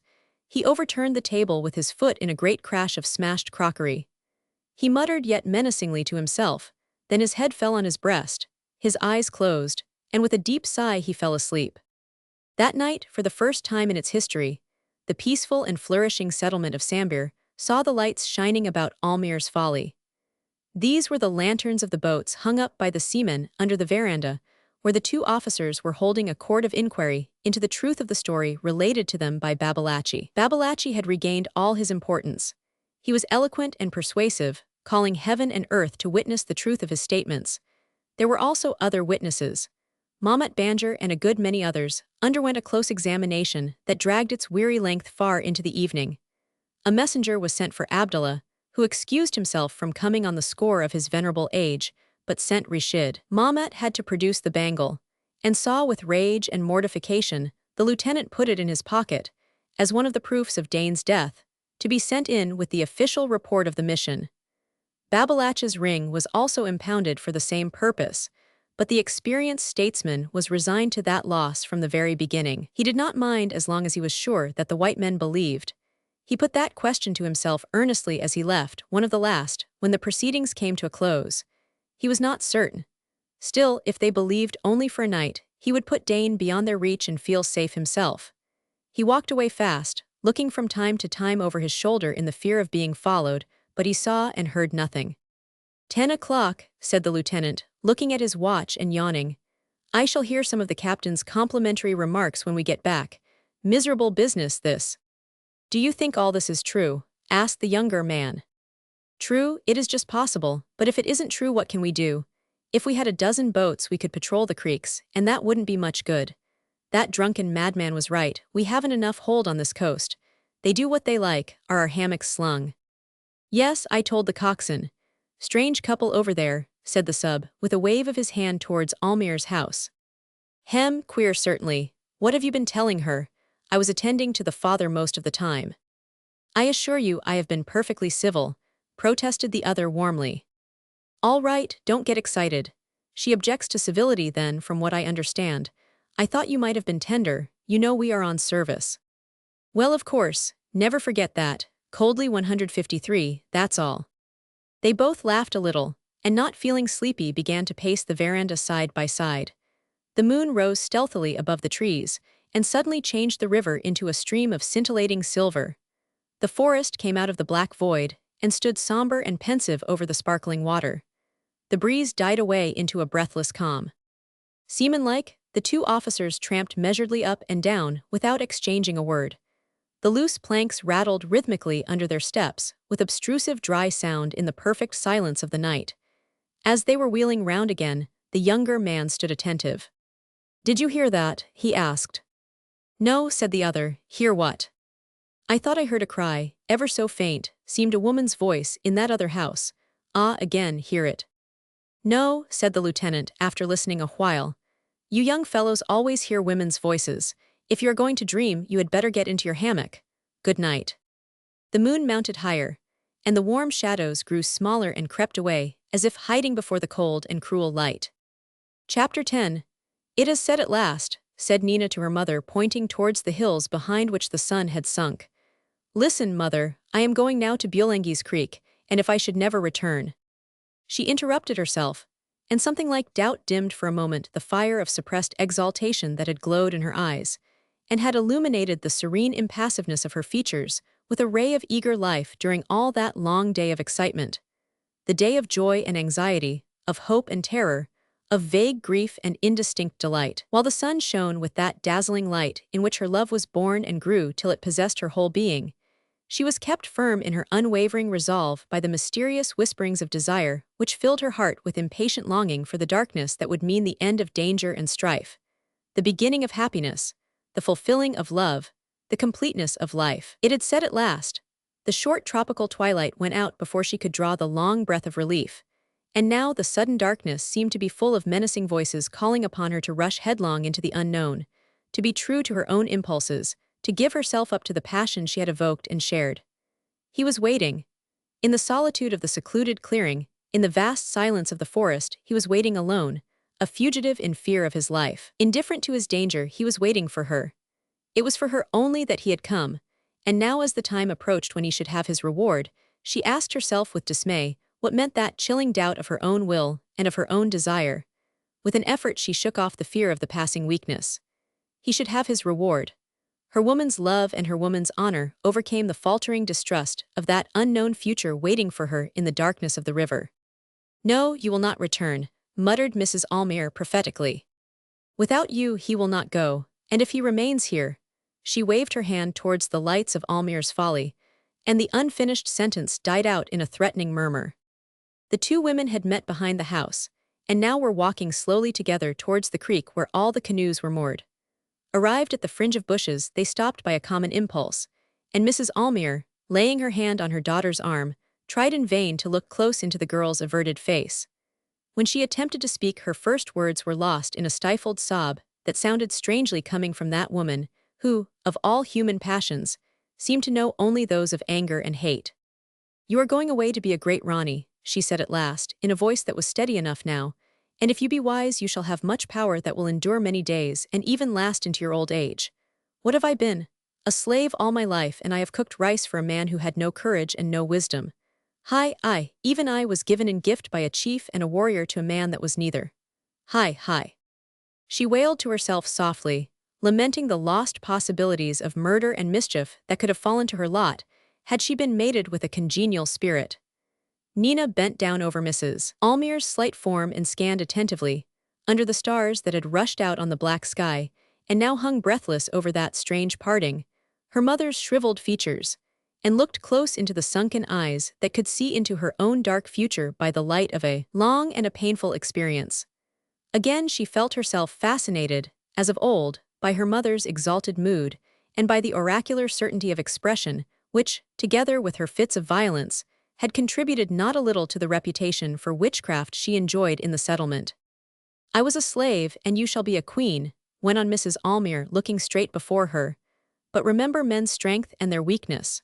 Tremble before his anger, so that he may see your fear in the light of day. But in your heart you may laugh, for after sunset he is your slave. A slave, he, the master of life. You do not know him, mother. Mrs. Almayer condescended to laugh contemptuously. You speak like a fool of a white woman, she exclaimed. What do you know of men's anger and of men's love? Have you watched the sleep of men weary of dealing death? Have you felt about you the strong arm that could drive a kriss deep into a beating heart? Yah, you are a white woman, and ought to pray to a woman god. Why do you say this? I have listened to your words so long that I have forgotten my old life. If I was white would I stand here, ready to go. Mother, I shall return to the house and look once more at my father's face. No, said Mrs. Almayer, violently. No, he sleeps now the sleep of jinn, and if you went back he might awake and see you. No, he shall never see you. When the terrible old man took you away from me when you were little, you remember. It was such a long time ago, murmured Nina. I remember, went on Mrs. Almayer fiercely. I wanted to look at your face again. He said no. I heard you cry and jumped into the river. You were his daughter then, you are my daughter now. Never shall you go back to that house, you shall never cross this courtyard again. No. Her voice rose almost to a shout. On the other side of the creek there was a rustle in the long grass. The two women heard it and listened for a while in startled silence. I shall go, said Nina, in a cautious but intense whisper. What is your hate or your revenge to me? She moved towards the house, Mrs. Almayer clinging to her and trying to pull her back. Stop, you shall not go, she gasped.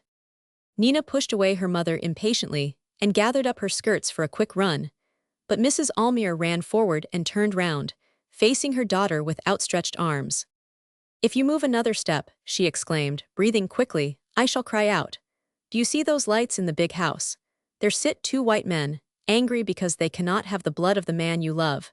And in those dark houses, she continued, more calmly as she pointed towards the settlement, my voice could wake up men that would lead the orang blanda soldiers to him who is waiting for you. She could not see her daughter's face, but the white figure before her stood silent and irresolute in the darkness. Mrs. Almayer pursued her advantage. Give up your old life, forget, she said in entreating tones. Forget that you ever looked at a white face, forget their words, forget their thoughts. They speak lies, and they think lies because they despise us that are better than they are but not so strong. Forget their friendship and their contempt, forget their many gods.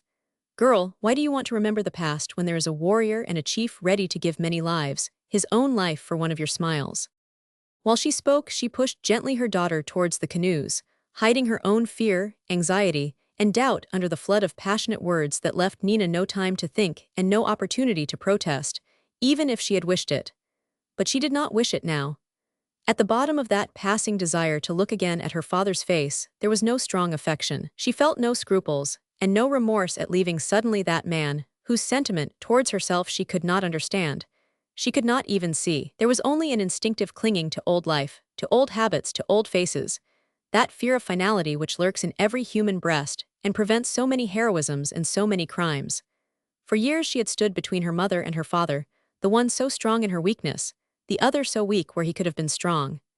Between those two beings so dissimilar, so antagonistic, she stood with mute heart wondering and angry at the fact of her own existence. It seemed so unreasonable, so humiliating to be flung there in that settlement, and to see the days rush by into the past, without a hope, a desire, or an aim that would justify the life she had to endure in ever-growing weariness. She had little belief and no sympathy for her father's dreams, but the savage ravings of her mother chanced to strike a responsive chord, deep down somewhere in her despairing heart, and she dreamed dreams of her own, with the persistent absorption of a captive thinking of liberty within the walls of his prison cell. With the coming of Dain, she found the road to freedom by obeying the voice of the newborn impulses, and with surprised joy she thought she could read in his eyes the answer to all the questionings of her heart.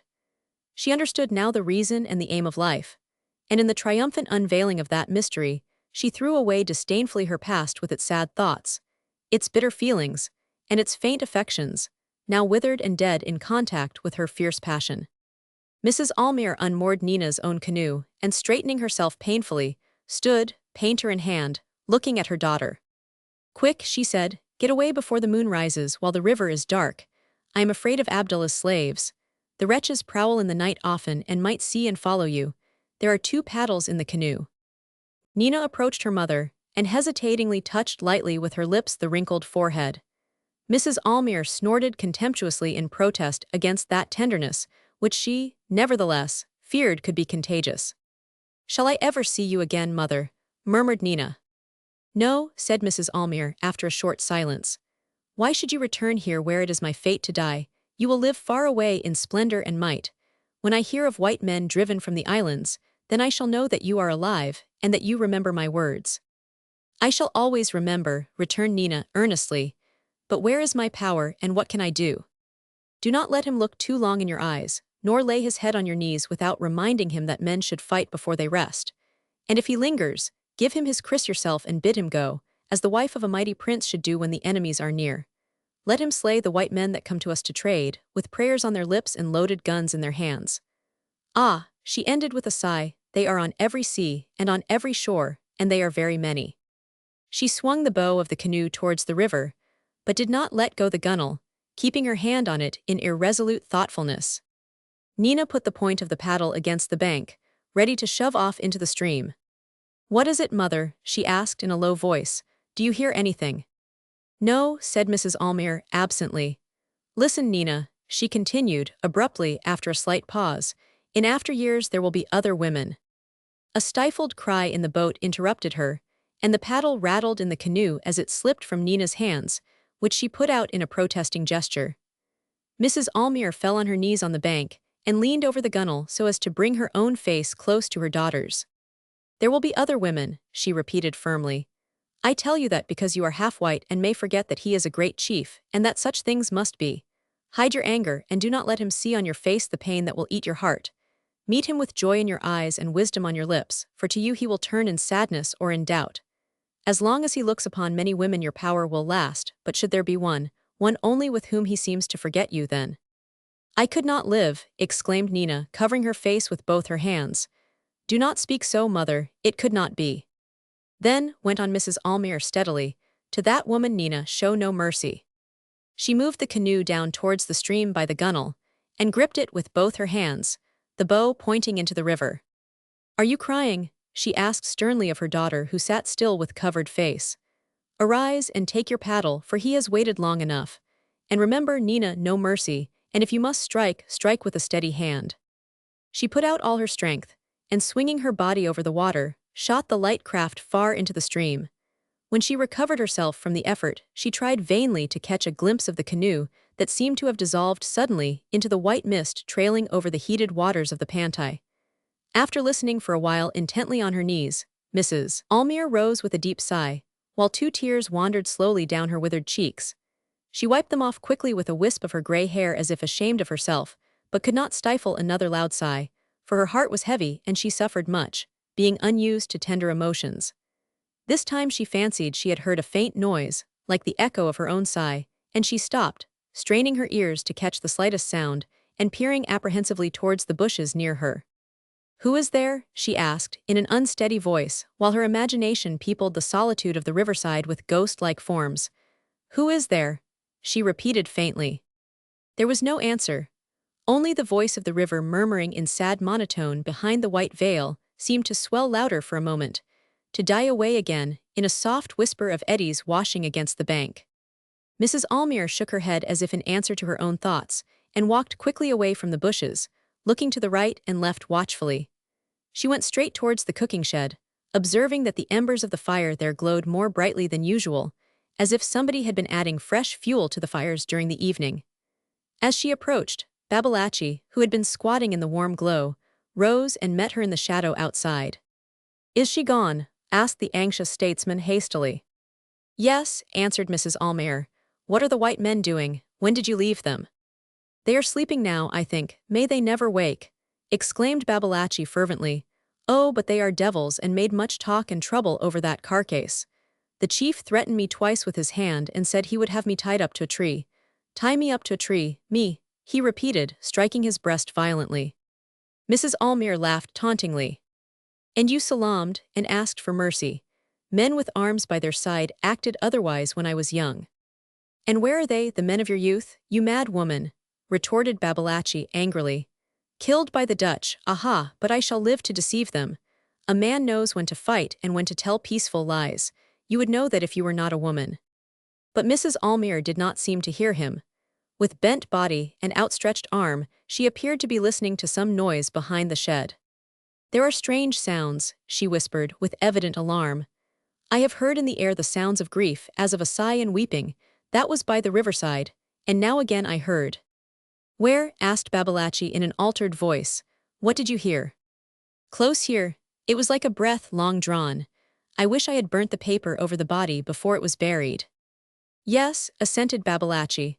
"But the white men had him thrown into a hole at once. You know he found his death on the river," he added cheerfully, "and his ghost may hail the canoes but would leave the land alone." Mrs. Almayer, who had been craning her neck to look round the corner of the shed, drew back her head. "There is nobody there," she said, reassured. "Is it not time for the Raja war canoe to go to the clearing?" "I have been waiting for it here, for I myself must go," explained Babalatchi. "I think I will go over and see what makes them late. When will you come? The Raja gives you refuge." "I shall paddle over before the break of day. I cannot leave my dollars behind," muttered Mrs. Almayer. They separated. Babalatchi crossed the courtyard towards the creek to get his canoe, and Mrs. Almayer walked slowly to the house, ascended the plankway, and passing through the back veranda entered the passage leading to the front of the house. But before going in, she turned in the doorway and looked back at the empty and silent courtyard, now lit up by the rays of the rising moon. No sooner she had disappeared, however, than a vague shape flitted out from amongst the stalks of the banana plantation, darted over the moonlit space, and fell in the darkness at the foot of the veranda. It might have been the shadow of a driving cloud, so noiseless and rapid was its passage, but for the trail of disturbed grass, whose feathery heads trembled and swayed for a long time in the moonlight before they rested motionless and gleaming, like a design of silver sprays embroidered on a somber background. Mrs. Almayer lighted the coconut lamp, and lifting cautiously the red curtain, gazed upon her husband, shading the light with her hand. Almayer huddled up in the chair, one of his arms hanging down, the other thrown across the lower part of his face as if to ward off an invisible enemy, his legs stretched straight out, slept heavily, unconscious of the unfriendly eyes that looked upon him in disparaging criticism. At his feet lay the overturned table, amongst a wreck of crockery and broken bottles. The appearance as of traces left by a desperate struggle was accentuated by the chairs, which seemed to have been scattered violently all over the place, and now lay about the veranda with a lamentable aspect of inebriety in their helpless attitudes. Only Nina's big rocking chair, standing black and motionless on its high runners, towered above the chaos of demoralized furniture, unflinchingly dignified and patient, waiting for its burden. With a last scornful look towards the sleeper, Mrs. Almayer passed behind the curtain into her own room. A couple of bats, encouraged by the darkness and the peaceful state of affairs, resumed their silent and oblique gambols above Almayer's head, and for a long time the profound quiet of the house was unbroken, save for the deep breathing of the sleeping man and the faint tinkle of silver in the hands of the woman preparing for flight. In the increasing light of the moon that had risen now above the night mist, the objects on the veranda came out strongly outlined in black splashes of shadow, with all the uncompromising ugliness of their disorder. And a caricature of the sleeping Almayer appeared on the dirty whitewash of the wall behind him, in a grotesquely exaggerated detail of attitude and feature, enlarged to a heroic size. The discontented bats departed in quest of darker places, and a lizard came out in short, nervous rushes, and pleased with the white tablecloth, stopped on it in breathless immobility that would have suggested sudden death had it not been for the melodious call he exchanged with a less adventurous friend hiding amongst the lumber in the courtyard. Then the boards in the passage creaked, the lizard vanished, and Almayer stirred uneasily with a sigh. Slowly, out of the senseless annihilation of drunken sleep, he was returning, through the land of dreams, to waking consciousness. Almayer's head rolled from shoulder to shoulder in the oppression of his dream. The heavens had descended upon him like a heavy mantle, and trailed in starred folds far under him. Stars above, stars all round him, and from the stars under his feet rose a whisper full of entreaties and tears, and sorrowful faces flitted amongst the clusters of light filling the infinite space below. How escape from the importunity of lamentable cries, and from the look of staring, sad eyes in the faces which pressed round him till he gasped for breath under the crushing weight of worlds that hung over his aching shoulders? Get away. But how?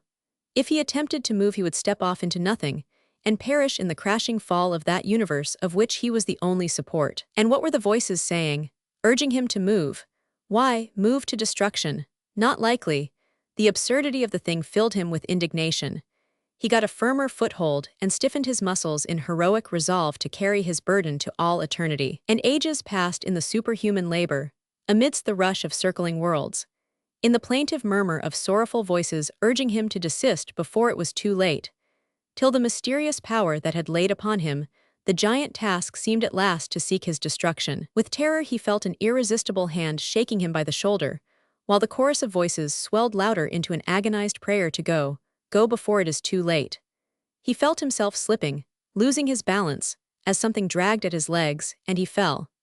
With a faint cry he glided out of the anguish of perishing creation into an imperfect waking that seemed to be still under the spell of his dream. What? He murmured sleepily without moving or opening his eyes. His head still felt heavy and he had not the courage to raise his eyelids. In his ears there still lingered the sound of entreating whisper. Am I awake? Why do I hear the voices? He argued to himself hazily. I cannot get rid of the horrible nightmare yet. I have been very drunk. What is that shaking me? I am dreaming yet. I must open my eyes and be done with it. I am only half awake, it is evident. He made an effort to shake off his stupor and saw a face close to his, glaring at him with staring eyeballs. He closed his eyes again in amazed horror and sat up straight in the chair, trembling in every limb. What was this apparition? His own fancy, no doubt. His nerves had been much tried the day before and then the drink. He would not see it again if he had the courage to look. He would look directly. Get a little steadier first. So, now. He looked. The figure of a woman standing in the steely light, her hands stretched forth in a suppliant gesture, confronted him from the far-off end of the veranda.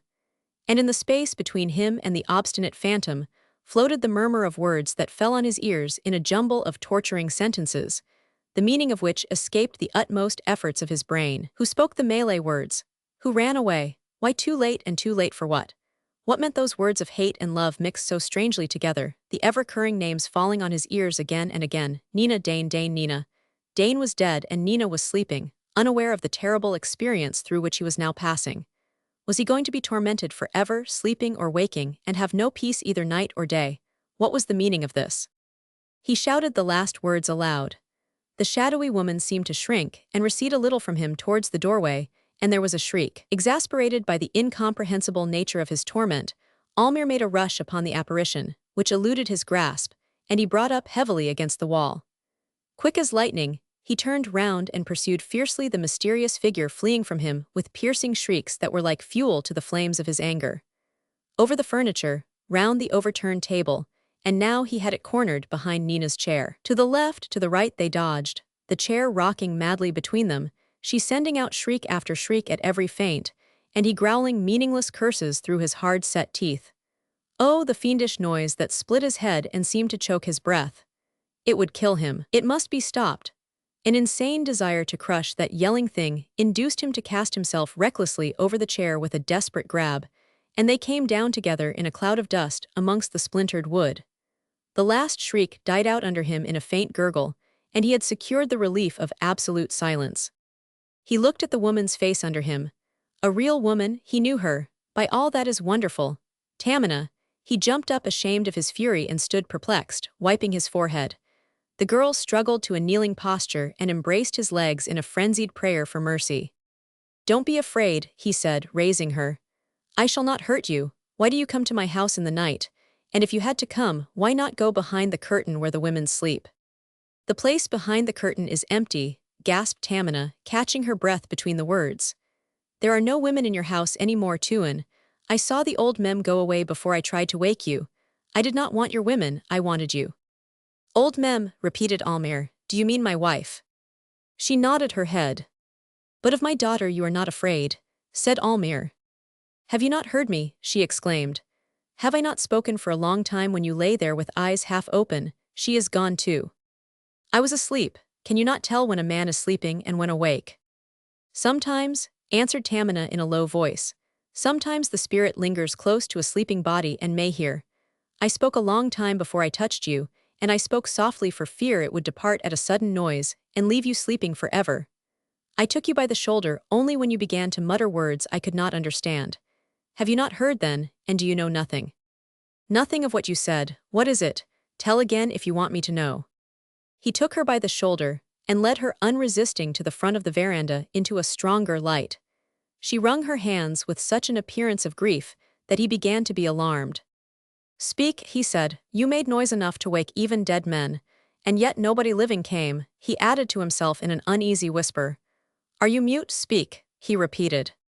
In a rush of words, which broke out after a short struggle from her trembling lips, she told him the tale of Nina's love and her own jealousy. Several times he looked angrily into her face and told her to be silent.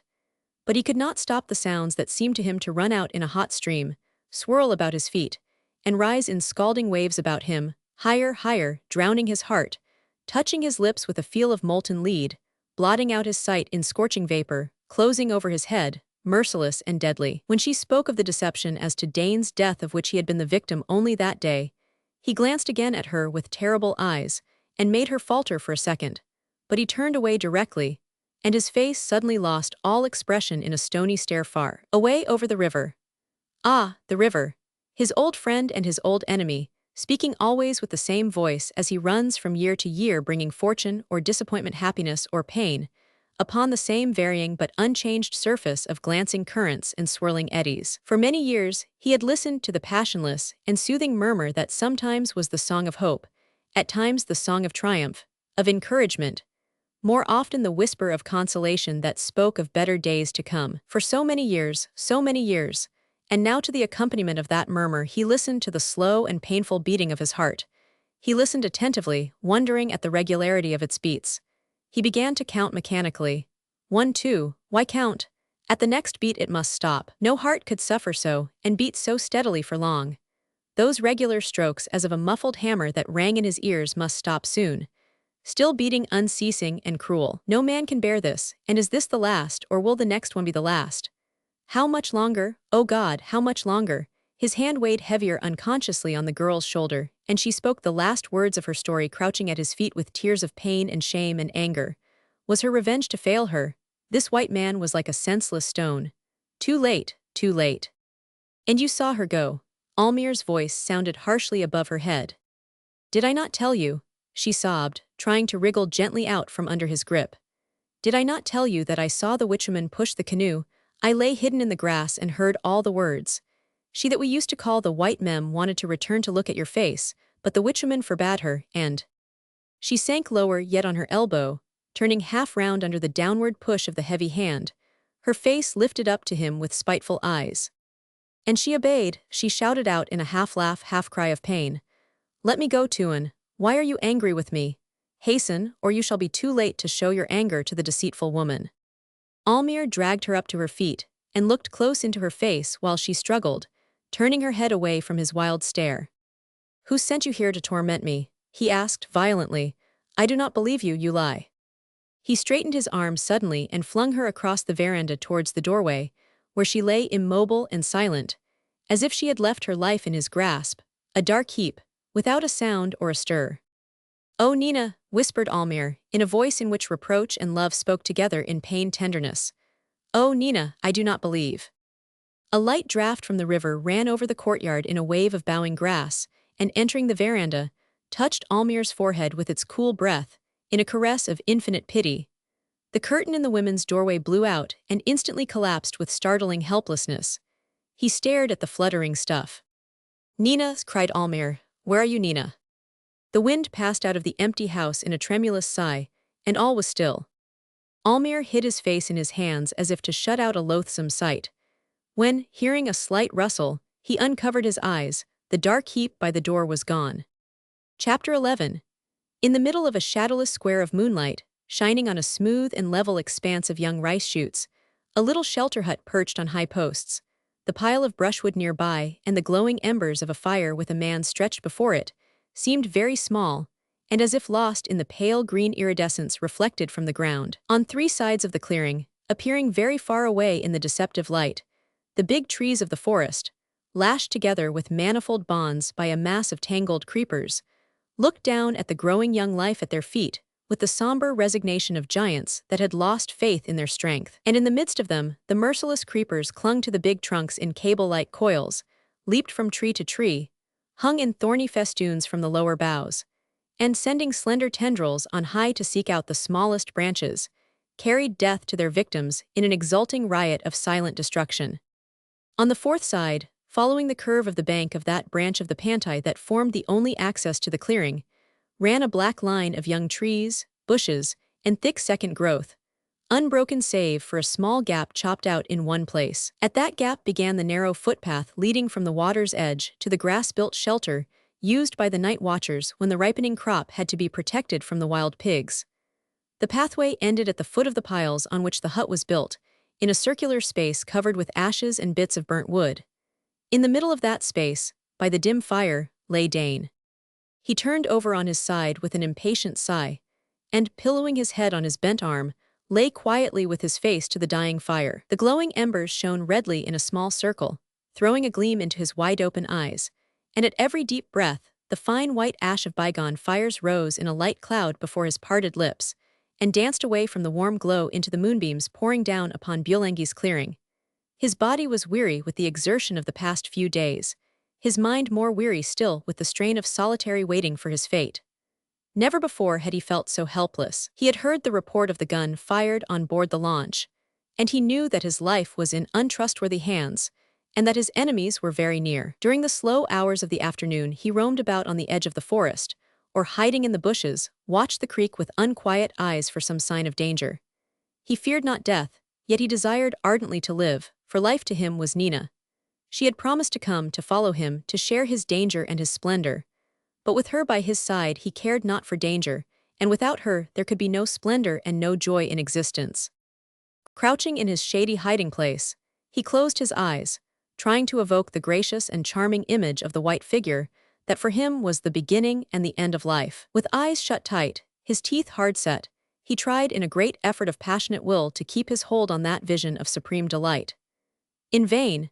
His heart grew heavy as the figure of Nina faded away to be replaced by another vision this time, a vision of armed men, of angry faces, of glittering arms, and he seemed to hear the hum of excited and triumphant voices as they discovered him in his hiding place. Startled by the vividness of his fancy, he would open his eyes, and leaping out into the sunlight, resume his aimless wanderings around the clearing. As he skirted in his weary march the edge of the forest he glanced now and then into its dark shade, so enticing in its deceptive appearance of coolness, so repellent with its unrelieved gloom, where lay, entombed and rotting, countless generations of trees, and where their successors stood as if mourning, in dark green foliage, immense and helpless, awaiting their turn. Only the parasites seemed to live there in a sinuous rush upwards into the air and sunshine, feeding on the dead and the dying alike, and crowning their victims with pink and blue flowers that gleamed amongst the boughs, incongruous and cruel, like a strident and mocking note in the solemn harmony of the doomed trees. A man could hide there, thought Dain, as he approached a place where the creepers had been torn and hacked into an archway that might have been the beginning of a path. As he bent down to look through, he heard angry grunting, and a sounder of wild pig crashed away in the undergrowth.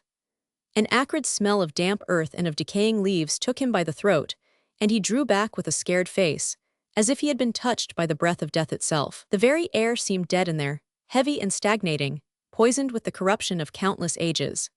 He went on, staggering on his way, urged by the nervous restlessness that made him feel tired yet caused him to loathe the very idea of immobility and repose.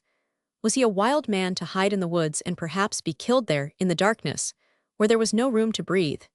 He would wait for his enemies in the sunlight, where he could see the sky and feel the breeze. He knew how a Malay chief should die.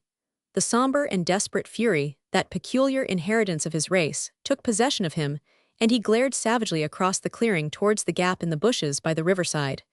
They would come from there. In imagination he saw them now. He saw the bearded faces and the white jackets of the officers, the light on the leveled barrels of the rifles. What is the bravery of the greatest warrior before the firearms in the hand of a slave?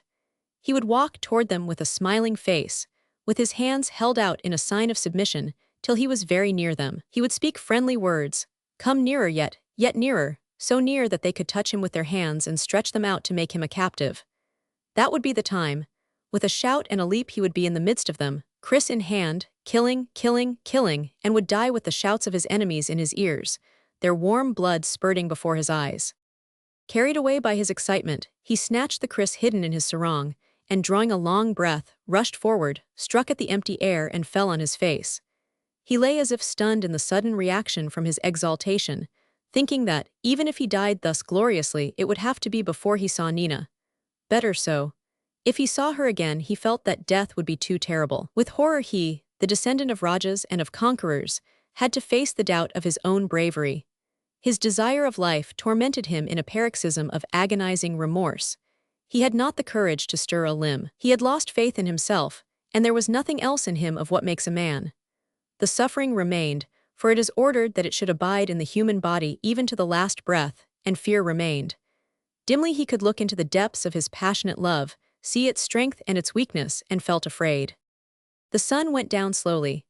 The shadow of the western forest marched over the clearing, covered the man's scorched shoulders with its cool mantle, and went on hurriedly to mingle with the shadows of other forests on the eastern side. The sun lingered for a while amongst the light tracery of the higher branches, as if in friendly reluctance to abandon the body stretched in the green paddy field. Then Dain, revived by the cool of the evening breeze, sat up and stared round him. As he did so, the sun dipped sharply, as if ashamed of being detected in a sympathizing attitude, and the clearing, which during the day was all light, became suddenly all darkness, where the fire gleamed like an eye. Dain walked slowly towards the creek, and divesting himself of his torn sarong, his only garment, entered the water cautiously. He had had nothing to eat that day, and had not dared show himself in daylight by the waterside to drink. Now, as he swam silently, he swallowed a few mouthfuls of water that lapped about his lips. This did him good, and he walked with greater confidence in himself and others as he returned towards the fire. Had he been betrayed by Lakamba, all would have been over by this. He made up a big blaze, and while it lasted dried himself, and then lay down by the embers. He could not sleep, but he felt a great numbness in all his limbs. His restlessness was gone, and he was content to lay still, measuring the time by watching the stars that rose in endless succession above the forests, while the slight puffs of wind under the cloudless sky seemed to fan their twinkle into a greater brightness. Dreamily, he assured himself over and over again that she would come, till the certitude crept into his heart and filled him with a great peace. Yes, when the next day broke, they would be together on the great blue sea that was like life, away from the forests that were like death. He murmured the name of Nina into the silent space with a tender smile. This seemed to break the spell of stillness, and far away by the creek a frog croaked loudly as if in answer. A chorus of loud roars and plaintive calls rose from the mud along the line of bushes. He laughed heartily, doubtless it was their love song. He felt affectionate towards the frogs, and listened, pleased with the noisy life near him. When the moon peeped above the trees, he felt the old impatience and the old restlessness steal over him. Why was she so late? True, it was a long way to come with a single paddle. With what skill and what endurance could those small hands manage a heavy paddle? It was very wonderful, such small hands, such soft little palms that knew how to touch his cheek with a feel lighter than the fanning of a butterfly's wing. Wonderful, he lost himself lovingly in the contemplation of this tremendous mystery, and when he looked at the moon again, it had risen a hand's breadth above the trees. Would she come? He forced himself to lay still, overcoming the impulse to rise and rush round the clearing again. He turned this way and that. At last, quivering with the effort, he lay on his back, and saw her face among the stars looking down on him. The croaking of frogs suddenly ceased. With the watchfulness of a hunted man, Dain sat up, listening anxiously, and heard several splashes in the water as the frogs took rapid headers into the creek. He knew that they had been alarmed by something, and stood up suspicious and attentive. A slight grating noise, then the dry sound as of two pieces of wood struck against each other. Somebody was about to land. He took up an armful of brushwood, and without taking his eyes from the path, held it over the embers of his fire. He waited, undecided, and saw something gleam amongst the bushes. Then a white figure came out of the shadows and seemed to float towards him in the pale light. His heart gave a great leap and stood still, then went on shaking his frame in furious beats. He dropped the brushwood upon the glowing coals, and had an impression of shouting her name, of rushing to meet her. Yet he emitted no sound, he stirred not an inch, but he stood silent and motionless like chiseled bronze under the moonlight that streamed over his naked shoulders. As he stood still, fighting with his breath, as if bereft of his senses by the intensity of his delight, she walked up to him with quick, resolute steps, and with the appearance of one about to leap from a dangerous height, threw both her arms round his neck with a sudden gesture. A small blue gleam crept amongst the dry branches, and the crackling of reviving fire was the only sound as they faced each other in the speechless emotion of that meeting. Then the dry fuel caught at once, and a bright hot flame shot upwards in a blaze as high as their heads, and in its light they saw each other's eyes. Neither of them spoke. He was regaining his senses in a slight tremor that ran upwards along his rigid body and hung about his trembling lips. She drew back her head and fastened her eyes on his in one of those long looks that are a woman's most terrible weapon. A look that is more stirring than the closest touch, and more dangerous than the thrust of a dagger, because it also whips the soul out of the body, but leaves the body alive and helpless, to be swayed here and there by the capricious tempests of passion and desire. A look that enwraps the whole body, and that penetrates into the innermost recesses of the being, bringing terrible defeat in the delirious uplifting of accomplished conquest. It has the same meaning for the man of the forests, and the sea as for the man threading the paths of the more dangerous wilderness of houses and streets. Men that had felt in their breasts the awful exultation such a look awakens become mere things of today, which is paradise. Forget yesterday, which was suffering, care not for tomorrow, which may be perdition. They wish to live under that look forever. It is the look of woman's surrender. He understood, and, as if suddenly released from his invisible bonds, fell at her feet with a shout of joy, and embracing her knees, hid his head in the folds of her dress, murmuring disjointed words of gratitude and love. Never before had he felt so proud as now, when at the feet of that woman that half belonged to his enemies. Her fingers played with his hair in an absent-minded caress as she stood absorbed in thought. The thing was done. Her mother was right. The man was her slave. As she glanced down at his kneeling form, she felt a great pitying tenderness for that man she was used to call, even in her thoughts, the master of life. She lifted her eyes and looked sadly at the southern heavens under which lay the path of their lives, her own, and that man's at her feet. Did he not say himself is that she was the light of his life? She would be his light and his wisdom. She would be his greatness and his strength. Yet hidden from the eyes of all men she would be, above all, his only and lasting weakness. A very woman. In the sublime vanity of her kind, she was thinking already of molding a god from the clay at her feet, a god for others to worship. She was content to see him as he was now, and to feel him quiver at the slightest touch of her light fingers. And while her eyes looked sadly at the southern stars, a faint smile seemed to be playing about her firm lips. Who can tell in the fitful light of a campfire? It might have been a smile of triumph, or of conscious power, or of tender pity, or perhaps of love. She spoke softly to him, and he rose to his feet, putting his arm round her in quiet consciousness of his ownership. She laid her head on his shoulder with a sense of defiance to all the world in the encircling protection of that arm. He was hers with all his qualities and all his faults. His strength and his courage, his recklessness and his daring, his simple wisdom and his savage cunning, all were hers. As they passed together out of the red light of the fire into the silver shower of rays that fell upon the clearing, he bent his head over her face, and she saw in his eyes the dreamy intoxication of boundless felicity from the close touch of her slight figure clasped to his side. With a rhythmical swing of their bodies, they walked through the light towards the outlying shadows of the forests that seemed to guard their happiness in solemn immobility. Their forms melted in the play of light and shadow at the foot of the big trees, but the murmur of tender words lingered over the empty clearing, grew faint, and died out. A sigh as of immense sorrow passed over the land in the last effort of the dying breeze, and in the deep silence which succeeded, the earth and the heavens were suddenly hushed up in the mournful contemplation of human love and human blindness. They walked slowly back to the fire. He made for her a seat out of the dry branches, and throwing himself down at her feet, lay his head in her lap, and gave himself up to the dreamy delight of the passing hour. Their voices rose and fell, tender or animated as they spoke of their love and of their future. She, with a few skillful words spoken from time to time, guided his thoughts, and he let his happiness flow in a stream of talk passionate and tender, grave or menacing, according to the mood which she evoked. He spoke to her of his own island, where the gloomy forests and the muddy rivers were unknown. He spoke of its terraced fields, of the murmuring clear rills of sparkling water that flowed down the sides of great mountains, bringing life to the land and joy to its tillers. And he spoke also of the mountain peak, that rising lonely above the belt of trees, knew the secrets of the passing clouds, and was the dwelling place of the mysterious spirit of his race, of the guardian genius of his house. He spoke of vast horizons, swept by fierce winds, that whistled high above the summits of burning mountains.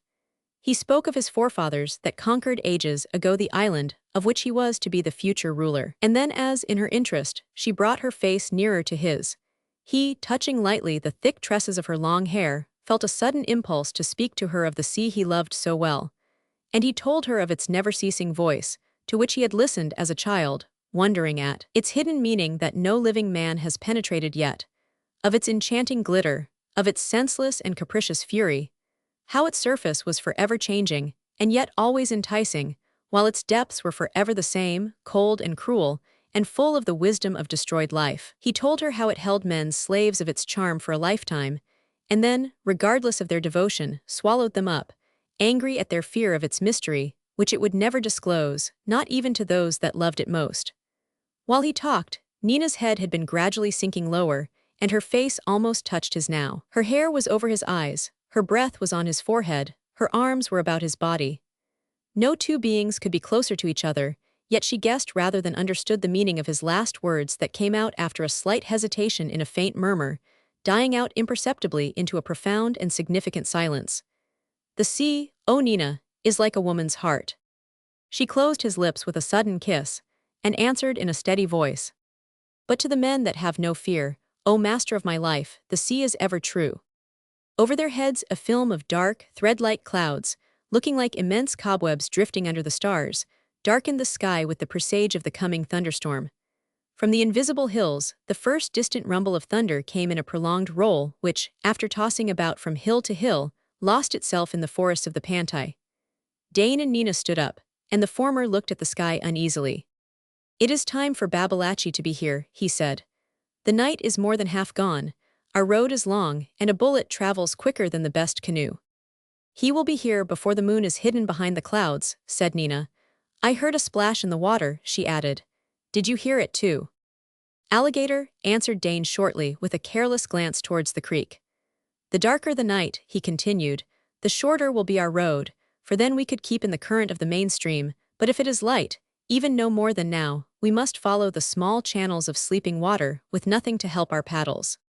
"Dain," interposed Nina, earnestly, "it was no alligator. I heard the bushes rustling near the landing place." "Yes," said Dain after listening a while. "It cannot be Babalatchi who would come in a big war canoe and openly. Those that are coming, whoever they are, do not wish to make much noise. But you have heard, and now I can see," he went on quickly. "It is but one man. Stand behind me, Nina. If he is a friend, he is welcome. If he is an enemy, you shall see him die." He laid his hand on his kriss, and awaited the approach of his unexpected visitor. The fire was burning very low, and small clouds, precursors of the storm, crossed the face of the moon in rapid succession, and their flying shadows darkened the clearing. He could not make out who the man might be, but he felt uneasy at the steady advance of the tall figure walking on the path with a heavy tread, and hailed it with a command to stop. The man stopped at some little distance, and Dain expected him to speak, but all he could hear was his deep breathing. Through a break in the flying clouds a sudden and fleeting brightness descended upon the clearing. Before the darkness closed in again, Dain saw a hand holding some glittering object extended towards him, heard Nina's cry of "Father." And in an instant the girl was between him and Almayer's revolver. Nina's loud cry woke up the echoes of the sleeping woods, and the three stood still as if waiting for the return of silence before they would give expression to their various feelings. At the appearance of Nina, Almayer's arm fell by his side, and he made a step forward. Dain pushed the girl gently aside. "Am I a wild beast that you should try to kill me suddenly and in the dark too?" And Almayer, said Dain, breaking the strained silence. Throw some brushwood on the fire, he went on, speaking to Nina, while I watch my white friend, lest harm should come to you or to me, O delight of my heart. Almayer ground his teeth and raised his arm again. With a quick bound, Dain was at his side. There was a short scuffle, during which one chamber of the revolver went off harmlessly, then the weapon, wrenched out of Almayer's hand, whirled through the air and fell in the bushes. The two men stood close together, breathing hard. The replenished fire threw out an unsteady circle of light and shone on the terrified face of Nina, who looked at them with outstretched hands. Dain, she cried out warningly, Dain. He waved his hand towards her in a reassuring gesture, and turning to Almayer, said with great courtesy, Now we may talk, Tuan. It is easy to send out death, but can your wisdom recall the life? She might have been harmed, he continued, indicating Nina. Your hand shook much, for myself I was not afraid. Nina, exclaimed Almayer, come to me at once. What is this sudden madness? What bewitched you? Come to your father, and together we shall try to forget this horrible nightmare. He opened his arms with the certitude of clasping her to his breast in another second. She did not move. As it dawned upon him that she did not mean to obey, he felt a deadly cold creep into his heart, and pressing the palms of his hands to his temples, he looked down on the ground in mute despair. Dain took Nina by the arm and led her towards her father. Speak to him in the language of his people, he said. He is grieving, as who would not grieve at losing thee, my pearl? Speak to him the last words he shall hear spoken by that voice, which must be very sweet to him, but is all my life to me. He released her, and stepping back a few paces out of the circle of light, stood in the darkness looking at them with calm interest. The reflection of a distant flash of lightning lit up the clouds over their heads, and was followed after a short interval by the faint rumble of thunder, which mingled with Almayer's voice as he began to speak. Do you know what you are doing? Do you know what is waiting for you if you follow that man? Have you no pity for yourself? Do you know that you shall be at first his plaything and then a scorned slave, a drudge, and a servant of some new fancy of that man? She raised her hand to stop him, and turning her head slightly, asked, You hear this, Dain, is it true? By all the gods, came the impassioned answer from the darkness. By heaven and earth, by my head and thine I swear, this is a white man's lie. I have delivered my soul into your hands forever, I breathe with your breath, I see with your eyes, I think with your mind, and I take you into my heart forever. You thief, shouted the exasperated Almayer.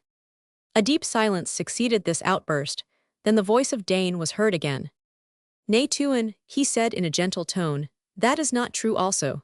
The girl came of her own will. I have done no more but to show her my love like a man. She heard the cry of my heart, and she came, and the dowry I have given to the woman you call your wife. Almayer groaned in his extremity of rage and shame.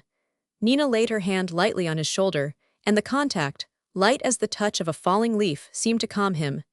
He spoke quickly, and in English this time. Tell me, he said, tell me, what have they done to you, your mother and that man? What made you give yourself up to that savage? For he is a savage. Between him and you there is a barrier that nothing can remove. I can see in your eyes the look of those who commit suicide when they are mad. You are mad. Don't smile. It breaks my heart. If I were to see you drowning before my eyes and I without the power to help you, I could not suffer a greater torment. Have you forgotten the teaching of so many years? No, she interrupted. I remember it well. I remember how it ended also. Scorn for scorn, contempt for contempt, hate for hate. I am not of your race. Between your people and me there is also a barrier that nothing can remove. You ask why I want to go, and I ask you why I should stay. He staggered as if struck in the face, but with a quick, unhesitating grasp, she caught him by the arm and steadied him. Why you should stay, he repeated slowly, in a dazed manner, and stopped short, astounded at the completeness of his misfortune. You told me yesterday, she went on again, that I could not understand or see your love for me. It is so. How can I? No two human beings understand each other. They can understand but their own voices. You wanted me to dream your dreams, to see your own visions, the visions of life amongst the white faces of those who cast me out from their midst in angry contempt. But while you spoke I listened to the voice of my own self. Then this man came, and all was still. There was only the murmur of his love. You call him a savage. What do you call my mother, your wife? Nina, cried Almayer, take your eyes off my face. She looked down directly, but continued speaking only a little above a whisper. In time, she went on, both our voices, that man's and mine, spoke together in a sweetness that was intelligible to our ears only. You were speaking of gold then, but our ears were filled with the song of our love, and we did not hear you. Then I found that we could see through each other's eyes, that he saw things that nobody but myself and he could see. We entered a land where no one could follow us, and least of all you. Then I began to live. She paused. Almayer sighed deeply. With her eyes still fixed on the ground, she began speaking again. And I mean to live, I mean to follow him. I have been rejected with scorn by the white people, and now I am a Malay. He took me in his arms, he laid his life at my feet. He is brave, he will be powerful, and I hold his bravery and his strength in my hand, and I shall make him great. His name shall be remembered long after both our bodies are laid in the dust. I love you no less than I did before, but I shall never leave him, for without him I cannot live. If he understood what you have said, answered Almayer scornfully, he must be highly flattered. You want him as a tool for some incomprehensible ambition of yours. Enough, Nina. If you do not go down at once to the creek, where Ali is waiting with my canoe, I shall tell him to return to the settlement and bring the Dutch officers here. You cannot escape from this clearing, for I have cast adrift your canoe. If the Dutch catch this hero of yours, they will hang him as sure as I stand here. Now go. He made a step towards his daughter, and laid hold of her by the shoulder, his other hand pointing down the path to the landing place. Beware, exclaimed Dain, this woman belongs to me. Nina wrenched herself free, and looked straight at Almayer's angry face. No, I will not go, she said with desperate energy. If he dies, I shall die too. You die, said Almayer contemptuously. Oh no, you shall live a life of lies and deception till some other vagabond comes along to sing. How did you say that? The song of love to you, make up your mind quickly. He waited for a while, and then added meaningly. Shall I call out to Ali? Call out, she answered in Malay, you that cannot be true to your own countrymen. Only a few days ago you were selling the powder for their destruction, now you want to give up to them the man that yesterday you called your friend. Oh, Dain, she said, turning towards the motionless but attentive figure in the darkness. Instead of bringing you life, I bring you death, for he will betray unless I leave you forever. Dain came into the circle of light, and throwing his arm around Nina's neck, whispered in her ear, I can kill him where he stands, before a sound can pass his lips. For you it is to say yes or no. Babalachi cannot be far now. He straightened himself up, taking his arm off her shoulder, and confronted Almayer, who looked at them both with an expression of concentrated fury. No, she cried, clinging to Dain in wild alarm. No, kill me, then perhaps he will let you go. You do not know the mind of a white man. He would rather see me dead than standing where I am. Forgive me, your slave, but you must not. She fell at his feet, sobbing violently and repeating, kill me, kill me. I want you alive, said Almayer, speaking also in Malay with somber calmness. You go, or he hangs. Will you obey? Dain shook Nina off, and, making a sudden lunge, struck Almayer full in the chest with the handle of his kriss, keeping the point towards himself. Hi, look, it was easy for me to turn the point the other way, he said in his even voice. Go to and beauty, he added with dignity. I give you your life, my life, and her life. I am the slave of this woman's desire, and she wills it so. There was not a glimmer of light in the sky now, and the tops of the trees were as invisible as their trunks, being lost in the mass of clouds that hung low over the woods, the clearing, and the river. Every outline had disappeared in the intense blackness that seemed to have destroyed everything but space. Only the fire glimmered like a star forgotten in this annihilation of all visible things, and nothing was heard after Dain ceased speaking but the sobs of Nina, whom he held in his arms, kneeling beside the fire. Almayer stood looking down at them in gloomy thoughtfulness. As he was opening his lips to speak, they were startled by a cry of warning by the riverside, followed by the splash of many paddles and the sound of voices. Babalachi, shouted Dain, lifting up Nina as he got upon his feet quickly. Ada, Ada, came the answer from the panting statesman who ran up the path and stood amongst them. Run to my canoe, he said to Dain excitedly, without taking any notice of Almayer. Run, we must go, that woman has told them all. What woman? Asked Dain, looking at Nina. Just then there was only one woman in the whole world for him. The she-dog with white teeth, the 7 times accursed slave of Bulangi. She yelled at Abdullah's gate till she woke up all Sambir.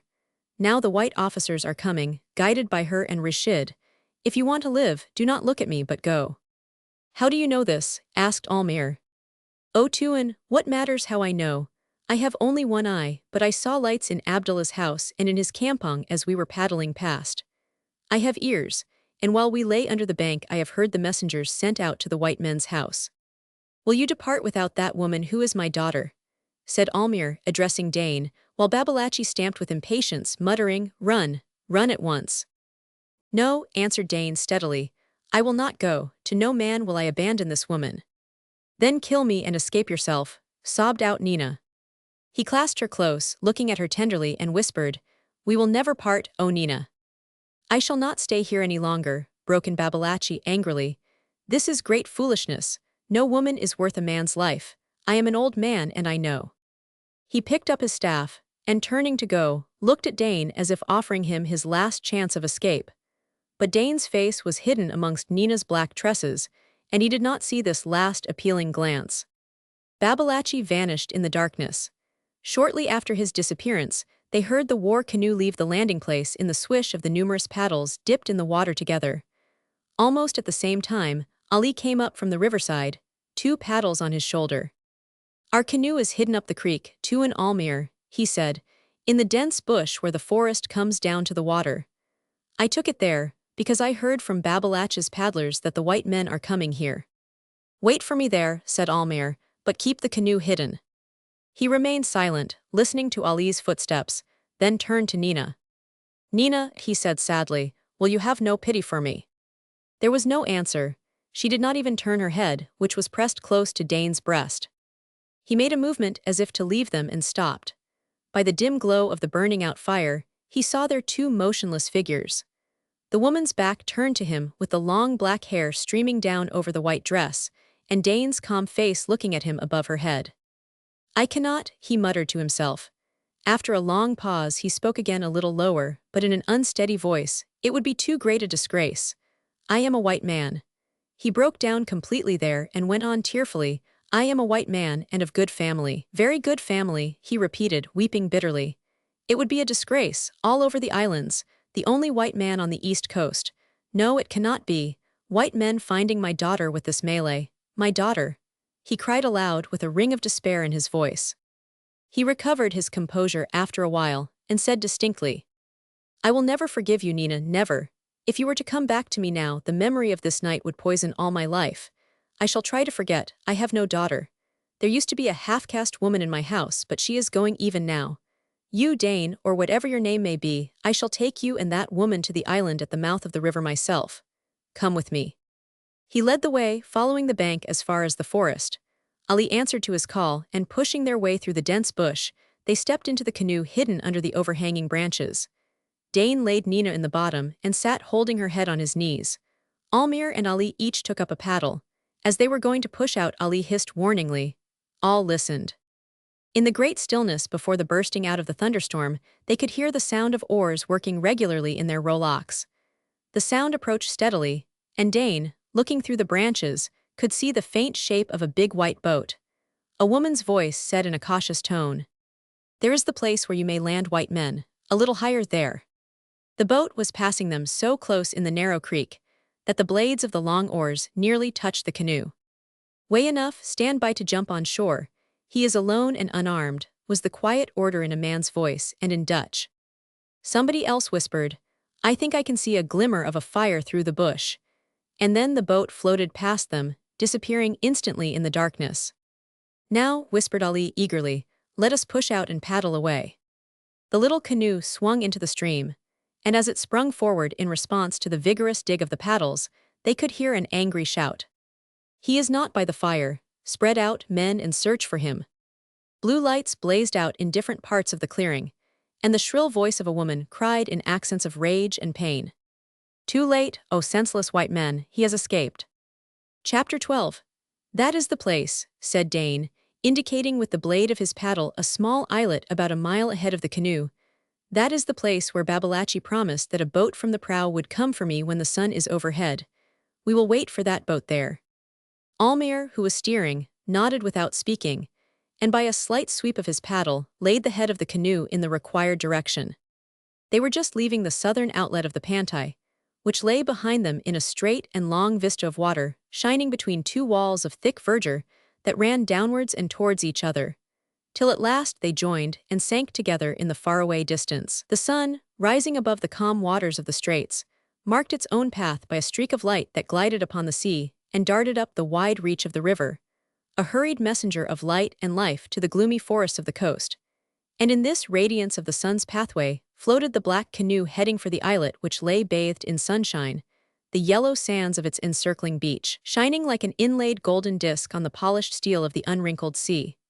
To the north and south of it rose other islets, joyous in their brilliant coloring of green and yellow, and on the main coast, the somber line of mangrove bushes ended to the southward in the reddish cliffs of Tanjung Mura, advancing into the sea, steep and shadowless under the clear light of the early morning. The bottom of the canoe grated upon the sand as the little craft ran upon the beach. Ali leaped on shore and held on while Dain stepped out carrying Nina in his arms, exhausted by the events and the long traveling during the night. Almayer was the last to leave the boat, and together with Ali ran it higher up on the beach. Then Ali, tired out by the long paddling, laid down in the shade of the canoe and incontinently fell asleep. Almayer sat sideways on the gunwale and with his arms crossed on his breast, looked to the southward upon the sea.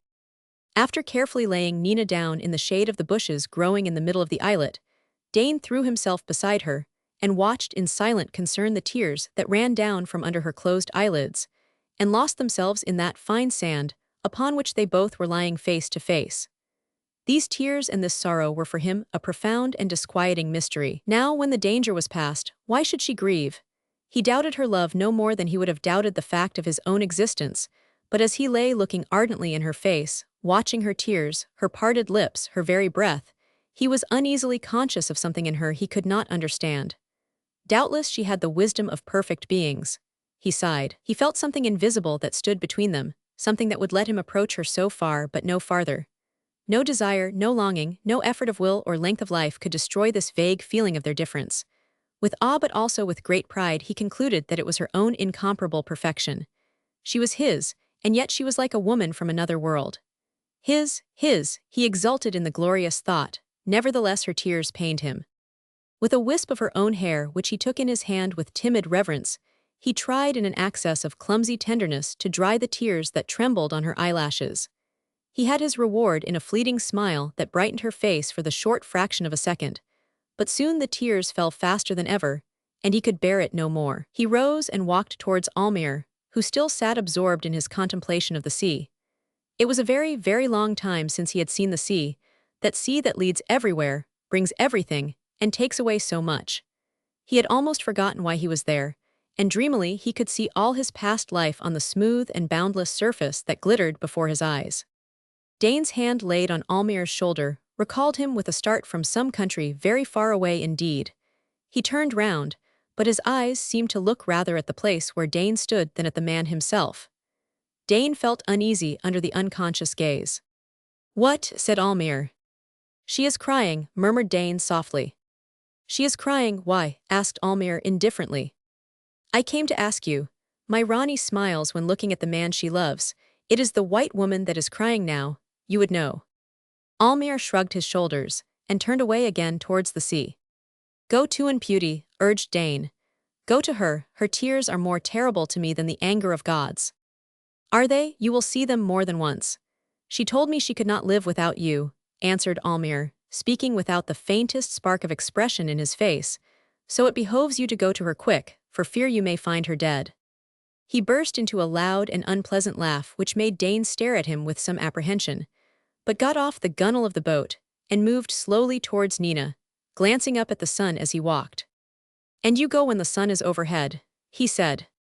"Yes, Tuan, then we go," answered Dain. "I have not long to wait," muttered Almayer. "It is most important for me to see you go, both of you, most important," he repeated, stopping short and looking at Dain fixedly. He went on again towards Nina, and Dain remained behind. Almayer approached his daughter and stood for a time looking down on her. She did not open her eyes, but hearing footsteps near her, murmured in a low sob, "Dain." Almayer hesitated for a minute and then sank on the sand by her side. She, not hearing a responsive word, not feeling a touch, opened her eyes, saw her father, and sat up suddenly with a movement of terror. "Oh, father," she murmured faintly, and in that word there was expressed regret and fear and dawning hope. "I shall never forgive you, Nina," said Almayer in a dispassionate voice. "You have torn my heart from me while I dreamt of your happiness. You have deceived me. Your eyes that for me were like truth itself lied to me in every glance for how long? You know that best. When you were caressing my cheek, you were counting the minutes to the sunset that was the signal for your meeting with that man, there." He ceased, and they both sat silent side by side, not looking at each other, but gazing at the vast expanse of the sea. Almayer's words had dried Nina's tears, and her look grew hard as she stared before her into the limitless sheet of blue that shone limpid, unwavering, and steady like heaven itself. He looked at it also, but his features had lost all expression, and life in his eyes seemed to have gone out. The face was a blank, without a sign of emotion, feeling, reason, or even knowledge of itself. All passion, regret, grief, hope, or anger, all were gone, erased by the hand of fate, as if after this last stroke everything was over and there was no need for any record. Those few who saw Almayer during the short period of his remaining days were always impressed by the sight of that face that seemed to know nothing of what went on within. Like the blank wall of a prison enclosing sin, regrets, and pain, and wasted life, in the cold indifference of mortar and stones. "What is there to forgive?" asked Nina, not addressing Almayer directly, but more as if arguing with herself. "Can I not live my own life as you have lived yours? The path you would have wished me to follow has been closed to me by no fault of mine." "You never told me," muttered Almayer. "You never asked me," she answered, "and I thought you were like the others and did not care. I bore the memory of my humiliation alone, and why should I tell you that it came to me because I am your daughter? I knew you could not avenge me." "And yet I was thinking of that only," interrupted Almayer, "and I wanted to give you years of happiness for the short day of your suffering. I only knew of one way." "Ah, but it was not my way," she replied. "Could you give me happiness without life? Life," she repeated with sudden energy that sent the word ringing over the sea. "Life that means power and love," she added in a low voice. "That," said Almayer, pointing his finger at Dain standing close by and looking at them in curious wonder. "Yes, that," she replied, looking her father full in the face and noticing for the first time with a slight gasp of fear the unnatural rigidity of his features. "I would have rather strangled you with my own hands," said Almayer, in an expressionless voice which was such a contrast to the desperate bitterness of his feelings that it surprised even himself. He asked himself who spoke, and after looking slowly round as if expecting to see somebody, turned again his eyes towards the sea. "You say that because you do not understand the meaning of my words," she said sadly. "Between you and my mother there never was any love. When I returned to Sambir, I found the place which I thought would be a peaceful refuge for my heart, filled with weariness and hatred and mutual contempt. I have listened to your voice and to her voice. Then I saw that you could not understand me, for was I not part of that woman, of her who was the regret and shame of your life? I had to choose, I hesitated. Why were you so blind? Did you not see me struggling before your eyes? But when he came, all doubt disappeared, and I saw only the light of the blue and cloudless heaven." "I will tell you the rest," interrupted Almayer. "When that man came I also saw the blue and the sunshine of the sky. A thunderbolt has fallen from that sky, and suddenly all is still and dark around me forever. I will never forgive you, Nina, and tomorrow I shall forget you. I shall never forgive you," he repeated with mechanical obstinacy while she sat, her head bowed down as if afraid to look at her father. To him it seemed of the utmost importance that he should assure her of his intention of never forgiving. He was convinced that his faith in her had been the foundation of his hopes, the motive of his courage, of his determination to live and struggle, and to be victorious for her sake. And now his faith was gone, destroyed by her own hands, destroyed cruelly, treacherously in the dark, in the very moment of success. In the utter wreck of his affections and of all his feelings, in the chaotic disorder of his thoughts, above the confused sensation of physical pain that wrapped him up in a sting as of a whiplash curling round him from his shoulders down to his feet, only one idea remained clear and definite: not to forgive her. Only one vivid desire to forget her. And this must be made clear to her, and to himself, by frequent repetition. That was his idea of his duty to himself, to his race, to his respectable connections, to the whole universe unsettled and shaken by this frightful catastrophe of his life. He saw it clearly and believed he was a strong man. He had always prided himself upon his unflinching firmness, and yet he was afraid.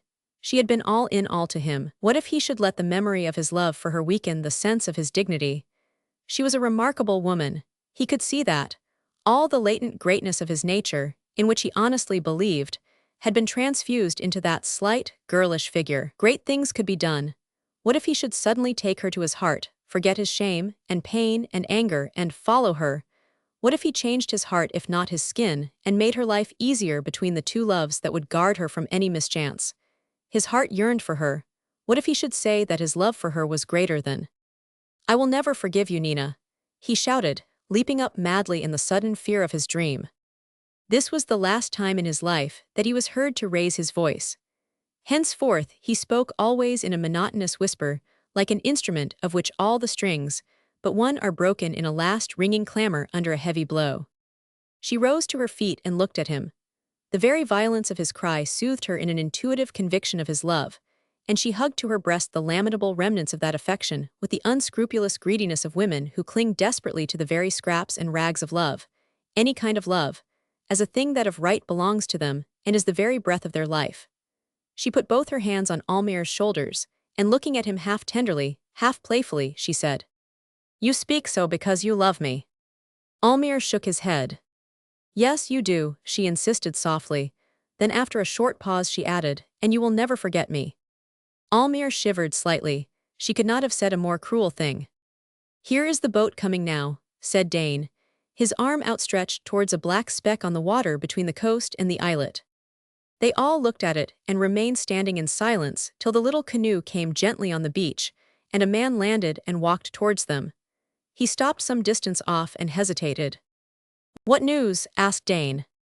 "We have had orders secretly and in the night to take off from this islet a man and a woman.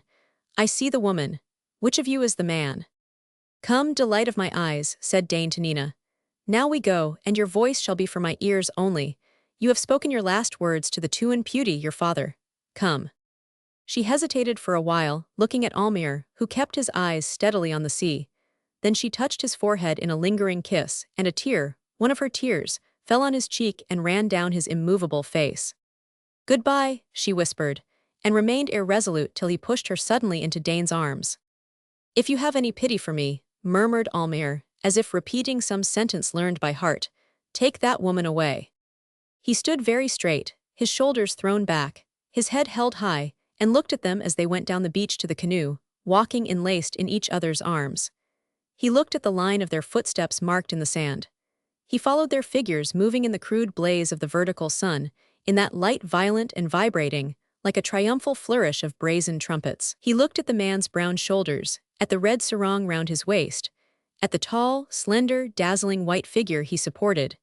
He looked at the white dress, at the falling masses of the long black hair. He looked at them embarking, and at the canoe growing smaller in the distance, with rage, despair, and regret in his heart, and on his face a peace as that of a carved image of oblivion. Inwardly he felt himself torn to pieces, but Ali, who now aroused, stood close to his master, saw on his features the blank expression of those who live in that hopeless calm which sightless eyes only can give. The canoe disappeared, and Almayer stood motionless with his eyes fixed on its wake. Ali, from under the shade of his hand, examined the coast curiously. As the sun declined, the sea breeze sprang up from the northward, and shivered with its breath the glassy surface of the water. "Dapat," exclaimed Ali joyously. "Got him, master, got prow, not there, look more Dain Maroola side. Aha, that way, master, see, now plain, see." Almayer followed Ali's forefinger with his eyes for a long time in vain.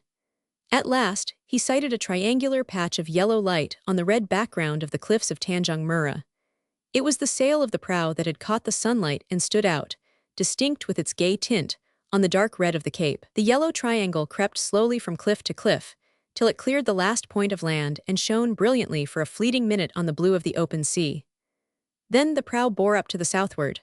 The light went out of the sail, and all at once the vessel itself disappeared, vanishing in the shadow of the steep headland that looked on, patient and lonely, watching over the empty sea. Almayer never moved. Round the little islet the air was full of the talk of the rippling water. The crested wavelets ran up the beach audaciously, joyously, with the lightness of young life, and died quickly, unresistingly, and graciously, in the wide curves of transparent foam on the yellow sand. Above, the white clouds sailed rapidly southwards, as if intent upon overtaking something. Ali seemed anxious. "Master," he said timidly, "time to get house now, long way off to pull, all ready, sir." "Wait," whispered Almayer. Now she was gone, his business was to forget, and he had a strange notion that it should be done systematically and in order. To Ali's great dismay, he fell on his hands and knees, and creeping along the sand, erased carefully with his hand all traces of Nina's footsteps. He piled up small heaps of sand, leaving behind him a line of miniature graves right down to the water. After burying the last slight imprint of Nina's slipper, he stood up, and turning his face towards the headland where he had last seen the prow, he made an effort to shout out loud again his firm resolve to never forgive. Ali, watching him uneasily, saw only his lips move, but heard no sound. He brought his foot down with a stamp.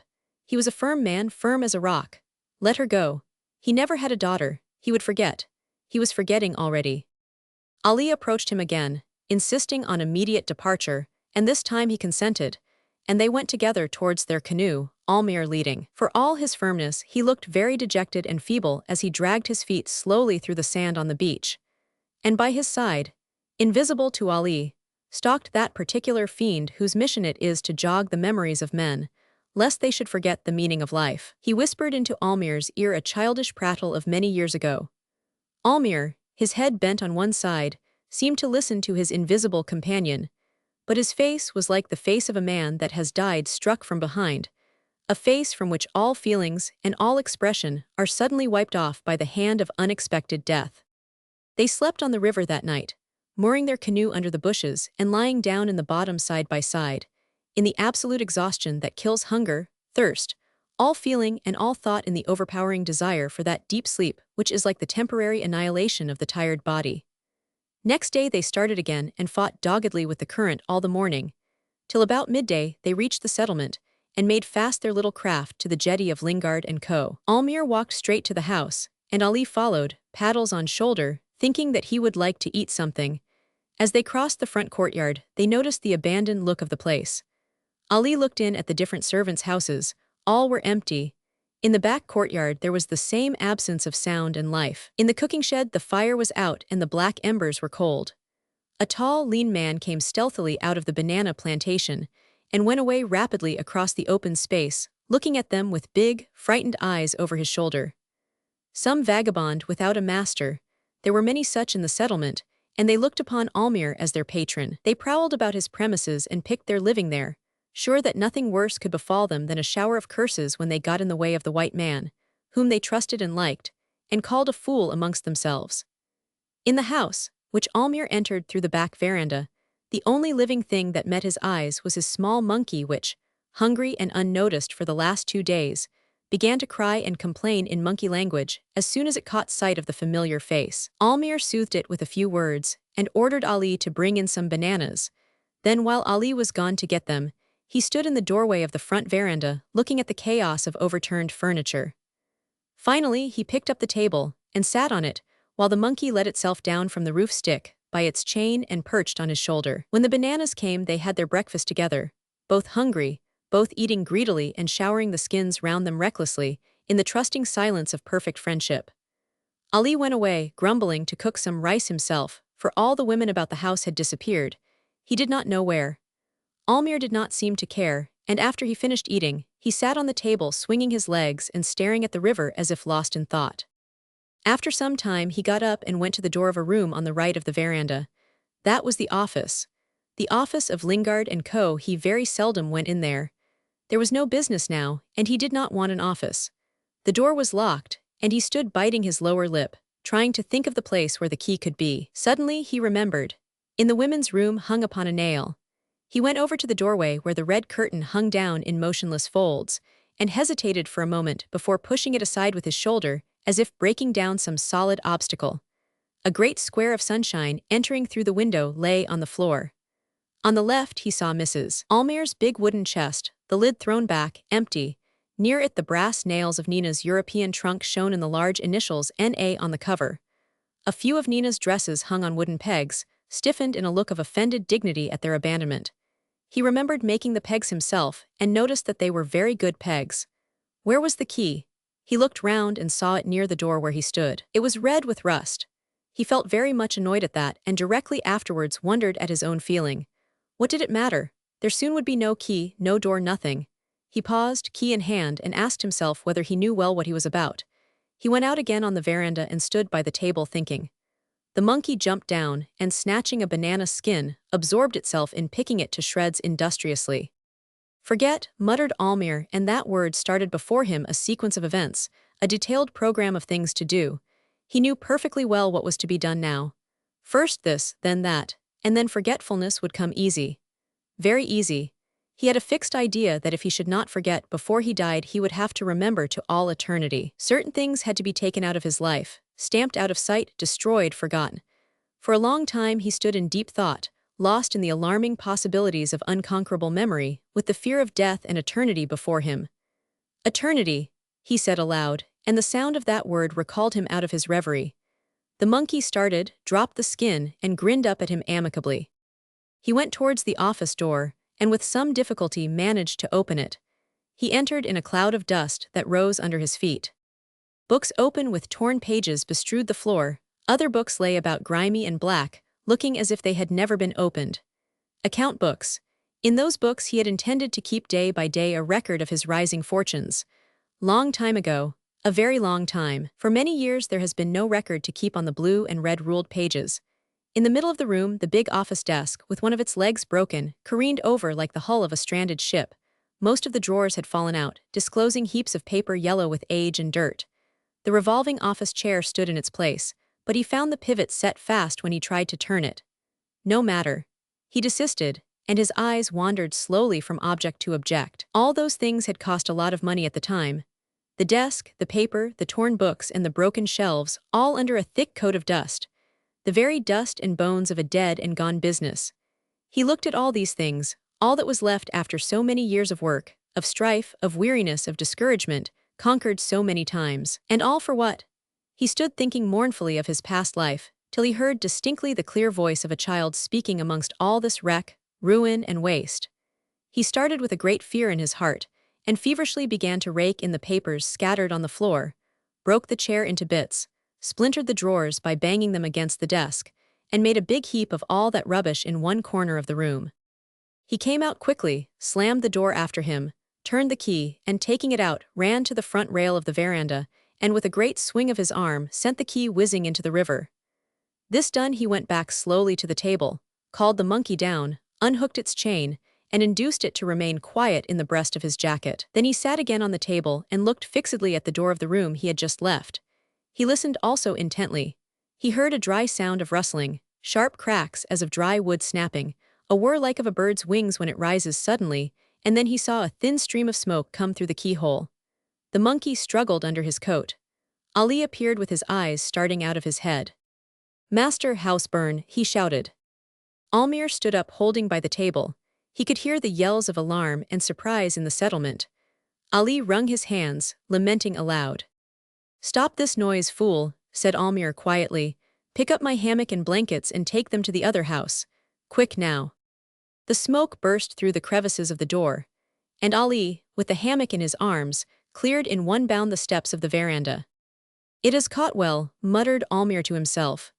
"Be quiet, Jack," he added, as the monkey made a frantic effort to escape from its confinement. The door split from top to bottom, and a rush of flame and smoke drove Almayer away from the table to the front rail of the veranda. He held on there, till a great roar overhead assured him that the roof was ablaze. Then he ran down the steps of the veranda, coughing, half choked with the smoke that pursued him in bluish wreaths curling about his head. On the other side of the ditch, separating Almayer's courtyard from the settlement, a crowd of the inhabitants of Sambir looked at the burning house of the white man. In the calm air, the flames rushed up on high, colored pale brick red, with violet gleams in the strong sunshine. The thin column of smoke ascended straight and unwavering, till it lost itself in the clear blue of the sky. And, in the great empty space between the two houses, the interested spectators could see the tall figure of the Tuan Putti, with bowed head and dragging feet, walking slowly away from the fire towards the shelter of Almayer's Folly. In that manner did Almayer move into his new house. He took possession of the new ruin, and in the undying folly of his heart, set himself to wait in anxiety and pain for that forgetfulness which was so slow to come. He had done all he could. Every vestige of Nina's existence had been destroyed, and now with every sunrise he asked himself whether the longed-for oblivion would come before sunset, whether it would come before he died. He wanted to live only long enough to be able to forget, and the tenacity of his memory filled him with dread and horror of death. For should it come before he could accomplish the purpose of his life, he would have to remember forever.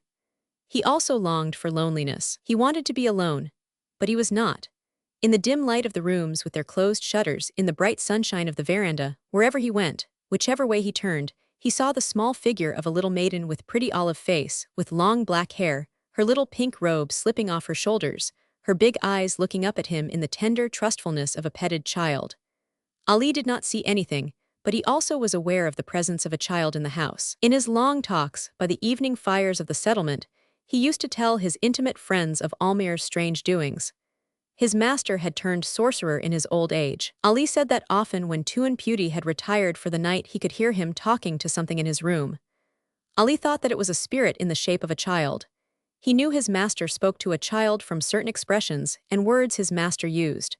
His master spoke in Malay a little, but mostly in English, which he, Ali, could understand. Master spoke to the child at times tenderly, then he would weep over it, laugh at it, scold it, beg of it to go away, curse it.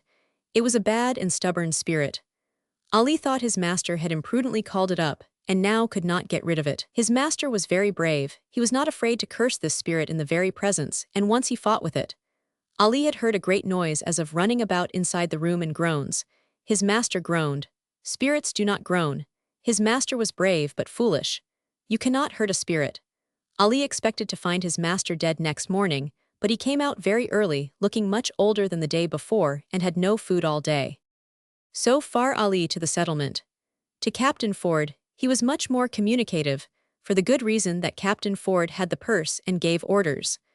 On each of Ford's monthly visits to Sambir, Ali had to go on board with a report about the inhabitant of Almayer's Folly. On his first visit to Sambir, after Nina's departure, Ford had taken charge of Almayer's affairs. They were not cumbersome.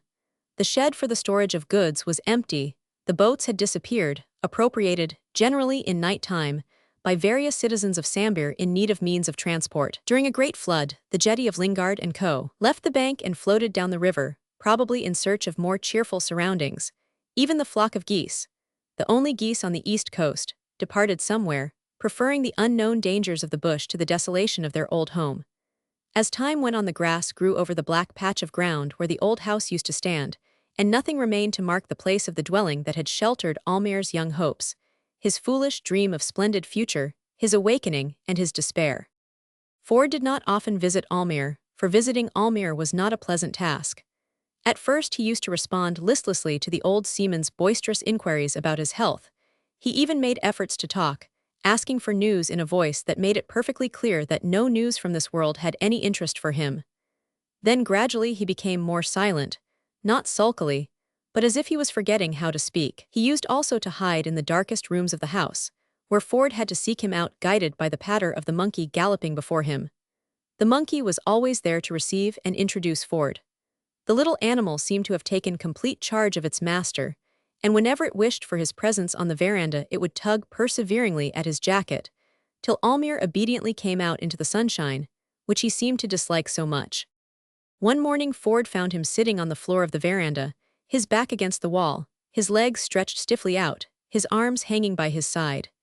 His expressionless face, his eyes open wide with immobile pupils, and the rigidity of his pose, made him look like an immense man-doll broken and flung there out of the way. As Ford came up the steps he turned his head slowly. "Ford," he murmured from the floor, "I cannot forget." "Can't you?" said Ford innocently with an attempt at joviality. "I wish I was like you. I am losing my memory, age, I suppose. Only the other day my mate." He stopped, for Almayer had got up, stumbled, and steadied himself on his friend's arm. "Hallo, you are better today. Soon be all right," said Ford cheerfully but feeling rather scared. Almayer let go his arm and stood very straight with his head up and shoulders thrown back, looking stonily at the multitude of suns shining in ripples of the river. His jacket and his loose trousers flapped in the breeze on his thin limbs. "Let her go," he whispered in a grating voice. "Let her go, tomorrow I shall forget. I am a firm man, firm as a rock, firm." Ford looked at his face and fled. The skipper was a tolerably firm man himself, as those who had sailed with him could testify, but Almayer's firmness was altogether too much for his fortitude. Next time the steamer called in Sambir, Ali came on board early with a grievance. He complained to Ford that Jimeng the Chinaman had invaded Almayer's house, and actually had lived there for the last month. "And they both smoke," added Ali. Phew, opium you mean. Ali nodded, and Ford remained thoughtful. Then he muttered to himself, poor devil, the sooner the better now. In the afternoon he walked up to the house. What are you doing here? He asked of Jimeng, whom he found strolling about on the veranda.